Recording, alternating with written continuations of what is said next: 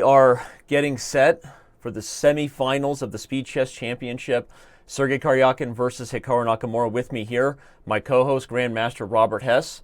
Robert, it hasn't been this close in terms of predictions in I think any match we've had, according to everybody looking at this with Sergey Karjakin's dominant performances in Blitz. Can he get a big enough lead to hold his ground before it gets to Bullet and the greatest Bullet player likely of all time, Hikaru Nakamura, takes over? Your thoughts, sir, on what goes down today before the games get started in about 30 seconds?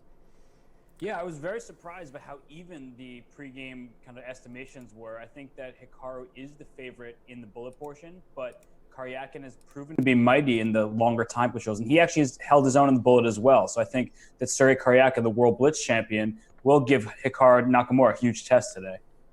All right, well, the players are here. They are ready, and we are getting set for this show to get underway. And on that note, we have liftoff with everything getting up to date here. All right, Robert, here we go. Our first game, we have a London. Your thoughts? Well, it's what I chose in my game against the world right now, so I have to support it. And I think that Karyakin is just, he's opting for something a little more quiet, something that he can play quickly. And in general, I feel like the London is not the easiest opening to fully equalize against. It has not the best reputation as kind of being a wimpy opening, but I think that given it's the first game of the match and they're just feeling each other out, I like the opening choice by Karyakin. Yeah, well, we saw him play it and employ it pretty successfully in both of his matches so far.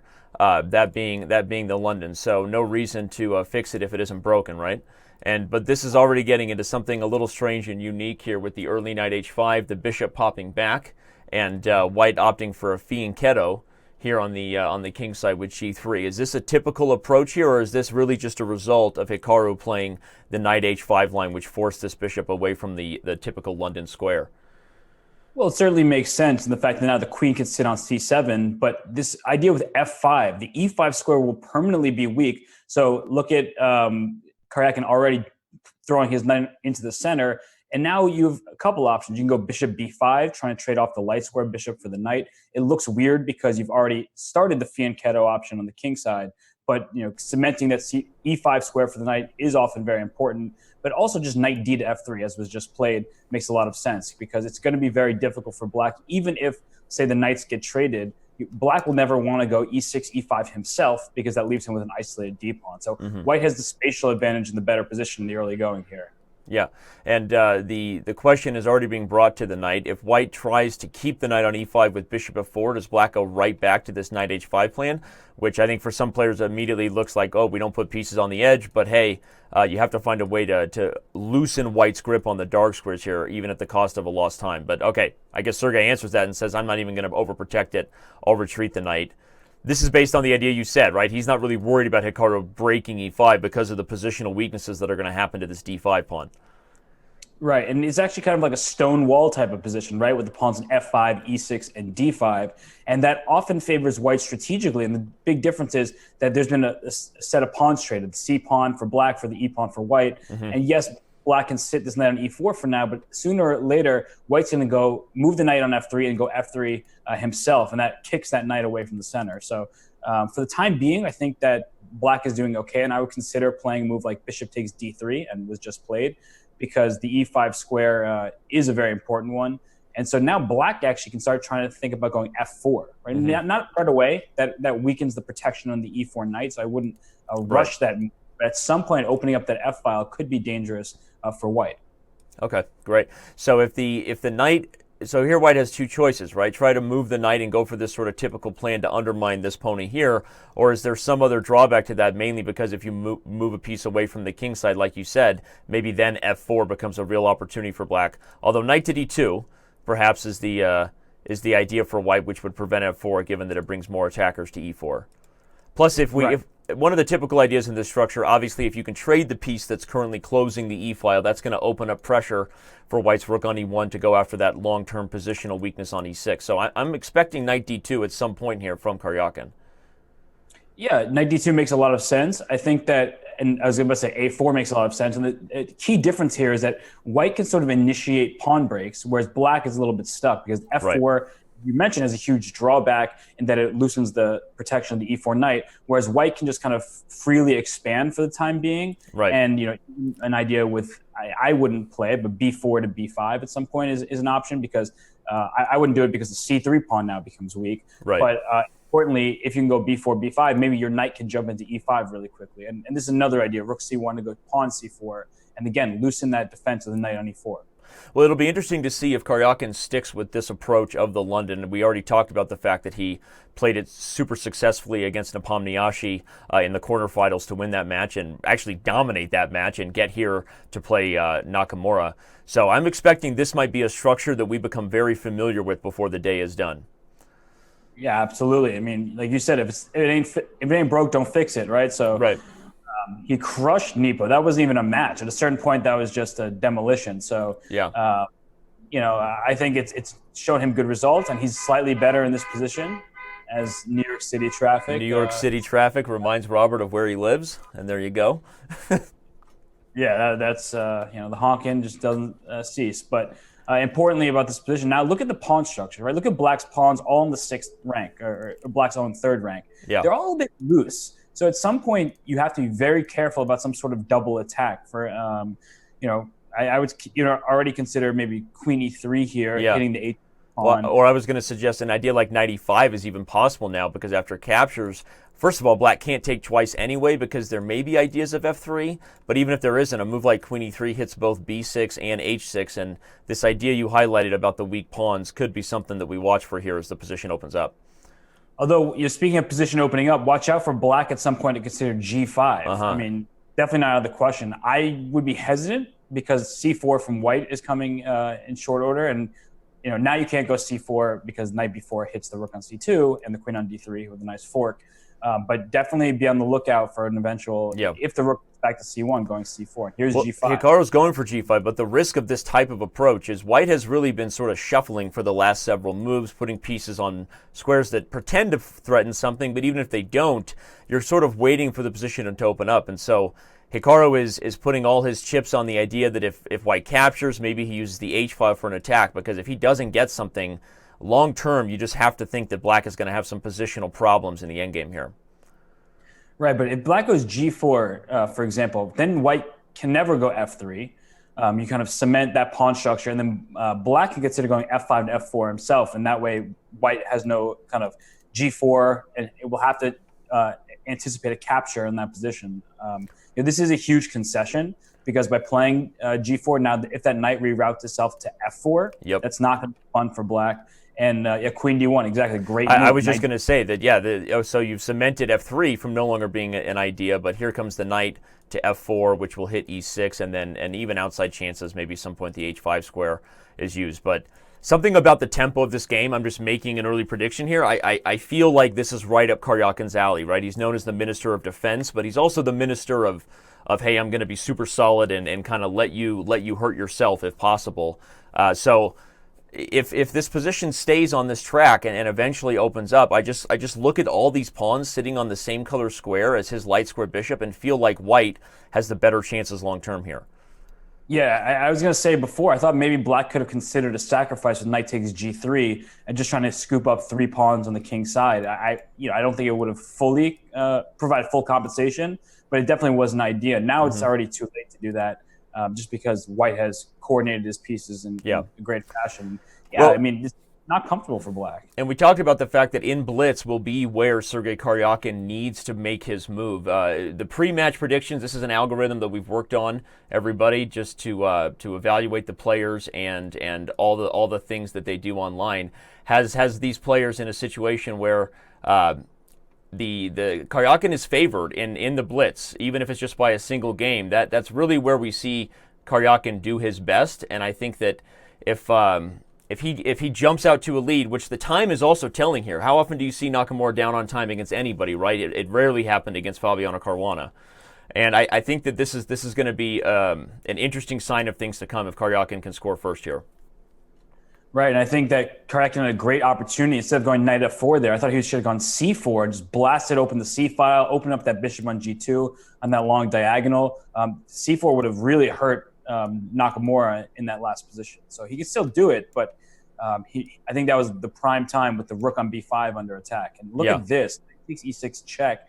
I don't like what. I mean, you gotta kind of like it, but because the black king is so open. Right. But something is telling me, nah, I'm already correcting myself. I mean, after queen e6, d5, you take the knight on c6, and then your queen goes on d4 with check, and a5 is hanging. No, white is doing extremely well. Yeah, this looks like the opening of the position that we feared for black if you're in Nakamura's camp, because every pawn you push on the king side looks good as long as there's pieces on the board, everybody, but it's an instructive point no matter what, because eventually it's much harder for positions to stay closed than it is for them to open up.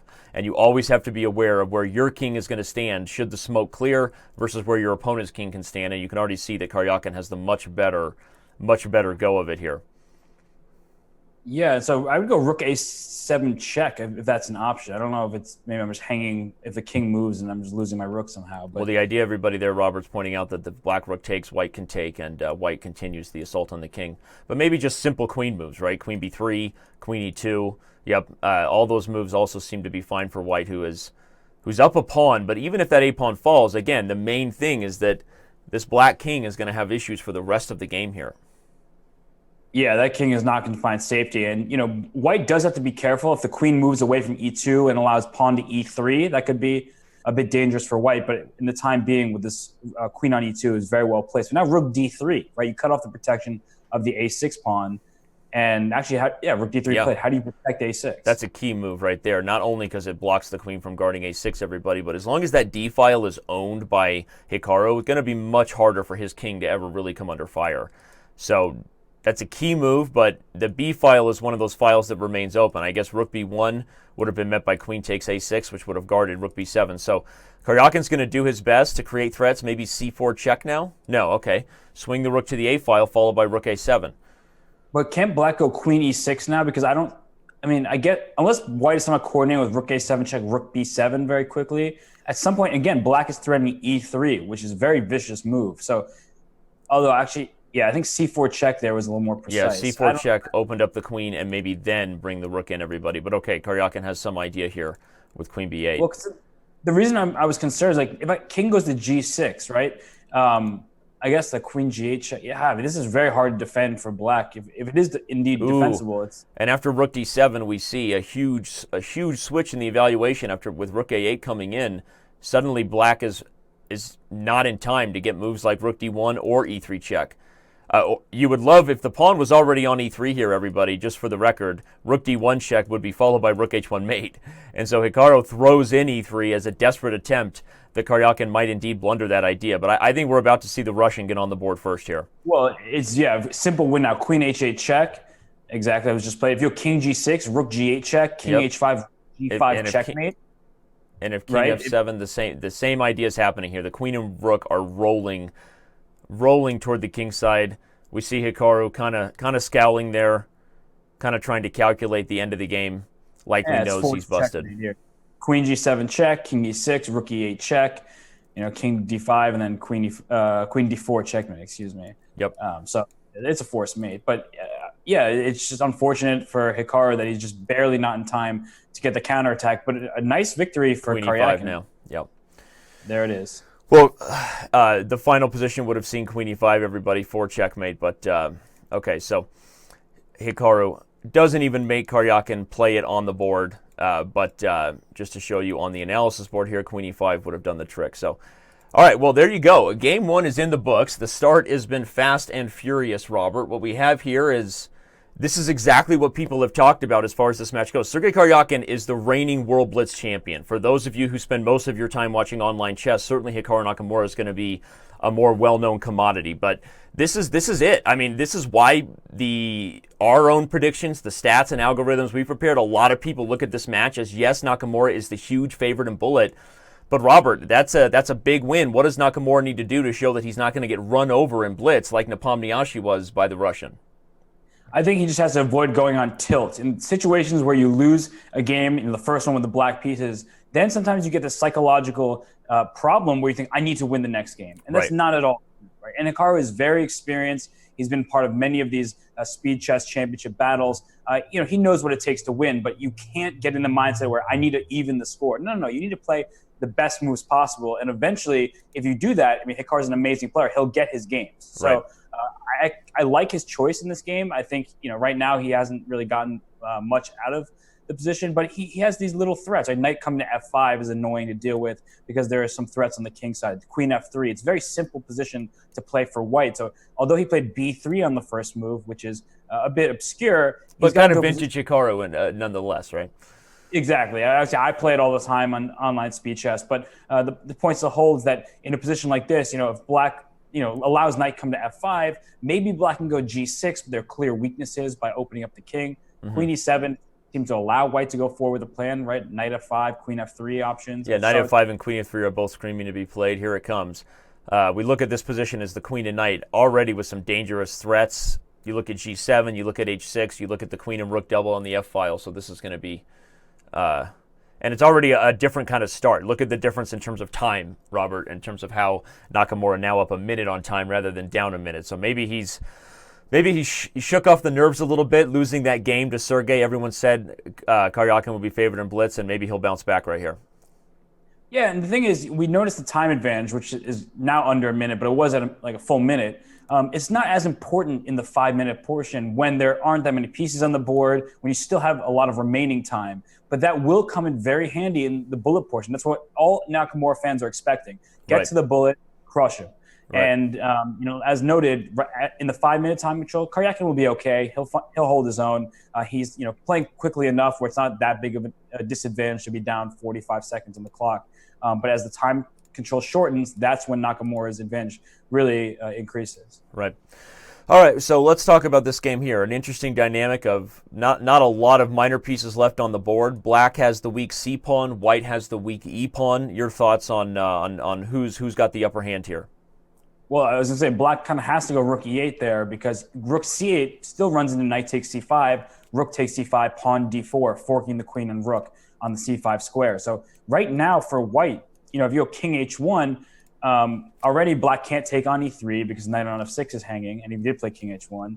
I guess now black can consider making the move pawn to c4, or maybe rook b8 was probably better now that I think about it, because rook b8, if knight takes c5, you trade rooks on b1 and then take on e3 because you get rid of the attack on the f file. But now I'm liking white's position just because the queen is tied down to this knight on f6, which is really frustrating to deal with. So knight d4 here already takes control of the b file. Again, e3 is not under attack because the knight on f6 is in trouble. So, I guess d takes c4 first is fine. But the point is, so now for knight d4, there's no rook b8. If rook b8, rook takes b8, you have to take with the rook, and then knight c6 fork comes. So actually, I think that black may already be lost, practically speaking. Yeah, a lot of pressure here, and suddenly you see with the b file opening up, you know why Hikaru took on c4. I think he likes this move rook b5 coming, threatening the queen on e5, which was not really an option with the pawn on d5. So taking c4 seems to make more sense now that Hikaru did that, and I'm looking at dual threats of rook b5 and knight c6, and like you said, this is looking trickier and trickier for black to defend. But he is the Minister of Defense, so time to earn your name if you're Sergey Karjakin. Well, Dan, it's also one of those positions I think is an important lesson that maybe black should not have taken back on c4. Instead of keeping material equality, should have went rook a to c8 and just try to say, you know what, I mean, I don't know if rook a to c8 works, but something like that, to the point being that maybe I'll give up a pawn for some sort of compensation, because look how passive black is.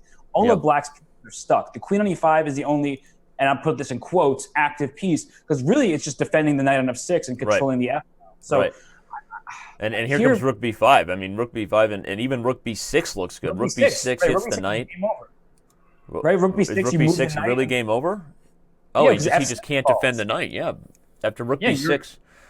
Your idea is perfect, Danny. I guess that move wasn't possible before everybody because the pawn was previously on a7 guarding b6. So a5 indeed was a blunder. I didn't realize that. But rook b6 comes. It has been played by Hikaru, and we're going to have an even score heading into game 3. And the fans are getting their money's worth. This is the kind of match that I'm expecting, a very back-and-forth affair. We'll see what happens in Bullet, but that's 2 hours away from now, so we're not going to worry about that too much. But some decisive chess being played, expecting Hikaru to just gobble up that pawn on f7 and go for mate.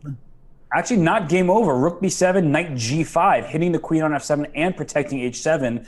And black could quickly see some compensation here. Yes, white, of course, is better. If you even just retreat your queen to, let's say, to f2, I feel like white has to be doing well, but it's actually not as clear cut as I thought a second ago, because this knight g5 move really saves the day. And I think he looked into it, honestly. I don't think this was premeditated. He blundered rook b6 and got fortunate that the knight is such a good defender. Right. This shows why, right? The knight protects h7, attacks the piece on f7. And yeah, I think black, I mean, of course, is worse, but maybe here comes still rook fighting. b5, though. Again, that idea just seems on the table, as well as knight c6. Knight c6, right? It's just over. Knight c6, if black takes it, queen f8 is, well, checkmate, everybody. So rook e7 again. Well, I agree with what you said. I think Karyakin, while he sort of stumbled into this knight g5 idea, really just kind of got lucky. Not really a true showing of the Minister of Defense here. But really, to be fair, this looks like it's been really a lot of trouble for black for a while. And Hikaru bobbing his head, likely listening to Offspring, given his previous recommendations of weird music he chooses to listen to. But okay, I think Karyakin throws in the towel here, and Nakamura has evened the score. And I will say, Danny, this was a perfect game by Nakamura. Not because every single move he made will match up with AlphaZero's recommendation. That's not what I'm saying. Right. But he went into this game without freaking out, without saying, I need to win. I need to win, right? He said, I'm just going to make these moves, make the position interesting and complicated, and I'm just going to outplay my opponent. So a very good strategy by Nakamura in this game. And now queen f3 just kind of wins on the spot. Almost any queen move and just not take the bait, right? Queen h4, queen f3, queen d2. I think all of them still kept options of coming and entering in case black gobbles up the knight on c6. So any one of those moves, Hikaru chooses his favorite as queen f3, and with that, we have an even match. The next game has begun, and we're back into the London. They did not get enough of London at the London Chess Classic. They were just in London. Hikaru Nakamura is actually still in London for fans who love knowing where he's racking up his frequent flyer miles. Hikaru chose to stay in London for a few days. Recently celebrated a birthday, so he likes London. He's told me, and he's actually still going to be in London for a few more days after this. We all recognize a hotel wall when we see it, and that's a hotel room wall there behind Hikaru. Yeah, he's playing from a hotel, but he's hoping that he can reel this match in. And I think it's very important to both of these players. I don't think that anyone should take it for granted. Yes, it's an online event, and maybe it's not the London Chess Classic in terms of this classical with all top players, but they take it so seriously as we talked before the match. I thought you were about to do a reference of he may be in a hotel, but he still has home field advantage on Chess.com, but you dropped the ball on that, which is true. He does play on Chess.com more than any Super-Grandmaster. But yeah, so I agree. I mean, the players do take this seriously. The London is something that Karyakin has become, as we've said, a bit of a specialist in. Now, officially with the bishop coming to d3, though, Robert, we're not going to get the same line we had last time where we transposed into that sort of slow positional grind. This is much more of a traditional London setup. You got the two knights, you got the bishop on the king side supporting e5, you've now got this bishop on d3 hitting h7 just in case black decides to take on g3. He'll take back with the h-pawn. So this is much more of a typical London attacking setup for white, right? Yeah, and it's better defense by black as well, because I think this f5 idea was just giving white too many free squares, right? Too much control over the board. Here, look at the position. White has a nice setup, very comfortable, no weaknesses whatsoever to speak of, but at the same time, neither does black. And now, okay, bishop takes e4 doesn't actually win a pawn because the b2 pawn falls at the end after bishop b4, d takes e4, queen for rook b2. But the point at large is that black is actually very solid here. And unlike in the other game where white had a very clear plan, I don't know what taking on. I was just about to say that's a unique decision. Isn't h7 falling with check here? Yeah, I guess he's sacrificing. I don't know if he did this on purpose. Is he playing f5 or e5? E5 and just go e4 next, but after e5, maybe there's queen g6 to h5. No, the queen g6, queen f7 saves the day. But Hikaru is looking around, wondering what he calculated here. Maybe g5. Yep, there it is. Wow, this is quite the sacrifice by Hikaru if it works out. He's given up the kingside pawn. But now the h file is open, so king g7, rook h8. But the problem is it's too much of a long story to get the other. I don't know, heavy on the h file. So I think he blundered. I have a hard time imagining he did this on purpose. It is very interesting. I mean, I actually think that... Yeah, I mean, it's still dynamic. I agree. Black has the bishop pair and with c5 and still the long-term idea of coming to the h-file. Black is not out of it, but this is a strange way to sack a pawn with check for sure. Yeah, now actually white is just going to try to go G3, King G2, but now E5 has to be considered, blasting open the center and also hitting the G4 pawn. I don't know, Danny. I think E5 now. I mean, does white have to go Bishop F5 there? It looks suspicious. I think black can go ahead and sacrifice more pawns on the king side. The G5 pawn's unimportant, so if you go E5, E5, just open it up, let the bishop pair do their thing, start attacking on the king side, and with E4 coming, this is going to be quite the weird gambit if it works out for Hikaru. Taking D4, that's a strange decision. Yeah, I guess he wants to go. I don't like that move. I mean, what was the point of that? You've improved the knight's positioning. And now E5 isn't even possible because the knight would just pop into F5. Exactly, as a nice defensive setup. And now, okay, black is still dynamically in this game, but it allowed white more activity, and I just think it was a wrong decision here. For example, here you can already consider moves like putting a rook on E1. At some point, you want to consider pawn G3 and then putting your knight on F5. I guess G3 runs into E5. Yeah, right away it does, but G3, King G2, and swinging white's rook to H1 shouldn't be forgotten. Okay, you can't play G3 now, everybody. That would fall for queen takes G3. Just a real quick tactic. Make sure you never miss the pin on the diagonal. But I agree. I mean, what about an idea like rook E1, rook E3 at some point if he can dislodge that bishop from B6 and then swing over to H3? Yeah, what was this knight B3? I mean, you got to keep this bishop out of the game because white is not able to go G3 as we've discussed with that bishop on B6 and queen takes G3 coming. So knight B3, A4. I mean, can't black just go A5? I mean, I guess that's good in a sense, right? In a strategic sense, it fixes the pawn structure on the queen side. But look at this move, King G7, Robert. He says, I don't even care if you trap my bishop because I threaten checkmate on H2 before you have time to get out. Oh, wow, what a creative defensive move. Bishop G6 prepares to meet rook H8 with the move bishop H5. Not every day you see a bishop block a rook on an open file. And that threatens queen G6 check, which is very powerful. So maybe this, I guess, if you go rook H8, you have to go bishop H5. Well, he goes A5 now. What's he saying? Bishop H5 is going to be met by F5? Oh, and he does it. I was just wondering if he could risk fully opening his king like that, and he says he can. White should try to go queen D2 maybe, just try to hit the G5 pawn and put the knight back on D4. It's getting really interesting here. I mean, because black's not threatening to go F takes G4, so that's not a threat for the time being. Yes, at some point because of queen to G6 check, right? Yeah. Exactly. I should have made that more clear. But exactly, rook F6 comes, protecting the G6 square. Yeah, now queen something about the coordination here tells you black just feels a little bit better, right? I mean, if queen D2, maybe now you can even just meet it with F4. You're no longer afraid of the diagonal being open because your rook is in a nice defensive spot, and maybe you just mobilize with E5 and E4 and the pawns get going. This is becoming one of those positions where you start to feel like black has all the dynamic potential with the bishops and the files that are opening up. Here comes rook H8, by the way, Robert. Wow, and bishop A6, sacrificing another pawn, but getting the rook on F1. I mean, material... I think rook H8 is coming, though.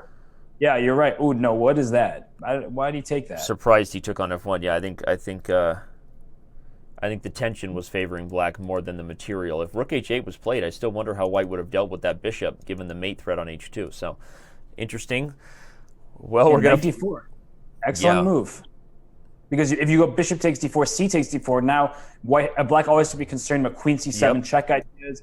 The rook at some point can go to E7 with check. I mean, whose king is less safe? It looks to me like black's king is less safe. So I think mistake by Hikaru. Maybe queen H2 is possible here, but I don't know why he didn't play that in the first place if he's going to do it. I agree, and the time is slowly dwindling now for Hikaru. This has been the truth is they're very close to even on the clock, but something about Hikaru's time management now after knight d4 tells me that he agrees with you, and knight d4 was a strong move by Karyakin.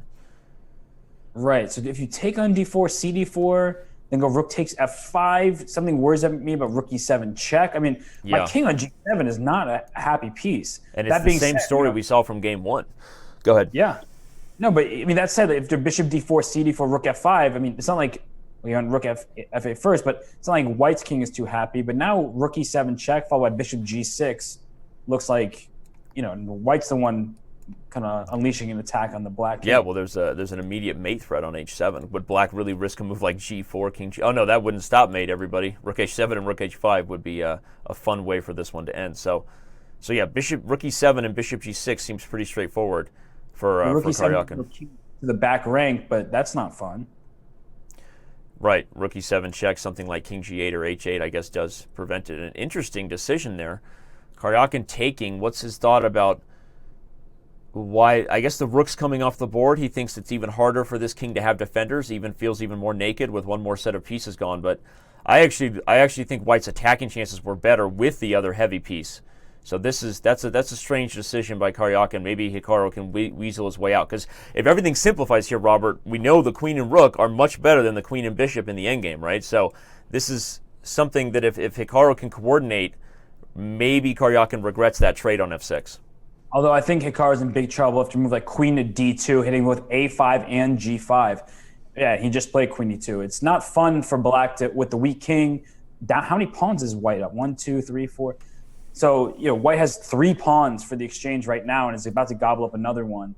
I mean, if the queen note that queen takes a5, rook c2 is not possible because of f6, renegade pawn check, picking up the rook on c2. So maybe the rook c1 check would lead to a mate, because queen e4 check after that. Right. So bishop h5 played to play bishop f3 on queen e4 check.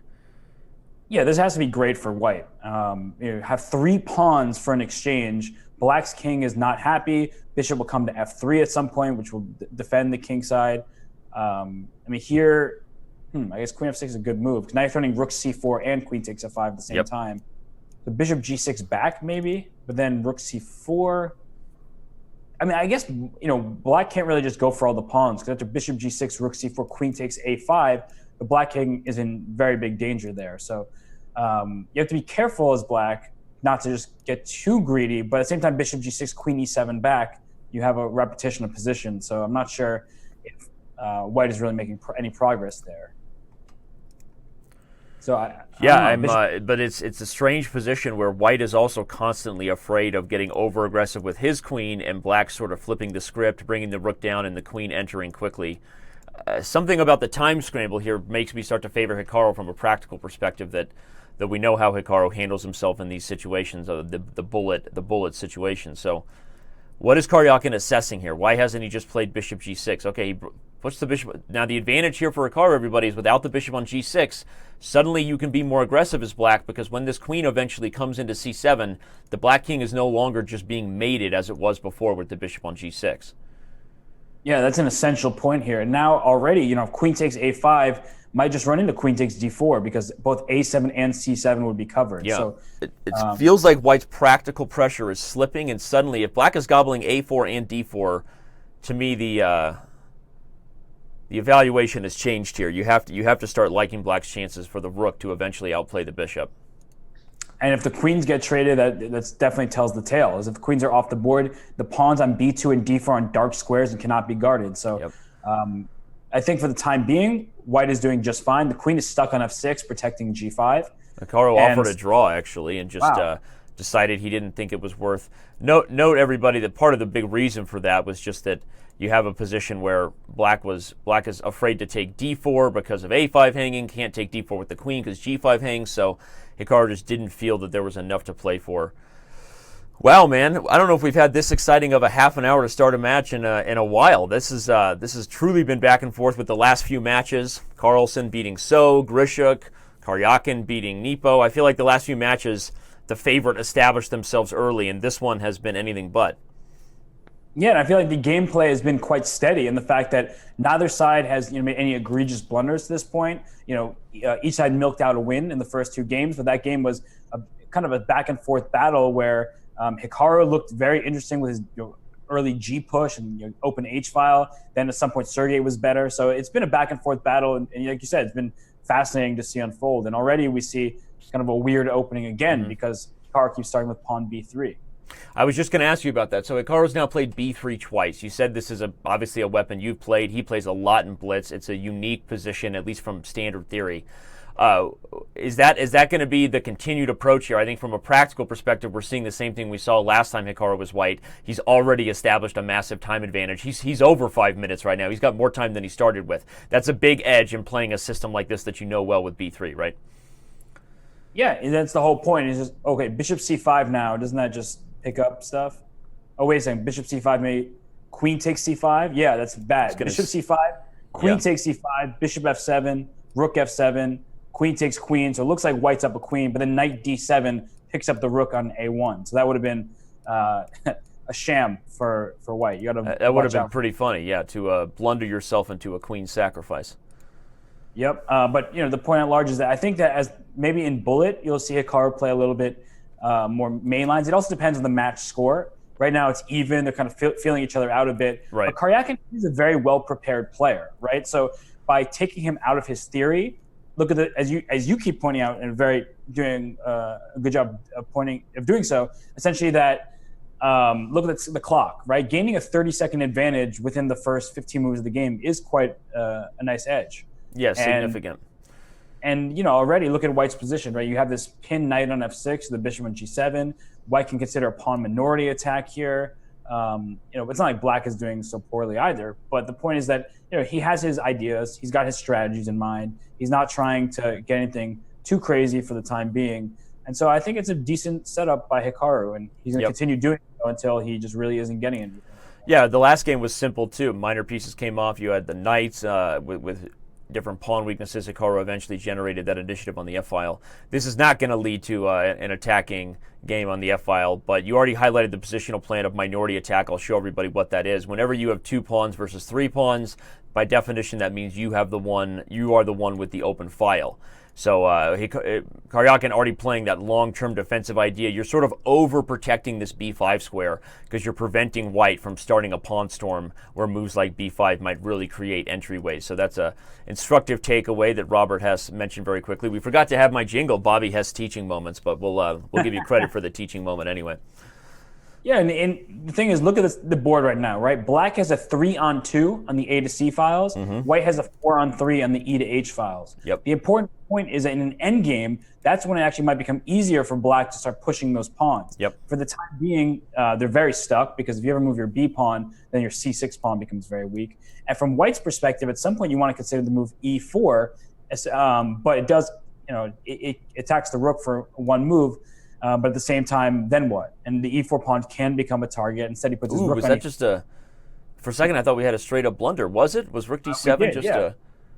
Yep. Yeah. That's Karyakin kind of blows out air there. Something was missed when the Russian moved his rook off the back rank, everybody. The rook needed to stay over here to protect the knight. Pawn f4 is coming next, and there goes the game. Yeah. Hikaru sort of...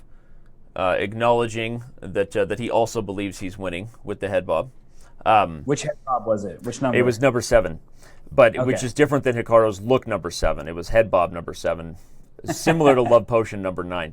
But okay, we've got a now. Wait a second. The Minister of Defense has maybe swindled himself through. No, f takes e5, queen takes b6, pawn e6 has to be dead. Yeah, queen takes b6. Here comes e6. It's just going to be crushing for white, and Hikaru knows it. He pushes it instantly. The 1-minute time advantage combined with the massive attack. Yeah, if it were not for this e6 move, black would have been getting out of it. But of course, e6 came in a timely manner. Now, many options. Queen f2, knight takes e6. Probably just knight takes e6 is easiest. Queen f2 would be a sassy little finish there, sort of surprising black that the obvious rook takes e6 recapture or even knight takes e6. Queen f2 seems like a nice way to expose the f-file. Didn't I just say that we wouldn't have a crushing attack on the f-file in this game, Robert? You did say it, and I said there weren't any blunders, so I think we both jinxed. Yeah, that's a clippable moment the fans love every time I'm wrong, which happens often. All right, so just rook takes f7 and then queen f2 or knight f4 followed by queen c4 check. Our lights out. Wow. Well, that how did that switch so quickly to a crushing attack? I guess it all just happened as we back up on the analysis board with when Karyakin blundered rook d7, had to play rook c8. So right now, if we're evaluating blunders and with Hikaru expected to win this game and jump into a 1-game lead, the Russian hasn't had his A game going so far.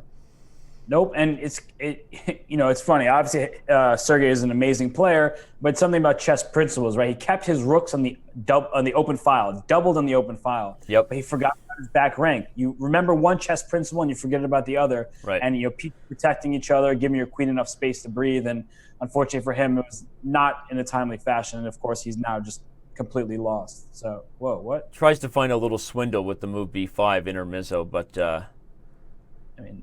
Yeah, most moves just seem to work here. It was a nice little idea, prevented him from losing the full rook on the spot. He's still only down the exchange, but okay, it's an exchange with a pretty easy win. So this is pretty common for players, even though they would resign this game in an over-the-board tournament, everybody. Black isn't going to resign here, one, because it's blitz, two, because in a match like this where you're going to play 29, 30 games, you have to work out your nerves a little bit. Sometimes you make moves and play out the endgame just to make sure that you continue to settle in. We're about 45 minutes into the match now, Robert, with 51 minutes remaining here in the 5-2 portion. So I expect Karyakin to play this one out for a little while longer. Yeah, and I think we don't quite know exactly how strong Sergey is in the bullet portion because he's only been playing a couple of matches on Chess.com. He seems very, very good. We heard Sasha Grishuk say, "Don't count Sergey out." And Right. I think he even favored him. But actually, this position is not as easy as Hikaru would like because at some point, Black will try to push the C pawn, or even right now, C4, and try to get some kind of counterplay. Of course, the Black king is not very safe, so at some point, Queen A5 will be pretty annoying to deal with as well. But you have to play a position like this on because there is still hope. Mm-hmm. Yeah, and again, even if he doesn't find a way to win and come back, it's still something that I think helps him settle in. Although from a match perspective, I guess if Sergey agreed with all of our evaluation that his real chance to get a lead is in blitz, then you could argue that that not playing too many of these lost blitz games out, it may be a good match strategy. He wants to get more games in when the time control is longer. You can see, everybody, we have 5 minute, then 3 minute, then bullet, to give himself a chance to have a lead heading into the bullet. Regardless of how Karyakin did in bullet, Robert, against Nepo and against others, I mean, nobody is like playing Hikaru in bullet, right? And so I would almost argue, okay, if he holds a draw, I'll certainly be eating my words here. And he looks like he may be on his way to doing it. Hashtag Minister of Defense. Does he have a hashtag yet for the Minister of Defense? I mean, seriously. I think he will not hold the draw, but he is getting closer and closer, which is surprising considering how easy it looked at the very beginning of this. Yeah, well, Hikaru leaning in there. That's Hikaru focus look number 14, head on palm. He knows he needs to focus here. But yeah, it's not so easy.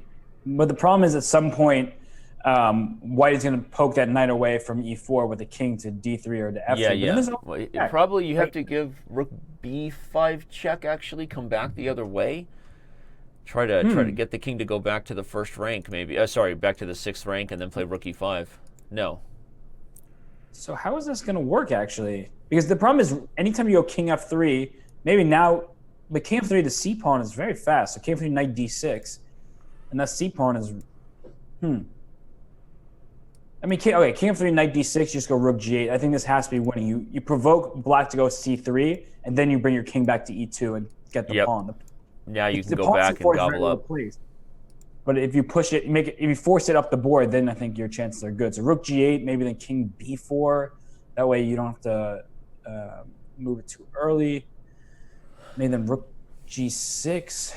Well, those are not the early numbered Hikaru phases of feigned focus. I think he's really frustrated with Karyakin defending this position so far. A little irritated with what Sergey's been able to do. And again, one of the biggest strengths of Karyakin, we talked about his nerves of steel, you and I, many times a couple of years ago when he played his World Championship match against Carlsen. A blunder or not, he just doesn't lose his focus and doesn't have an emotional approach to the game. So the fact that he held on when the position was almost resignable is already an impressive feat. Yeah, he really does a good job of making things complicated even when things seem simple. But right now, I think it's about that time. Yeah, and if c3, can White just sacrifice the rook for the knight, get the king in front, and win with the pawns? I think so. Yep. I think rook takes b5 should do the trick here. Yeah, that's straightforward. Winning king and pawn ending. Always important, everybody. We talk about it a lot. Instructive moments. You have to be able to transition efficiently, not try to win endgames that allow your opponent more practical chances. So don't miss your chance to transposition. And after that, Karyakin's going to resign, I think. King d3 will just be met by g5 and the pawn runs. And, the towel has been thrown, and we have a lead for the American in the 5-2 portion. So Hikaru is showing that everyone predicting that Karyakin would be the heavy favorite in Blitz was wrong at this point. Yeah, I think both players' advantages have been overstated. I think in the bullet it'll be close. I think in this portion it'll be close. In the 3-minute portion it'll be close. They're about level in these quick time controls. I mean, I would have to give the nod to Hikaru just based on the fact that he is the most experienced Chess.com player ever. Right. And he is fantastic. And it's not taking anything away from either player to say that they're, level. I think it's a compliment to both. They're at such a high level of play that they're worthy competitors. I think at some point, we'll see how this game goes, but Sergey, we might see him actually shift away from the London if he, stops getting the position that he wants. We saw in the last time he played that Hikaru got a pretty good-looking position. Right. Yeah. But it was interesting, right? We had the weird blunder of the H7 pawn, or was it a blunder kind of thing. I would bet we'll see Sergey stick with the London a few more games, but since we've seen this opening, let's remind everybody real quick what we've been talking about. As far as their overall match records on Chess.com, Robert said Hikaru's the most experienced. You see with an all-time 6-1 record. This is all-time. Sergey playing in his first ever Speed Chess Championship, only a 2-0 record. So while we do expect it to be close, yeah, this is really gonna be big to me. I mean, you said you think both advantages overstated. I'll kind of disagree and say I do not think Hikaru's advantage in bullet is overstated. I think that Sergey has to have some sort of striking in the score in either 5-2 or 3-2. I just do not expect Hikaru not to win the bullet by at least 2 or 3 games, if not 3 or 4. So, but we'll see. Especially not the way Sergey is playing right now. What is his opening? Like, what? I don't know what's happened here, but somehow White's pieces all retreated to like their initial squares. It looks like White hasn't been moving his knight back and forth, which he kind of did by moving it to an E5 to D3. But how is Black like several moves up in development here? You asked me, and I was absent. Bueller. I don't know how Black is up several moves into it. Well, I guess he sacrificed the positional weakness on D5. So Sergey's saying if I do get castled, Rekharovka, you do have this positional weakness, but Hikaru's not going to let that stand, right? If White castles, I'm sure Black will just punch D4 through. Right. So very straight. I don't know. Something very odd happened in this game. But back to the earlier point about the match strategy and who's favored and what time control, I definitely agree with you. I think that Hikaru is the favorite in the bullet. But remember, it's not pure bullet. It's got the 1 second increment. That's true. So right. That helps Sergey's chances. But as we've seen thus far, Sergey will really have to bring his A+++ game into the bullet if he's going to stand a chance, because he can't be down a game heading into the most fearsome bullet player. Right. Well, maybe with the exception being of Magnus Carlsen, but of course, that's if your other competitor at that level is Magnus, you're doing something right. So here, okay, you're not getting anything with the white pieces. Maybe. Oh, actually, it's a nice move though, Queen B3, right? As soon as Black played Queen C4, you're thinking, uh-oh, White's not getting the king out of the center, but Sergey plays Queen B3, and the endgame will likely still favor White a little bit, because if you traded here, everybody, now the A file opens up. If you're trying to eliminate the isolated pawn weakness, you open up the bishop on G2. So I think Queen B3 was actually a really nice move to put the question to Hikaru. Yeah, I was about to eat my own words and say, well, I think Black is totally fine. And then I'm looking at him like, after Queen B3, it's actually not easy to make a move. Right. Make a move, but I'm talking about strategy, right? Queen takes B3, as you just said. A takes B3. Now the pawn on A7 is under attack, and the bishop on G2 is very happy. Bishop G4. So interesting move. He was threatening mate on E2. We all love a checkmate threat. But after the trade on C4, is White just going to gobble B2? No, B7, no. Then Rook B8 and Rook B2 would have been a problem. You could have done that, Danny. You could have taken on B7, gone Rook B8, Bishop A6, Rook B2, Bishop takes C4 with check, and then castle kingside. But this seems better. Why open up the position for your Black's benefit when you can just sit? And now if Rook A B8, A7 hangs. If Rook D7, well, then I guess White's going to just try to take over the D file. We go H3. Maybe you can almost even play F3, but no, I guess F3 would be met by Bishop F5, Bishop D3. So you'd rather keep your bishop open with H3 and then try for Rook to D1. We're going to see if Hikaru, Sergey can actually go for that. He decides not to. So Rook E1, the good thing is the Rook A on A can't move yet because A7 is hanging. Right. But Rook E1 is kind of a weird move. I guess you're at some point considering F4, kicking that bishop from e5 and using the e file. So it does make sense. Right. And if you're black here, like, what do? Do you go a5? It looks like a weird move. Well, one of the things that Rookie One did, I guess, is it prevented black from perhaps having ideas of bishop e2 with tempo and maybe sinking in this bishop on d3. No, that's a very good point, Danny, because h3 would have been met by bishop e2 in that moment. So maybe now Sergey will go back to h3. And so I like your idea of f4, though. At some point, that's a shot black has to watch out for because this bishop is not as solid there as it first looks. And don't take on I was going to say don't take on a7 because I thought rook d2 here gives some good compensation. He decides to do it. He's going to call Hikaru's bluff and b6. b6 here is a nice move. Oh, I'm on b5, but okay, he's going b5, b4. But Denny, I was going to say b6. The bishop has to take on b6, and then you go rook b8 and take on b2. Right, and you get a ton of counterplay there with b2 falling. Everybody, the c3 pawn will go next. So, highlighting your idea on the analysis board there, partner, that was interesting. But Hikaru's getting play anyway with this b4 move. The biggest thing I'm noticing here is that Hikaru is down on time uncharacteristically. So, we'll see if that plays a factor, or maybe just Sergey is recognizing that he just can't continue to get under time pressure against the Americans. So he's playing faster. But I like this idea way less than, I mean, maybe in part because I suggested it, but the reason I like b6, rook b8, rook takes b2 is you get active counterplay with your rooks. Yep. Now you're getting counterplay in the fact that white's a little tied down. So white's tied to the pawn on c3, and maybe you can even consider going bishop, at some point bishop d4 and just moving this a pawn.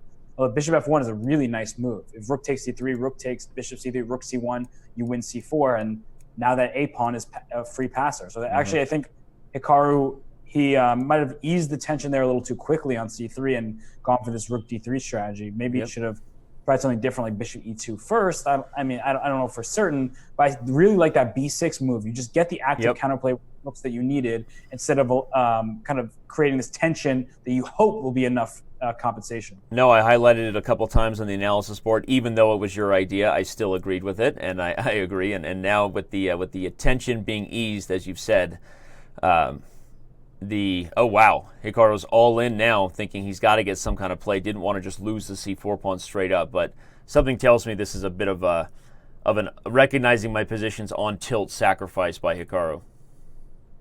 Yeah, and note that king f7 was necessary because pawn d2 last move would have allowed bishop takes d2, bishop takes d2, rook c8 check, bishop takes c8, and then rook b8 pinning the bishop on the back rank. So instead he goes, if the king was already on f7, then d2 would be a nice move, and white's still better. But here, well, actually, this is now he is threatening d2, and Sergey has to find some way to stop this past d pawn.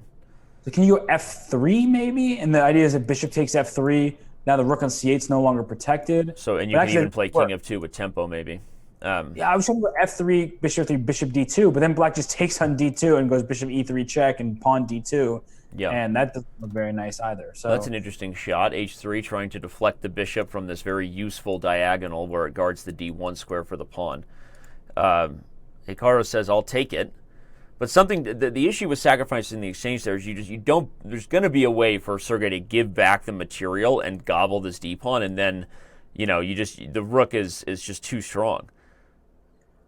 Okay. Although, yeah, exactly. Bishop f5. The problem is the rooks are not coordinated very well. So, okay, the king goes to g6. If bishop maybe he d2, just plays rook takes d2 now, gives back the material. Yeah. Either way you take on d2, you're going to have to give up your rook for the bishop. So, bishop takes d2, maybe bet by rook to d8.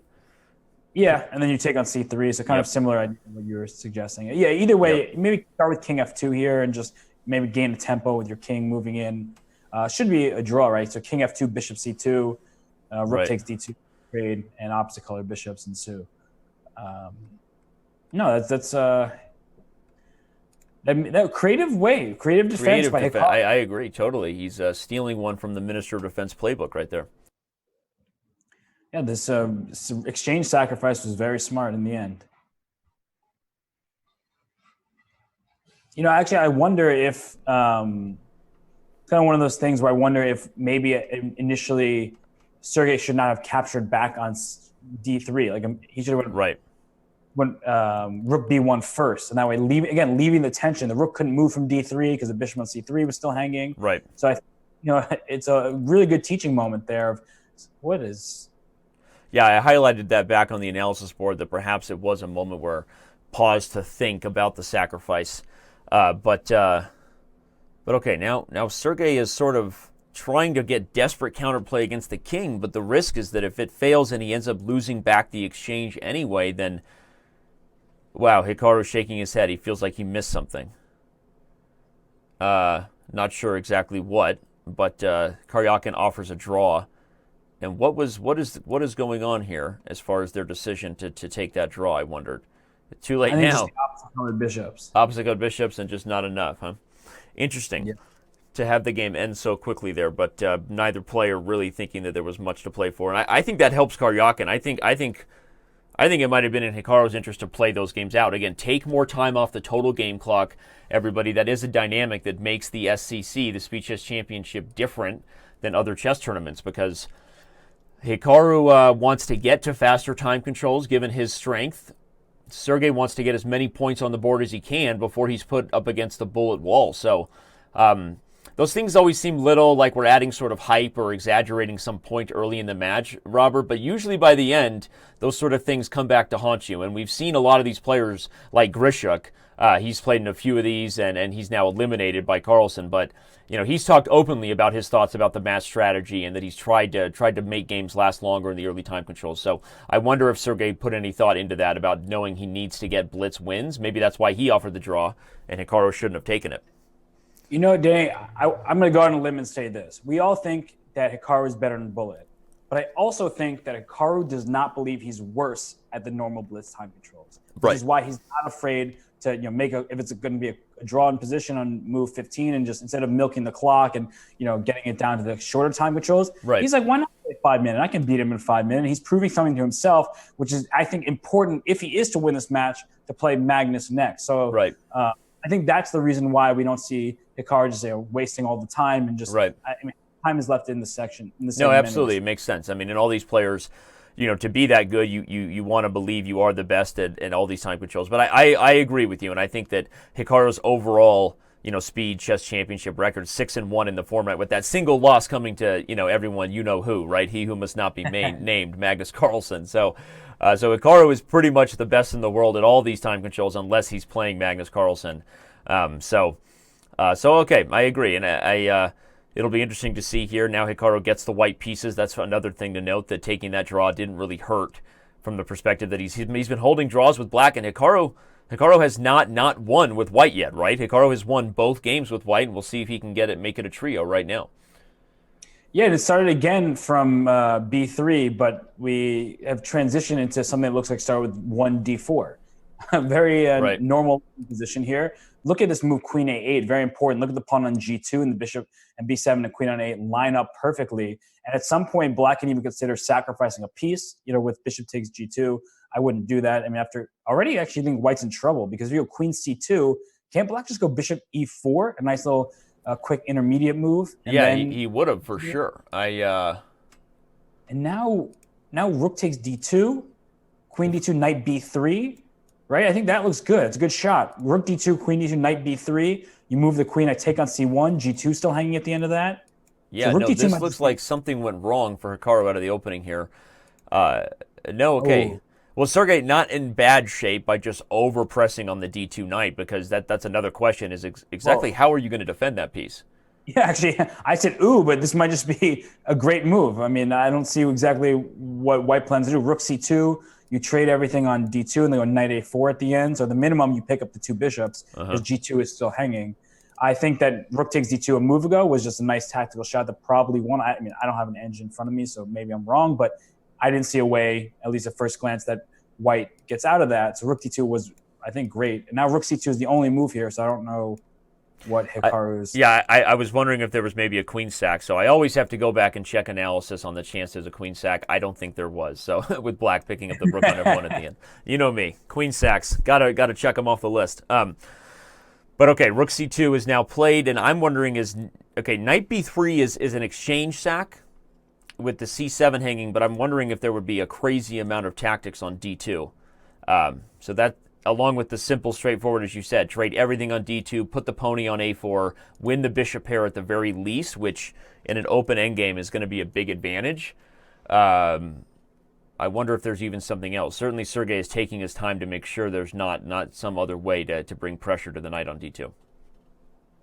Yeah, and look at Sergey's clock. He's still ahead. He's been spending some time lately, but Hikaru spent a lot of time in his rook c2 move, so he kind of allowed Sergey to get the advantage on the clock. I don't know. I mean, something looks very weird about White's position, right? There's a pin on the d file, so okay, he ended up capturing here. He's going for it, and 94 instead of going for the bishop pair on a4. But I mean, that's the natural square, putting your piece in the center. But again, despite all the tempo moves Black has had, so to speak, right? The captures and the tempo moves on the queen, nothing concrete to show for it at this point. And now he's simply retreating the knight back to f6. Makes me feel even more sure that the Russian missed his chance earlier with the combination you highlighted with rook takes d2. Yeah, I mean, this is just not an advantage for Black necessarily, right? I mean, this pains my heart, honestly. Why? I mean, tell us about your heartbreak. I mean, you know, you get a like that. And what's weird to me, actually, is the clock management. Is that Sergey didn't really – I feel like he didn't take enough time when he decided on going knight e4. Like, there were tactics there. Maybe he was concerned about spending too much time early, but now, okay, this is just a draw. They can shake hands and get this. They are. Well, yeah, and you're right, and I'm showing that last combination, or that combination one last time on the analysis board, just so everyone can remember your point there. And I agree with you. I think it was clearly the best opportunity for Black to get an edge. Maybe Sergey calculated and knew he missed it and decided there really was nothing more to go for. But okay, I mean, he's missed a couple opportunities. He's only down by a game, and he's got 30 minutes to strike back. That's probably going to be at least 3 more 5-minute games. Here we have a boring Berlin, but we'll see if they can make something magical happen on the e file that surprises us. Well, I figured that Sergey would change his opening at some point. I was not expecting it to be this particular opening. A little disappointing, considering we've had a lot of fun thus far in the match in terms of openings and the positions that have been achieved. But we're going to get a little maneuvering battle now. Nice coming in. Take a breath, Robert. The Berlin is still chess, okay? The Berlin is still chess. You know, actually, I think White's better here. You know, I really often think that White is slightly better. Yeah. You know, you have a safe position. You can kind of expand. And look at Black's king side. It's a little bit exposed. There's no fianchetto, so you're going to bring your king to g7 at some point. But you often feel a little bit of a little airy on that side of the board. Mm-hmm. Ooh, g5. Yeah, now a little more than just a little airy. Hikaru being aggressive with the kingside pawns. We've seen him do it all day, though, right? I mean, Hikaru has not been afraid to expose his own king's position, whether it was the black side of a London or the black side of the Berlin. And on that note, you were right, indeed. Karyakin failing to get what he wanted in his last 2 games against the London has switched things up. This is the first e4 we've seen from Sergey in the match. Yeah, maybe Hikaru's trying to claim that, okay, I'll just go bishop d7, rook e8, and just, be calm. But knight g7, it's so weird. No, but this is sort of typical in a Berlin here. Black, I think, will play h6. I mean, this or not in the Berlin, even in I want to say an exchange French, in this structure, to just have pieces remaneuvered. They're all sort of holding squares on the e-file. I don't think that either side really has much to claim for an advantage. That's a great call. This is an exchange French. That's exactly what the structure is now, right? Yep. So okay, you take on g5. Yeah, it's not clear where White puts their pieces. You go knight c5, Black will go b6, which may create another target, but still, it's just you're pushing White back. And at some point, Black can go. I have to highlight that moment. Can somebody please clip that moment from the Twitch chat? So Hikaru has pre-moved h takes g5, anticipating the capture, and then darted away to, we assume, use the restroom. And so he probably gained about another 15, 20 seconds with that pre-move on the clock. So if someone could please clip that moment, that is pro tip 101. If you believe that there's a high chance of a capture, always pre-move capture, because in this position, everybody, if White had not taken on g5, then the move h takes g5 would have just been reset, right? There wouldn't have been a pre-move blunder. So Hikaru just, if he ends up coming back and using that time well, and now he's up about 30 seconds here, Robert. I'm going to call that as the clippable moment of the day so far. And I got to give a shout out to ChessBay94 in the Twitch chat, because she says, all caps, wash your hands, Naka. Wash your hands, knock. Classic ChessBay. Thanks to ChessBay. By the way, we haven't been giving much love to all of you chatters out there. I want to say I also just saw a comment by Divis Chess who disagreed with me. He said the Berlin is not chess, Danny. It's torture. Frowny face. So, well, this is not going to be a Berlin here, Twitch chat and Chess TV chat. Thanks to everybody for being here. This is now going to become a position where White has to justify a piece sacrifice. So this should be heating up here soon. Yeah, I mean, the piece sack for 2 pawns, so that's not quite enough compensation just purely by material. But if you look at the Black King, it's actually quite safe. There are a lot of minor pieces there, but and I was going to say, they're in weird positions, and all of a sudden G4. And then followed by possibly, okay, he's going to take with E5, but I was going to say followed by F4 and, one of those positions where if you're just sacrificing a piece for pawns, everybody, usually you're in the wrong business because the miners will almost always find time. But if you can do it with tempi and if those pawns can quickly become passed, a lot of times you can get away with it. So Hikaru knows that he's just going to give the miner back and probably be the only one who could actually win this endgame because regardless of how he takes on F5 here, everybody, this E-pawn will get blockaded and black's structure on the king side is just much healthier. So that's a nice transitional sacrifice there by Hikaru. Oh, absolutely. And very strangely, Sergey offered a draw and Hikaru declined it because why would black ever accept a draw here? You're going to be up a pawn in all likelihood when the E5 pawn falls. And even if you don't take it, you work around it. You put your king on E6, the bishop on F5 is perfectly placed. You move your rook either to G8 or H8, try to create some problems for white. And, I mean, clearly black is just doing very well here. Yep. Absolutely. And now he's up that clear pawn and will be the only one who can win for the next series of moves. This is exactly where you want to be if you talk about this match from Hikaru Nakamura's perspective. Playing for 2 results in the 5-minute and 3-minute portion, continuing to push this overall game clock down. We only have 25 minutes left in 5 minutes before things get even faster. So, well, Danny, very important to note is look at the A1 square. It's a dark color. Yep. The bishop F5 is on the light square. I love when you teach endgames. It's my favorite part of you. Well, I mean, it's essential to this endgame, right? Because black is up a clear pawn. Right. What white needs to do is trade off black's D, C, and B pawns for all 3 of white's pawn and the bishop. Yep. Just give up. You can sacrifice a biship. It means getting rid of all those pawns because an A pawn and a light square bishop will never be able to promote once the king gets to the B2, A1 squares. Yep. So, no, and Smyslov fan in chat just highlighted that, so kudos to him. Right as you were talking about it, he said, the A pawn. Again, for those who don't know the endgame Robert's talking about, if you even have this piece, the pawn, and white has nothing left, as long as this king reaches the right color corner, that is a theoretical draw despite being up 4 points if you keep track that way. So that's a really important thing the Grandmasters notice right away is the future potential. And I wouldn't be surprised if Sergey was already thinking that way, Robert, when he kind of let the E5 pawn fall for free, right? So he knows that this should... That's the only thing I'll disagree with Smyslov fan, who's a Diamond member, and thanks for being active in the chat. He said he pointed out what you did, Robert, but he said he thinks it's still enough for black. I don't really think so. I think this is probably a draw with best play, despite the extra pawn, because of that exact highlight of the square being the wrong color. Well, Hikaru's doing everything he can to try to win. King B5, maybe king to A4, but look at this bishop D7 check, right? Sergey sees everything that Hikaru's trying, and okay, so now king B5. Yep. All right, not. Yes, Kaya JTL. I do read the chat as well. People are surprised that we have the chat being read here. So okay, king comes to C4. Now Hikaru is making inroads. Maybe Smyslov fan will prove me wrong. I still expect. Well, what's amazing Karyakin if it was white's move, Danny, A4 wins for white. A4. Oh, no, it doesn't. Wait, you were talking about? You're talking about checkmate. Everybody, Robert was fantasizing for a minute about this idea. Bishop A2 was the only move there. Yeah, and Bishop A2 would get up. But that would have been hilarious. That would have been nothing like a self-mate in the middle of an endgame.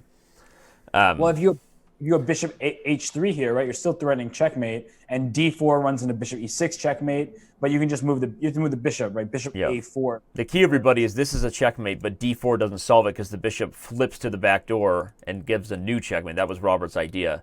So Bishop A4 is forced, but probably white should be able to draw with just a little bit of tickle, maybe. I don't know. This is getting a little more difficult now. What if I just keep the bishop on E6, though? I mean, exactly. Bishop E6 looks like the right strategy. If I go to E6, you can never move your king, really, and I don't see this bishop getting back here to help and And Karyakin agrees. Yeah, this seems like white should be able to find that setup that just prevents black from making progress.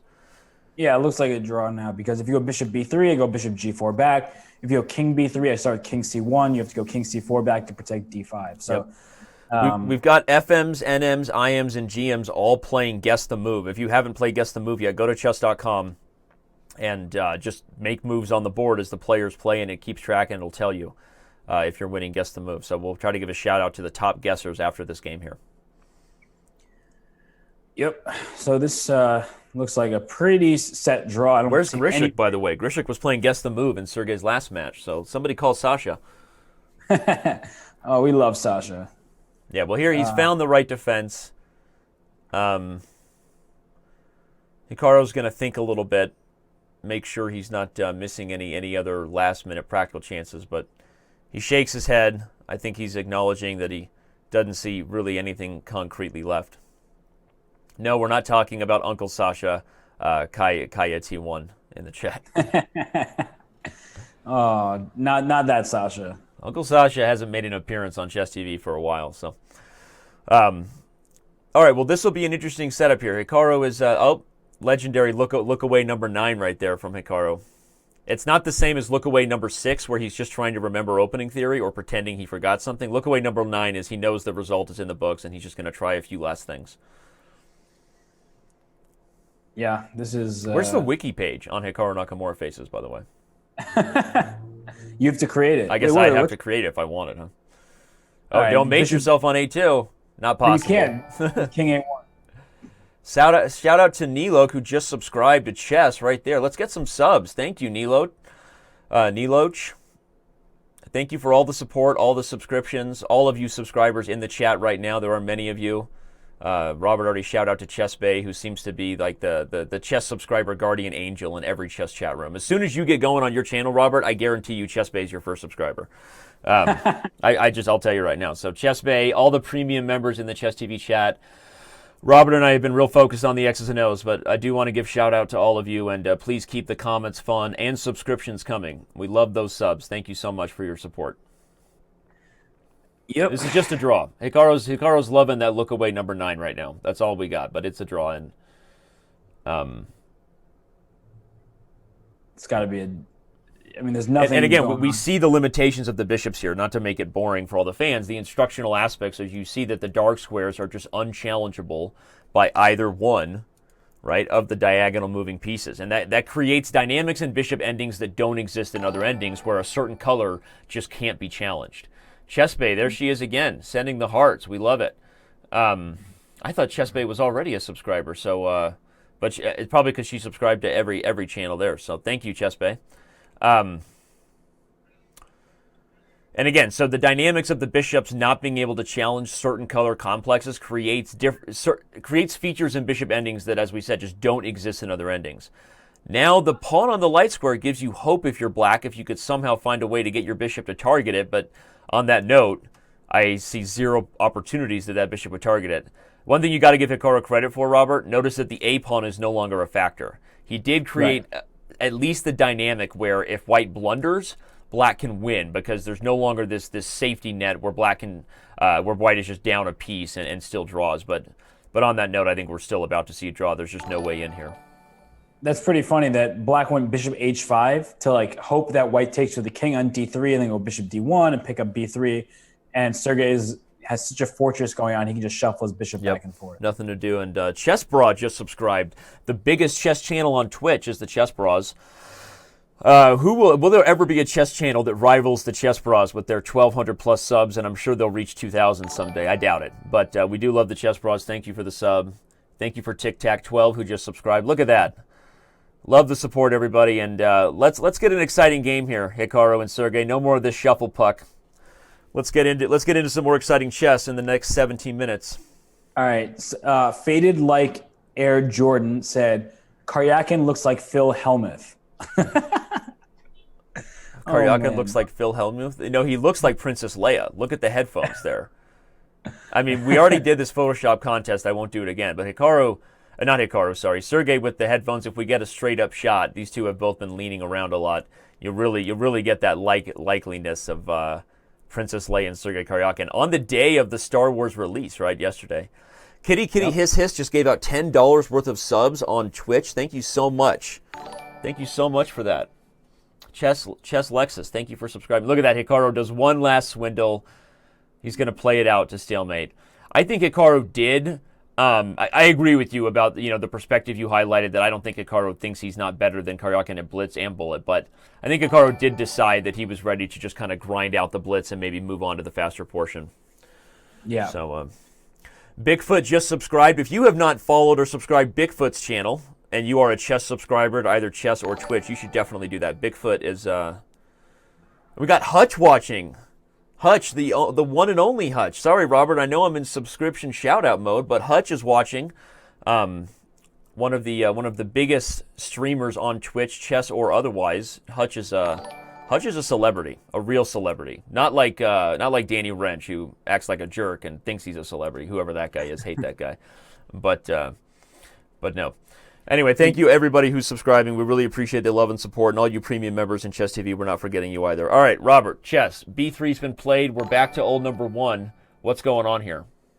It's deja vu. We've seen this position before. We saw bishop a6, d3, bishop takes c4, bc4, and then d5 in that other game. Yep. Instead, it looks like Sergey Karjakin said, I didn't like my position there. I'm going to change it up. But still, I like white here. Black has double pawns. Yep, I was just going to highlight that. The open F file is really what gives white the advantage here. Now queen f3, bishop g4. So I got to avoid blundering. Just pretty simple tactics. But knight f5 here still looks good for white. I guess honestly, I would say if I was being, I like the dynamics for white. But if I was trying to take a step back and think about the position as a whole, I think black is actually doing quite well. And the reason why is that the bishop on c8 is the only bishop on the board. So at some point it can take over that long diagonal, which will for sure be in black's favor. Yep. And attack isn't so great, Okay, again. But G6, again, we've seen this. We've seen this pony dance literally with the knights moving around and figuratively. The knight sort of poking holes at the king side, the F file becoming weak, and we saw Hikaru get his first win as white in this exact structure. So you're saying you like black. So shout out to GM Hikaru, Mannered Monkey, and everybody who just subscribed. Sorry for all those of you that I missed. ST Toast, just wanted to let everybody know we do see it. We appreciate it. But why is this different then? What in the game that Hikaru really outplayed Sergey to get his first win with the white pieces?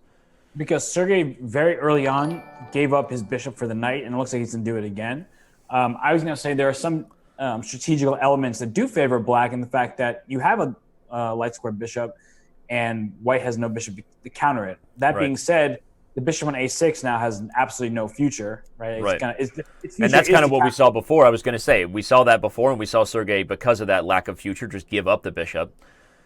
So I agree with you that black structure is solid, and I don't think we're predicting a death attack on the F file as we saw Hikaru do before, but it just feels that white has cards to poke and prod over here at the king side, and I don't see a lot of clear plans for white.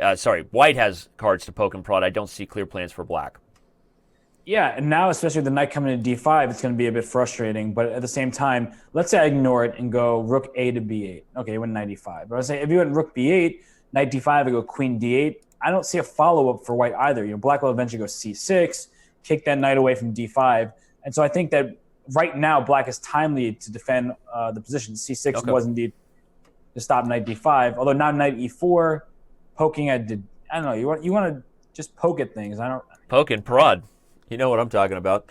A game of poke. I love that. All right, rook b8, rook b3, and now white is sort of saying, and this is a very instructive trick, by the way, for the fans. When the rook comes to b3, he's preparing to double, and black doesn't want to trade, because if you trade, then you're sort of helping white structure a takes, and now white has the open a file to hit a weakness that black doesn't have to attack himself. So that's a nice little trick to remember when trying to play a game of chicken with two rooks staring each other down on an open file. Look for those anchor spots, they call them, like where you can rook lift. See, now Hikaru can double, but these guys are going to be staring each other down for some time to come now. It looks like he went from stare down to running back to the F file, but you have a great point there, and it's very important for all viewers to understand that, is that if you, instead of just relieving the tension by taking and exchanging rooks. Yep. Sometimes you want your opponent to take you, and taking on b6 or on b3 helps decide who is being captured. Because you take with the a pawn, you get your pawn closer to the center, and then you can actually push your d pawn. Because if the pawn was on b3, the pawn on c4 then is protected, and so d4 is definitely a worthwhile push. But now, okay, so there's been a little bit of shuffle. We're kind of playing hockey puck. Yeah. Shuffle puck is the correct Mighty Ducks reference, but close. No, but I agree with you, and I think okay. So now that's the one. If we're evaluating weaknesses, we have e3 for white, d6 for black, and f5 is a pin. Hikaru's willing to make the trade. Why does he like the transition into this endgame with a symmetrical structure? Not exactly sure. Maybe he feels that knight f4 is coming, and he's going to get counterplay against black's weak pawns before white. But I like d5 by Sergey. He's inducing the trade, which seems to give black's pawns more space and threats than white's pawns have. Yeah, maybe white should now move the rook to a3. Yep, there it goes. I was going to say just to now knight c3, then I gets threatening to come to d5. And now actually, if you go rook back to b3 at some point, the rook isn't protected on b6. Look for a capture on f6 if it wasn't for rook e1 check, everybody. There could be rook takes f6, rook takes, and knight takes d5, but rook e1 check would save the day. That's probably why Hikaru plays king h2, because now rook takes f6 is a little tactic to keep your eye on. Although d4 now by black, there it is. But c5 is weak at the same token, right? Every action equal and opposite reaction, and now we've got c5 as a target, followed by knight b2, knight c4, and black is having to worry about both the c5 and the a6 pawns.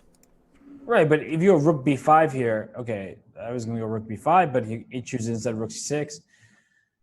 Yeah, now your idea, knight e4 from black, right? Because the pawn on d3 is pinned, so knight e4 to c3 looks pretty decent.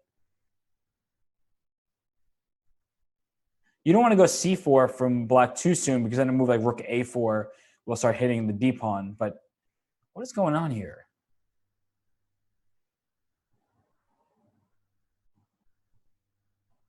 I thought knight e4 was good a move ago. Now it looks like maybe black's trying to set up a mating net with knight h5 to g3 and bring the rook down to e1. I mean, that's obviously wishful thinking, but maybe it's not so wishful how this game is continued right now. Okay, so he's threatening knight f3 now, hitting the rook on e1 and the pawn on h4. So, white still has some things going on. Maybe that pawn on h4 is overextended, right? You push it down the board, trying to create a mating net, but now it's difficult to defend. So at next moment, knight f3 is a rook b7 check. Okay, he made knight f3 first. I don't think it matters too much. Yeah, but no, you're right. That's always the risk of advancing pawns toward the king to try to create a mating net is if they go too far from home, they'll fall. Wait, isn't winning now rook b7 I was going to say, but rook b7 check and knight e5 is coming in here. Exactly. You ignore the knight e5. Knight e5 hits the rook. The rook is tied down to guarding the knight on f6, everybody. And there's immediate threats like, I can't name all of them fast enough. Knight f7 check, knight g4 check, rook takes f6. And then there's another subscriber, shout out to Metric Tensor, who just subscribed on Chess. And everybody that I missed announcing before, we love you. Thank you so much for your support. Here comes, is it going to be rook takes f6 or knight f7 check? I think it's going to be, yep, exactly. Knight f7. The c5 pawn's falling. Ooh, this is so nice. If rook d6, knight b7, look at that knight operate over there. And if rook b6, knight c6. That's so nice. Rook b6, knight c6 hits the rook and cuts off this rook from guarding the f6 knight, everybody. And Hikaru is about to strike with white and take a two-game lead. Although, what if he goes rook a1 followed by rook b1? Is there some mating? Oh, that would be intense. I think rook a1 here, right? Rook a1, rook f6, rook b1. Wow, this is getting crazy. Rook a1. There is g4 check. But you just take it en passant with check. Right now, you take it and I can't get out because if I eventually run to the f-file, you check and skewer me. Okay, fascinating moment right here because either Hikaru is going to calculate himself to a victory or black has just totally justified this h-pawn advance, which, as we said, everybody, the whole point, to try to create that mating net. And they just agreed to a draw. Oh, that is it. I don't like that. Why? What was the draw? That's exactly the point. I think that white had to go retreat knight back to e5. And if you're not mating, if black's not delivering checkmate, then black is going to lose. But why not play on? I didn't see a forced draw, honestly. I didn't see a forced draw either, but the players said there was a draw. Apparently, the eval said there was a draw, so maybe there was some sort of perpetual. I know it is. If if the point was with the pawn on h4, you do this g4 check thing, like you said. Yeah. And the draw would be like rook g1, rook h1, and like you can't actually use the other rook to come to f1. Because if you do, then he gets out on the f file. Yeah. Yeah. Okay. Sorry for me and Robert going in our heads there, everybody, and doing what a lot of viewers don't always like about commentators when they talk about things you can't follow. But hey, sorry, we're also chess players, and we're trying to solve the mystery for ourselves at all times. Shout out to Chess Coach Net, who just subscribed. And if you don't follow Chess Coach Net, please go to twitch.tv/chesscoachnet and follow him. Frank is regularly streaming and doing good work on Twitch. So let's spread the love to the global chess community, please, everybody. Okay, so with this game, we see finally a different opening. So a little Italian game, the Gioco Piano. And in general, white gets more space, right? You see the pawn a4, whereas black is pawn a6. Yep. White can consider initiating a pawn break with d4 at some point. You have to be careful with your knight pin on f3, but at some point, now d4 looks all right as well. And again, with the extra space, white hopes to avoid any kind of pressure. King g2, pawn h3 at some point might be in the cards, though. If you're king g2, black might just play queen d7. So I think black is doing all right here. And after d4, I was going to say queen f6, but maybe the point is if you commit your queen to f6, maybe then white goes king g2 and h3. So instead, Hikaru goes king h8 with the idea of going pawn f5. But now if you're white, your rook on e3 protects the knight on f3, so you can even go queen b3 here and just get out of the pin harm's way. Or even bishop e2, I was about to say. I feel like we saw this structure a few times when Fabiano Caruana played Hikaru Nakamura. If you missed that match, everybody, replay was on November 2nd on Twitch. But this structure was something Hikaru played as black many times because Fabiano was consistently playing e4. Given that we saw this match start with a London by Sergey, we haven't seen much of this structure. But this sort of tension here on d4 and e5, the dynamic we're seeing here with the rook lift, we saw this many times in that match. Right. This may be the last game we have in the 5-minute portion of this match, by the way, with only 4.5 minutes left, Robert. There's a pretty good chance that this is the last 3-minute game for us. You mean 5-minute game? Sorry, 5-minute game, yes.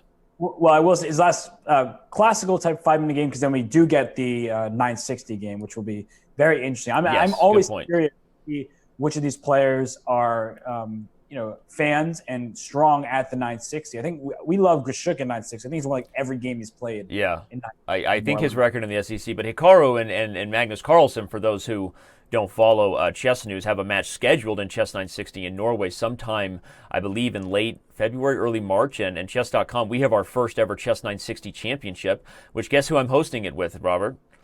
Who are you hosting that with? The one and only Yasser Seirawan is joining me on January 4th for our first ever Chess 960 championship. Yaz himself. The Yaz. The Yazster. All right. What's going on here? Black has to sit tight in the structure because white has more space, has the pressure on the F file. But what is there a danger of white overextending when you see B4 coming here, this rook being lifted kind of awkwardly on F3? Any thoughts about that? I think I was about to say bishop f1 to h3 at some point will be a bit of a nuisance, especially if a c6 comes in here. If the trade comes with c6, c4, and then take on d5 with the c pawns, bishop h3 will be annoying just to kick the black off the c file. Now we see a transition where look at the pawn structure: 3-on-2 on the queen side for white, c to a files, and then 5-on-4 from the d to h files. Now that pawn on d6 is a target. It can become an asset if you're able to push it. Right now, already d5 can be in the cards. Right. But look at what Sergey is doing. He goes bishop b5. If he takes on a5 now, then black goes d5, and that's definite compensation for a pawn. And instead he switches. I'm surprised by that because now d5 is no longer on the cards. Maybe he intends for the c5 square or the d4 square to eventually become available for this knight if it can relocate itself to e6. But now white can just go f3 followed by rook d3. That was a really bad decision in my opinion by Hikaru. I don't know why king g2 was played. Why not just f3? Right? Just go f3, go rook d3, and just clamp. F3 to guard E4 was your point, and then play rook D3, and as you said, clamp. And this knight couldn't even go to E8 without being traded by the bishop on E8. So I agree. It looks like, but there's a shot, C5. But then D5. What is good? These are, the point, everybody, the pawn on D6 was pinned to the rook. The queen couldn't take because the rook was hanging, but D5 may be exactly what black needs to maintain the balance. So, rook D3 here. Ooh, wow. A queen sack. He just goes all in.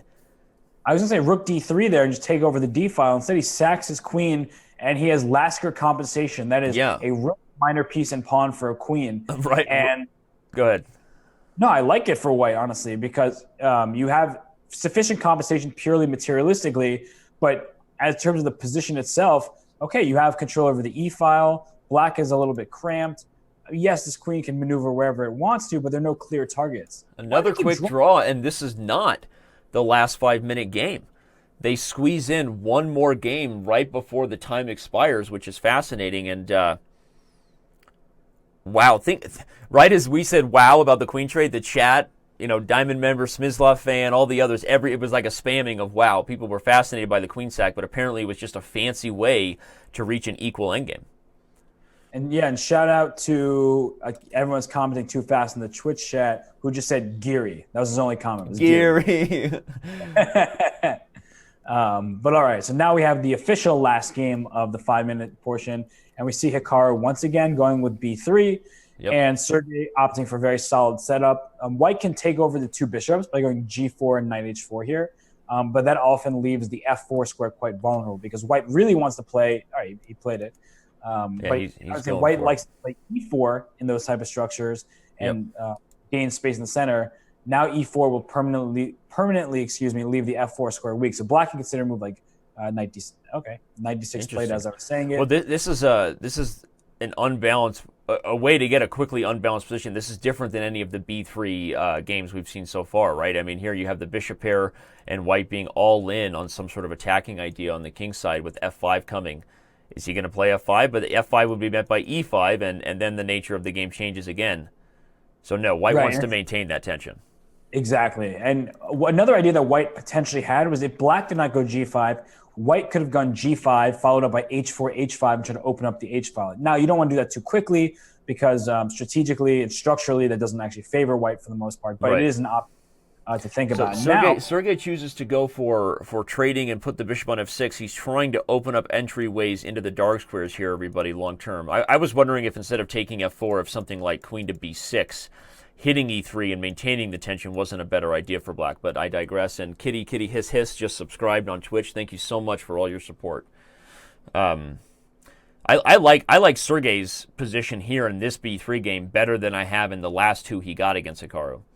Yeah, he didn't understand C3 by White because Hikaru closes bishop in B2 when he could have went knight E5. Maybe he was trying to avoid too many potential trades, but knight E5 looked much more natural. But I guess now, the thing is now the problem with knight E5 is Black's going to take on B3, and if that rook gets down to A2, it's going to be hard to open up that bishop on the B2 square. So shout out to Robot, just subscribed. Robot, I think it was Robot Relay. I'm sorry, missed the last part of your username. Thanks for subscribing on Twitch. Smyslov fan is letting us have it. Diamond member on Chess.com saying everyone complains about draws, but you always want the best high-quality play like in soccer. If the score's 2-1, you had really good technical high-quality play. We just all need to appreciate accurate chess and solid defense. So there you go. I appreciate accurate chess. What I don't appreciate is calling the game to an end before the game has come to its natural conclusion. So I agree with Smyslov fan. Maybe Smyslov fan's talking to other people. I just think that why not play on in a position that's actually there's clearly like no evident draw with two rooks and bishop and pawn against queen and rook and all these pawns to the left. So maybe it's a personal preference. I agree with Smyslov fan that people in London, chess is dead. People are drawing too much. No, like there's exciting games all over the place. But back to this particular game, now I think Black is taking over queen A5 here. The A file is an important file. It doesn't look like much at the moment, but queen A5 actually queen D2 or queen to B4 and like many different moves. And the point was after queen A5, the knight couldn't take on D7 because B2 was hanging. So it's getting messy here, and the tension on the C4 and D5 pawn. Black never really wants to take on C4. You open up the bishop on G2, but Black has really held on and made a really strong point on D5. Shout out to Bader Bobcat, who just subscribed on Twitch. And I see the comment from Diamond member TX7081040, but I will not be reading it on air. Thanks for that question. I just noticed that too. What's all these cat feline usernames? Right? We had a kitty. We just had a bobcat. Like, I don't know what's going on today, but maybe I'm opening up a can of worms I don't want to get into. Typically, that's something I do on a regular basis. All right. Let's analyze this position here, because with the rook on a2, I was just going to say, and now the queen reorganizing herself to the king side, what are the chances that black gets a really strong attack here and Sergey evens the score before we move into 960? Strong attack, I don't foresee, but I definitely think that white has to be cautious because, especially, white does not want to capture on a2. Right? The point of rook e2 is just to block that rook, and if black captures on e2, then white's happy to close off that second rank. Right. Now, white can consider going bishop e1. Where's that queen going? Back to h7? Like, that's an ugly square. Yeah. So bishop e1 is definitely an option here, and after queen h7, maybe then now going bishop b4, so just kind of kicking that queen away from h4, and then questioning, where's that knight on d6 going? Or you can go, okay, on bishop b4 first. That last user, Hallelujah Cat, subscribed just because you mentioned all the kitty cat names, I'm pretty sure. But thank you for the sub no matter what, Hallelujah Cat. Bishop b4 with tempo, and then the bishop comes d1. But this is a game of tension, which is really instructive for amateurs. All those of you watching the show who aren't grandmasters, which is many of you, just notice how the players block key areas like the second rank. They don't trade. You have to be willing to stare down your opponent in critical areas. Same with the pawns, right? Often amateurs give away too many access points to their opponent by being the first to break the tension, the first to blink and trade. So the reason why we're seeing these maneuverings, the queen come into h4 and then back up, right? The bishop come in and back up, is because neither side really wants to give. If white trades on d5, it's always a horrible decision. It weakens the pawns and strengthens black's position. But if black trades, then he's opening up the bishop on g2 and opening the d-file. So just wanted to elaborate on those instructive Bobby Hess comments he makes so offhandedly. He just gives out wisdom of pearls at like dime a dozen. You just hand them out like you're the Oprah of free pearls of wisdom. I mean, seriously, but that's why we're seeing the maneuver. So despite the draw and despite the frustration we now have as fans, neither side wanted to give tension. I'm a little with you, Robert, there. Now it feels like these games are getting a little bit, these guys are calling it early a little too quickly. But okay, I just wanted to highlight the reason why you see top players maneuver and build on tension and not blink, so to speak, is because you're almost always conceding something, and everyone watching the show can learn from that. Yeah, quick shout out to Ibrahim, I think it was 1995, for subscribing to the channel. There you go, Danny. I'm going to do it for you this time. There you Giving go. people shout outs. And we are in our 960 game. And if I'm correct, Dave, these players have not seen this opening before, like the starting position. Yeah, no, unlike last year, those who've been following Chess.com for a while, in the first Speed Chess Championship, we let the players know the Chess 960 position so they could prepare it. But then it turned out Sasha Grishik was the only one who prepared, and he swept Chess 960. Not that was bad, but we decided it was more fun to always surprise them. Shout out to our last sub, and I got to tell, Eric Hansen is a babe who said you can surmise that GMs have above average memory and visuospatial abilities. I don't know if that's a real word or if you did that just to make me sound silly reading it, but either way, touche. Yeah, I mean, GMs have good memories for sure, but I think sometimes they're not specific memories, more general pattern, strategic ideas. But, back to the 960 before I go off on a tangent. Look what Karyakin just did. He castled queenside, both sides did. Yep. And then moved his king to b1 because there was a problem with the long diagonal. And so with knight e4, yeah, white can and does capture on e4. I think black is hoping that now there's not that many pieces on the white king side, which is the queen side of the board. So after f takes e4, or bishop I was going to say, or take bishop knight back to c3. The idea, everybody, is I think what Robert was about to highlight is the worry about the black queen coming to a3 and the knight coming to b4, right? But this is changing that. Yeah, this prevents that, but at the same time, if you look at this backward e-pawn, you're not happy about that with white. So yeah. Exactly, e5 played, and already, look at this. There's a backward pawn on e2. If you take on e5, you're left with an isolated pawn. I guess you can consider, what's the consideration here? Taking. Yeah, I think white maybe shoots e4 in at some point, trying to eliminate the weakness of this e-pawn and maybe even open up the f-file and the bishop. But right now he can't do it because probably black can just capture it. Okay, queen f2 gains a tempo on a7, so don't forget that. But now Karyakin, you're right. He needs to do something quickly because if black recoordinates and the pieces come to the e-file, white is just positionally worse for the rest of the game with this backward e2 pawn. And for those of you just tuning in, the bishop on a8 is not an illegal position. Yeah. It was 960 chess, and the bishop started there. It looks, looks very suspicious, but that's kind of how this game works. But now, I mean, Danny, so he takes on e5. He goes rook d4. So he's trying to play, I guess, e4. Yeah, he's trying to get e4 so that pawn doesn't become weak. That's an idea to eliminate a piece that is trying to prepare to get rid of white's positional weakness. So that's why Hikaru invites that trade. But maybe the more pieces come off the board, the less likely you believe that that either side's going to have real winning chances here. And now with that weakness being traded, I feel like we are about to see that we're going to be heading into the 3-minute portion, Robert, with the exact score we see above all the cameras here, with a 5.5 to 4.5 game lead, or 6-5, a full point lead for Nakamura. Yeah, I mean, this position, yes, white has double pawns, but those pawns actually protect the king. And unless something really terrible happens, I mean, here, yeah, rook d2 is played. But unless something terrible happens, there's no way to make progress because the 4-on-4 on the queen side, yeah, it's double pawns, but you actually can't make any real progress. You got to be able to target. Very often the weakness of double pawns is not just the pawns themselves, but what they've left behind, too. If you have minor pieces and things, you can take advantage of these types of squares. So that's why we look at this position and you see Hikaru has even just offered a draw. And wow, that is maybe the strangest ending to a match, Robert, that I started out. It started out so decisive, right? Only decisive games and really aggressive play. We had a lot of draws to bring the 5-minute portion to a close. Before you get too upset and go on a rant about what you feel the responsibility should be of these players to play more decisive chess, just what are your thoughts with Hikaru taking a 1-game lead into the 3-minute portion? I think Hikaru's playing better. There were some moments where I felt like that game in particular that ended up in a draw where there was like that bishop takes h7 check blunder thing that actually turned out to be pretty good for black. Right. I think he had his moments, and yes, it's the score is +1 for Hikaru, 6-5, but I think he had an opportunity to go up +2. I think that was based on the level of play I've seen. I think that might be kind of where, maybe I'm not giving Sergey enough credit because even in that game, then Sergey was much better, but I just feel maybe it's just instinctively that Hikaru is playing better than Sergey at this moment.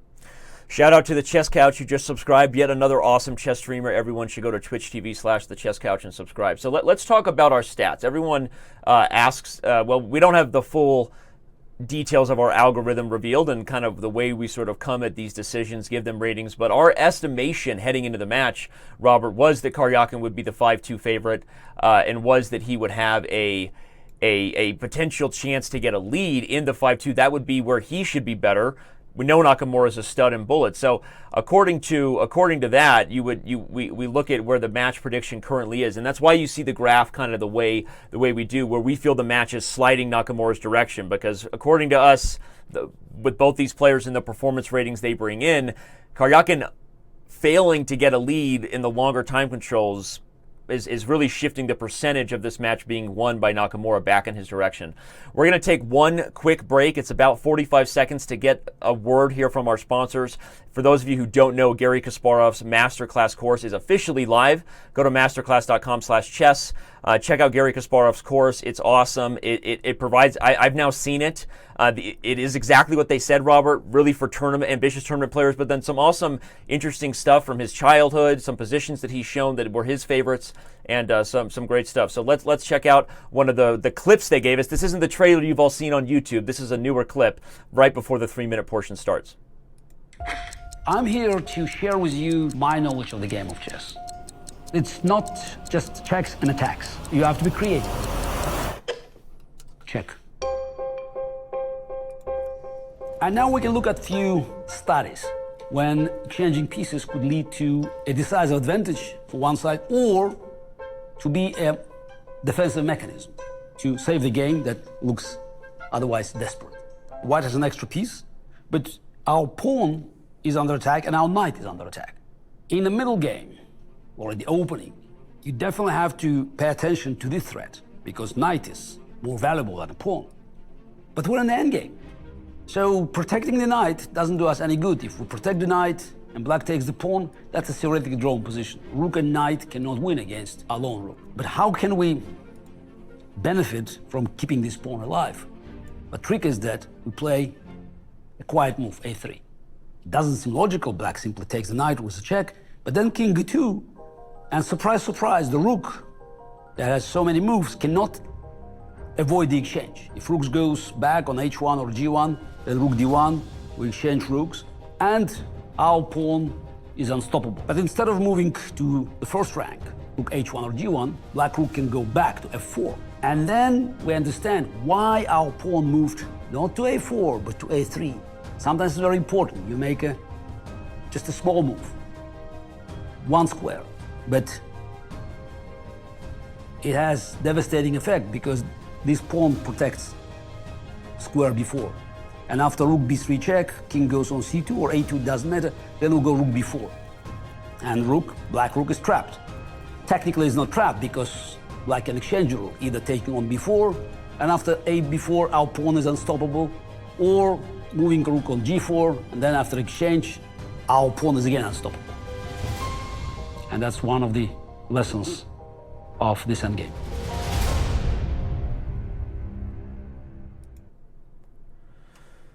And we'll see how many more endgame lessons we get with these two guys taking early draws. Unfortunately, we haven't had as many as we'd like, but the show is back on the road. Thanks, everybody, for supporting our sponsors, checking out masterclass.com/chess, and for sitting by and checking out that trailer as we now head into the 3-minute portion. Robert, more B3 all day, apparently. That's exactly what Hikaru wants. A good record so far in the match, so he might as well continue the opening that's leading to decisive games in his favor. I don't like the position as it stands for white strategically speaking. Yes, you have the two bishops, but look at the pawn structure, right? The double F pawns can really come back to bite if things. Okay, look at this: A3, B3, C3, D3. Not exactly what you're looking for from white, but at the same time, and eventually you can go B4 perhaps and push on that side of the board, or you're just seeing what black is doing in the interim. But Danny, I mean, I really prefer the black pawn structure and the ability for black to break on the queen side here. I agree. I think that the bishop pair can't be underestimated in the long term, but we saw this last game, the last time they had this structure, Hikaru wasn't able to get anything, and they ended up just kind of sitting tight with those rooks staring each other down on e2 and a2. So it's one of those positions where we like the bishop pair strategically, everybody, when you think that most positions eventually become open. But with black having such a solid structure here with e6 and d5 and c6, it's just so hard for white to properly pry open space, which means that, as Robert's saying, black is now going to start getting that activity he got on the queen side the last time they had this position. And I'm going to make a prediction here. We saw that Karyakin went away from the London when Hikaru had a couple games back-to-back that really showed that he was going to be just fine against this London. Since then, we've really seen Sergey play nothing but e4.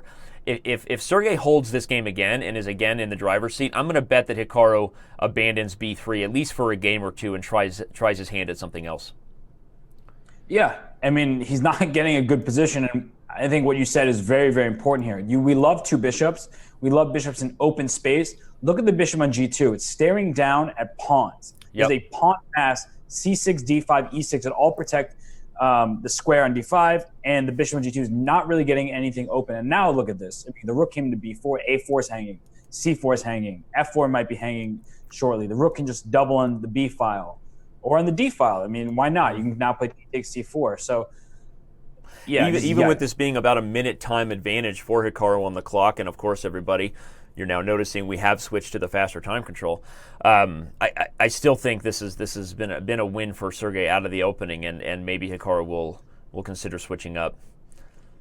Yeah, knight to d5 is a nice move. I think you don't have to take that knight, but now you have the knight and the rook ganging up on f4. As long as black can find a way to unpin that knight and keep the c-pawn alive, he's going to be the only one who can win this game. Why not just play c5? Just push the pawn. Okay, plays rook c8. I think c5 was also just fine for black. And Karyakin is definitely doing good out of the b3 opening. Yeah, no, this is, I mean, isn't black's what? Up a pawn right now. Yep. F4 is weak. A4 is weak. Black's more active. Is there anything positive I can say for White's position? Not especially. So, this is just kind of perfect play by Karyakin. And as you mentioned, I think it's time for Hikaru to play more kind of more challenging openings because Sergey's been getting everything he wanted in this game. Yep. Hikaru plays f5, which that's the best thing to do when you have a horrible, dead duckling pawn, is try to push it and create weaknesses in your opponent's position. But it doesn't really phase Sergey. He just ignores it. I'm not even going to take this thing and open up my king. You can take either one of my pawns, and I'll easily take back. Black is just focused on the c-pawn. I think we're going to see a big win here for Sergey, which is what he needs, not just to even the score, but he hasn't won in really more than, I don't want to say 90 minutes, but it's been at least an hour and 20 minutes, right? Because Sergey won early in the match, everybody. He won the first game, but he hasn't won a game since. Is that true? It's one win for Sergey at this point, 2 for Hikaru? I'm pretty sure, and then a whole boatload of draws. I think, if my math is correct. Wow, yeah. This is if Sergey does not win this game, he's in big trouble because the position is winning. You have a passed pawn, an extra pawn, and I mean, this is going to be heartbreaking for Sergey if he can't pull this one out. But I think he will though, because this is right up his alley too, as far as good old-fashioned Russian family fun, right? This is Russian schoolboys know how to convert themselves an extra pawn. And I say that jokingly, but everybody, obviously we know that Sergey's just a super solid, very technical, very accurate player. So you expect him to win when he has this kind of clear extra c-pawn advantage. Right, and something about the openings, right? They've both played several openings multiple times, including the London, and here we've seen this b3 on the first move. And I think that what Hikaru's been doing is getting dynamic positions, and he's won several of them. But as we see, the downside is that because the position is so dynamic, that in fact Karyakin can seize the upper hand if you misplay as White. On the other hand, in the London system, I felt that Sergey, I almost said Magnus, Sergey isn't really getting anything. Okay, well, hold on, what's going on here? Yeah, he just allowed. Isn't knight h3 check, king h2, queen f4 check, just trade queens and game over? The c-pawn falls at the end of the line. Does it? Oh, I thought he had rook d4, but maybe he doesn't. Am I wrong? You do. Okay, so I think that was Hikaru's idea. Yeah, he does have rook d4. Here. Huh? Yeah, actually, this is not so easy. Maybe if you go c3, rook f4, c2, you trade. Yep. Yeah, this. Yeah, I think that was the trick. Is he sort of maybe swindled Sergey into that line because he had an idea in the end, and I think we're going to get exactly that line we just analyzed. And now, okay, it's still a position where Black is playing for 2 results, and an extra pawn is a good pawn, but rook endings are more drawn than almost any other ending. So this is a practical win if you're Hikaru just to even get here. Ooh, and now there's a threat of rook b5. Watch out, everybody. Fun little, I got to show you this line in the analysis board. If king g6 was played, rook b5, and a trade would actually lead to White winning the endgame because the passed pawn transition. So that was a little swindle Hikaru set up. I'm going to disagree because the a pawn queens the same time the b pawn does. But that's true. Yes, but still would have been a draw. Yeah. Yeah, you have to be very aware of those things. But now the rook on a7 is very active. Black can't really make progress unless the king somehow makes it over to the queen side, which is doing its best effort here. If you go e4, you lose the f6 pawn, so that's not going to be winning. But one of the problems with f5 is sometimes there's moves like f4 check, which sacrifices a pawn but forces a bad structure. Then you have doubled f pawns, which are more useless than any other kind of healthy extra pawn. So watch out for a move like that to come if Black steps the king back to g5. Okay, Karyakin doesn't. He goes the other way. And now you have to be careful if you're Hikaru at some point, not yet. Rook d3, giving up the a pawn with d3 as the threat. So if the king was like on g6 or on g5, rook d3 would be a good move. So somehow Sergey needs to maneuver his king out, but he's not moving to the queen side. So he's going to end up giving up probably at least one of his king side pawns. And maybe it's a good strategy because if you go rook f6, for example, rook f6, f4 check, and then rook d4 follows, and you get the a pawn. So this is a good opportunity here by Sergey. Swinging and that's the king over, yeah.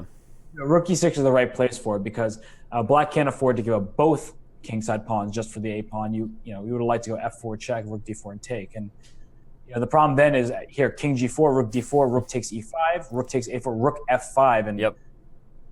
Okay, king f5. king f5, I guess, also works. The rook can't move off the 4th rank without dropping the pawn, can't move off the 5th rank without dropping the a pawn, everybody. So Hikaru's still well within drawing territory. Can Sergey step forward and allow the rook trade? f4 falls, the a pawn rushes. Probably that's just a draw. Okay, he goes for it, though. Okay, but white takes first. I guess that's the simplest road to a draw here. So a slightly disappointing start to 3-minute if you're Sergey, that he's going to fail. He's going to fail to get a win where he was much better and even the score with black. But still right in the match. It's a 1-game lead. Of course, everyone, including myself, predicting Hikaru to get better as the bullet nears. But you also aren't terribly upset if you're Sergey that it's a close match right now.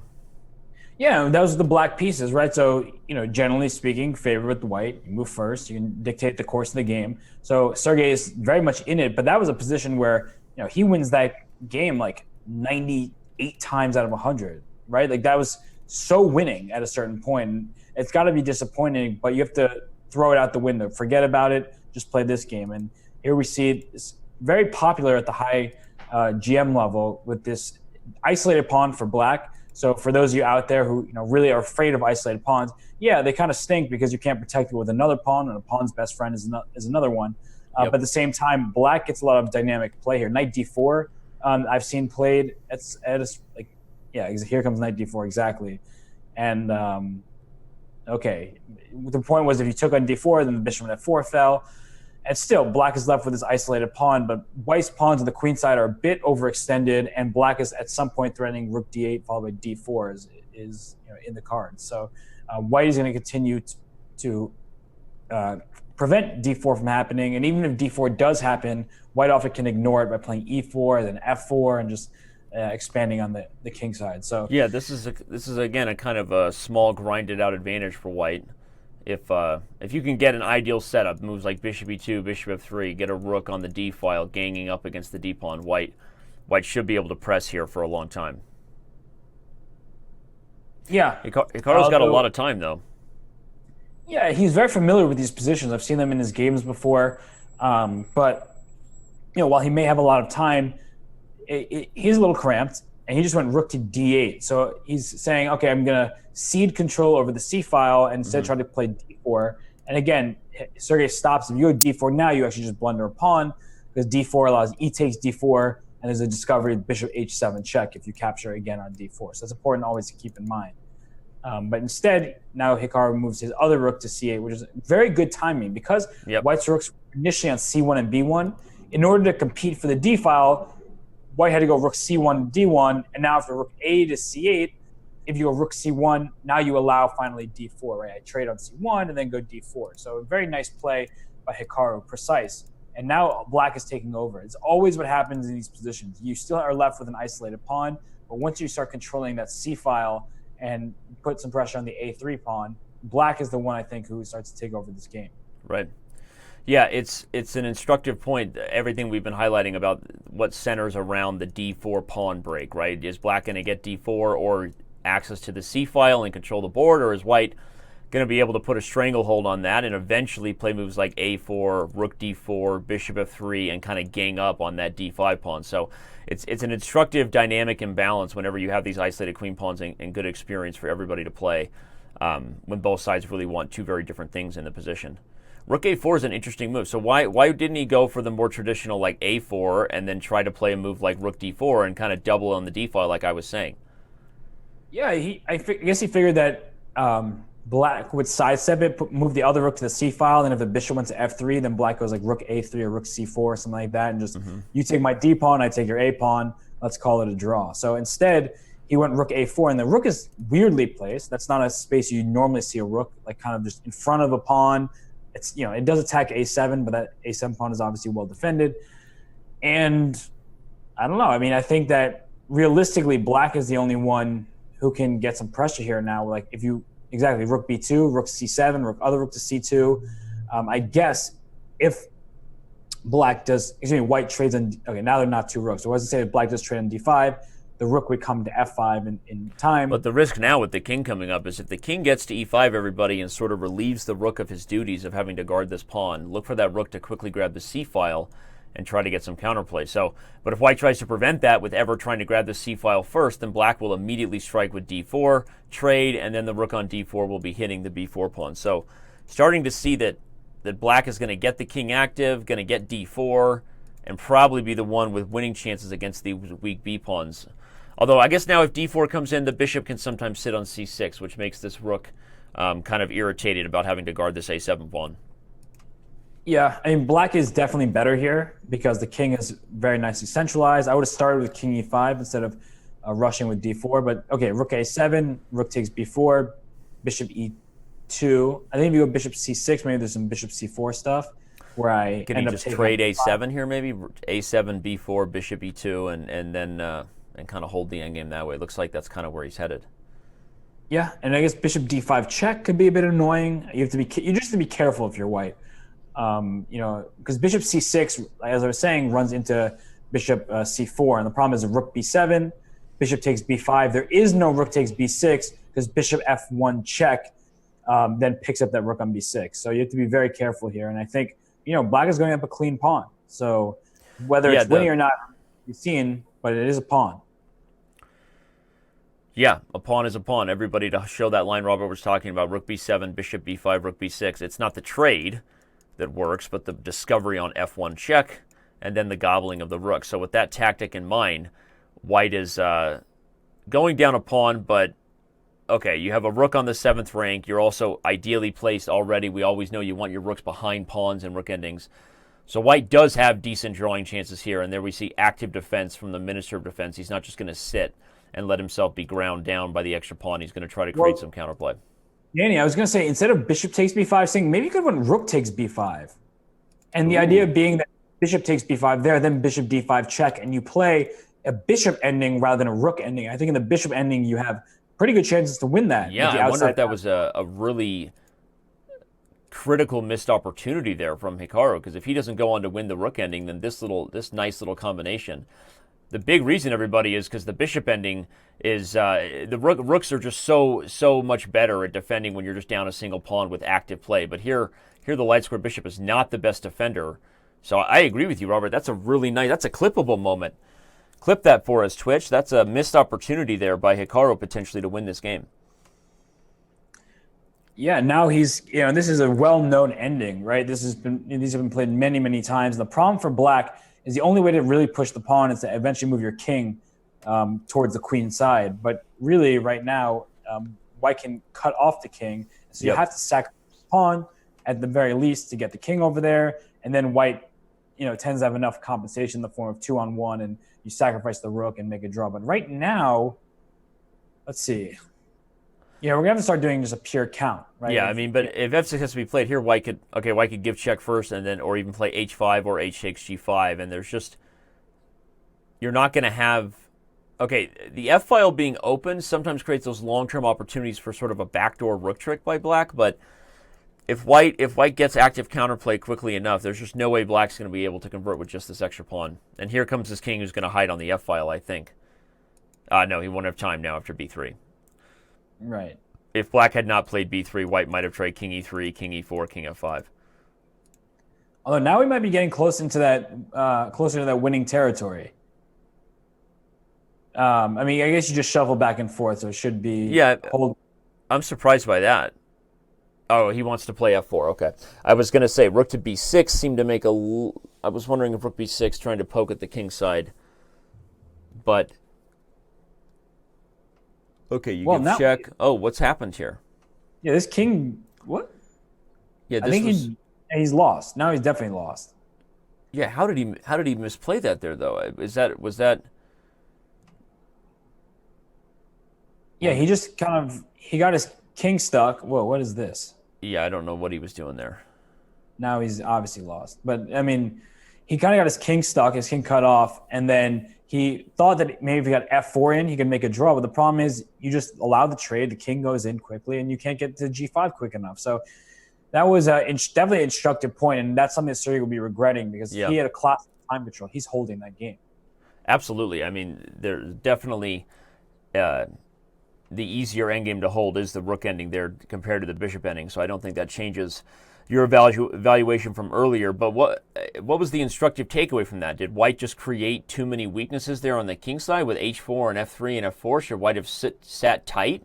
Or is it the opposite? Should he have been more aggressive? Sometimes I think that what's tricky to understand is, are you already in a theoretical draw and so you should be not changing anything?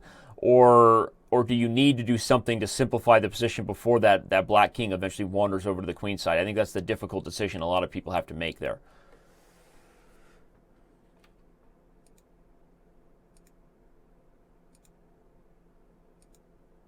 Hold on. Seem to have lost Robert there for a second. So, there you are. Now you're back. I muted myself by accident. Go for that it. Happens. What were you say? What did you say to answer my rook ending question? You muted yourself. That's very funny. I was just saying that you want to go h5 and fix that weakness on h6, right? From perspective, but at the same time, you're worried that the king is still run over, and you're not in time to go rook h7 takes the pawn because you can't get back to the queen side in time. So it's definitely instructive. I very much recommend all people who are trying to get better at chess to put that position on the board. Dvoretsky's Endgame manual will, you can work through that, and not just the manual, but there are many sources to go through an ending like that. But it's very helpful instead of just looking at the answer and the solution and how to draw, to go through the step-by-step process. And Denny, going to this game for a second, again, we see a b3 stuff, and this bishop on b2 is not the happiest piece in the world, and now retreated to c1. But from just optically, like c5 here from black, right? Just open up things on the dark squares, start to create some counterplay, or even prepare it first. You can play rook a8 if you want. I don't think c5 is going anywhere if you're worried about the d5 pawn. And I think what you were getting to there is, I agree. I don't think Hikaru's getting a lot out of b3, but he's not going away from it yet, right? And you have to like black's chances here with the open white king. Eventually, maybe these dark squares become a critical point. Is queen g3 a move now after bishop e3? No, I guess rook f3 would have saved the day. Okay.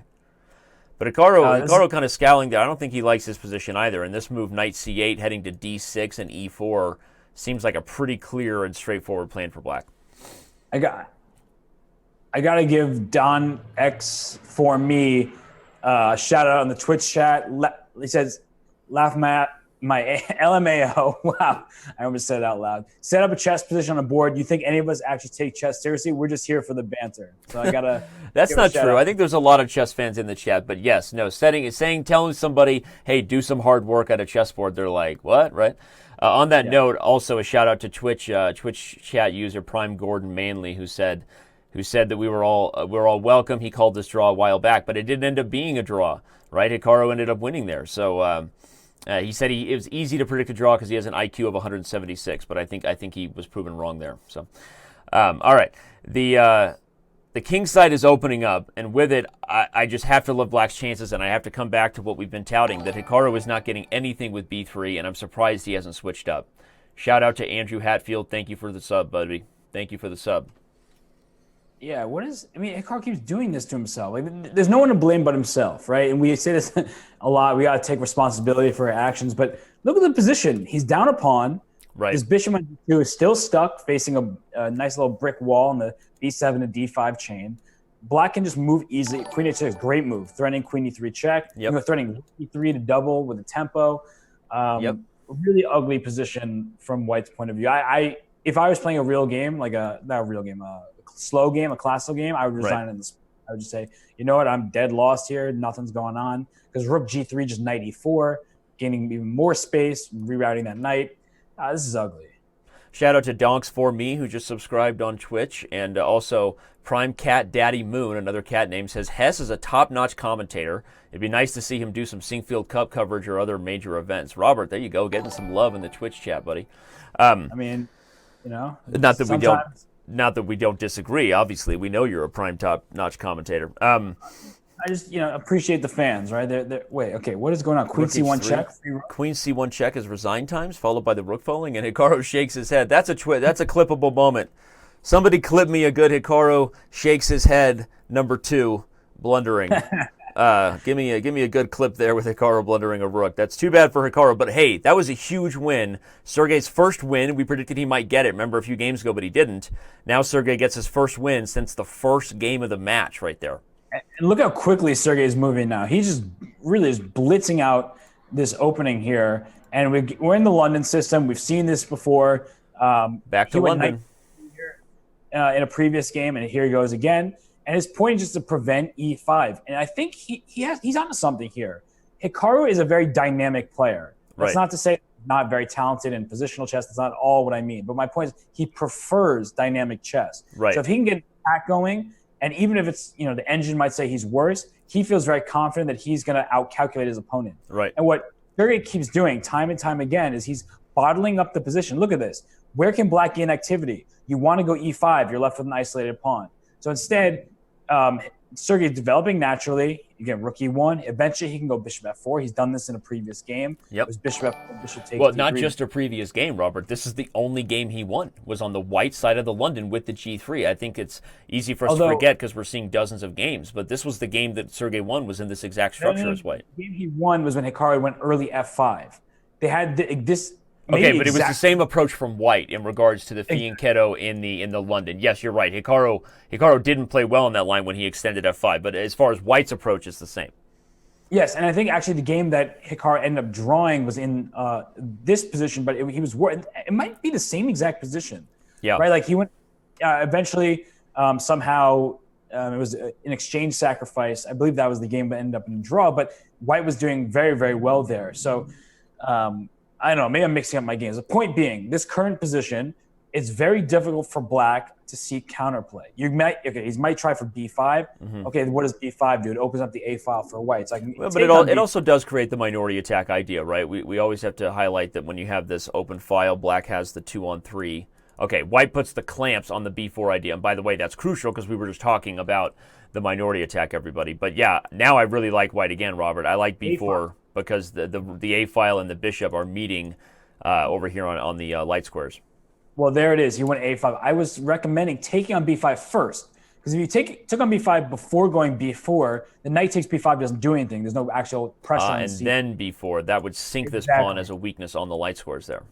And you didn't even need B4. Often you can go knight B3 to C5 because there is a hole there. So right now, I think that white has to be very careful because we see of course, the pawn C3 is under attack. But if you go bishop takes B5, rook takes B5, it reminds me of kind of a position you see in a Capablanca game where material is level. Both sides would have 5 pawns each, but black is better because look at the pawn chains. There's a target on C3, whereas the base of the pawn chain. That's what's essential. The base of the pawn chain for black is f7, which is very, very, very difficult to attack. The base of the pawn chain for white is c3, which is quite simple to put pressure on. In fact, you can't go c4 because that's completely under control. So this is much better for black. I don't care what the engine says. Black is significantly better here from a point of view. And for the record, everybody, that pawn there was poisoned due to the h7 square. Shout out to, I think it was Anonymous Bystander. I missed your username. Sorry, buddy, but thank you for the sub. Thanks to all the support on Twitch, everybody, and all our premium members in the Chess TV chat. Okay, well, black is going to grind it out now and try to remaneuver himself. I hear you that black is the only one who can win this type of game because the only real positional weakness on the board is the c3 pawn. You highlighted the difference between c3 and f7. But I guess for black now, he has to find a way to deal with some of these threats, the poking that white is doing on the king side. He's just going to trade queens, I guess, and then reorganize his efforts to gang up on c3. Yeah, and quick shout out to Capablanca with the K in the Twitch chat who said, Hess, I'm here. That's very funny. Capablanca's always watching. Yeah. But Danny, how do you defend as white, right? You have to do some sort of passive You have defense. to try to get c4, I think. I think you have to try to trade off that weakness and simplify the position by, I think that's the right idea, because even if you lose the d-pawn, now you at least are in an endgame where you've got this 3-on-4 on one side of the board, and maybe white can hold. I think the main thing that'll come back to bite Karyakin is the fact that this h-pawn is so extended, right? And Hikaru just gobbles it up. So I agree with you. I think black is in the driver's seat, but c5 now? Can white push and try c5, to then rook b4, go after the d-pawn? Bishop. I want to go like bishop a6, c6, bishop b7, and that shouldn't work out, honestly. But this is good, still good winning chances for black, of course, because not only are you going to be up, if you win this d-pawn especially, normally you're up a 1 pawn. The problem is you're up 2 pawns here, and it looks like I was going to use an inappropriate word, bad double H pawns. But you can go H5, H4 and break the pawn structure of white. So also, we should highlight the other reason that black has winning chances is the knight versus the bishop dynamic, right? Normally, we know the bishop is a better minor piece when you have a race position in the endgame, pawns on both sides of the board. When you have a knight who can remaneuver himself, poke at the light squares, poke at the dark squares, back and forth, and create and gang up on weaknesses, the knight's ability to outmaneuver the bishop is what makes a single side of the board focus much better for the knight. So, okay, Hikaru traded here, but even though I was just highlighting the knight's advantage over the bishop, you have to like that for black because it takes away the weaknesses of these doubled H pawns. Right now but he missed D5, and you saw he just sat back. He was frustrated that he missed that, Robert. You saw it on Hikaru's face. Right. He wanted to capture, ideally you capture the pawn on D5 and create a passed pawn. Now the problem is, look at the 3-on-2. White's pawn F2 covers the E pawn, so it's a passed pawn that isn't a clear passed pawn, right? So, it's unopposed by an enemy pawn, but still, it's not, you wouldn't really consider it a passed pawn, I guess is the essential point.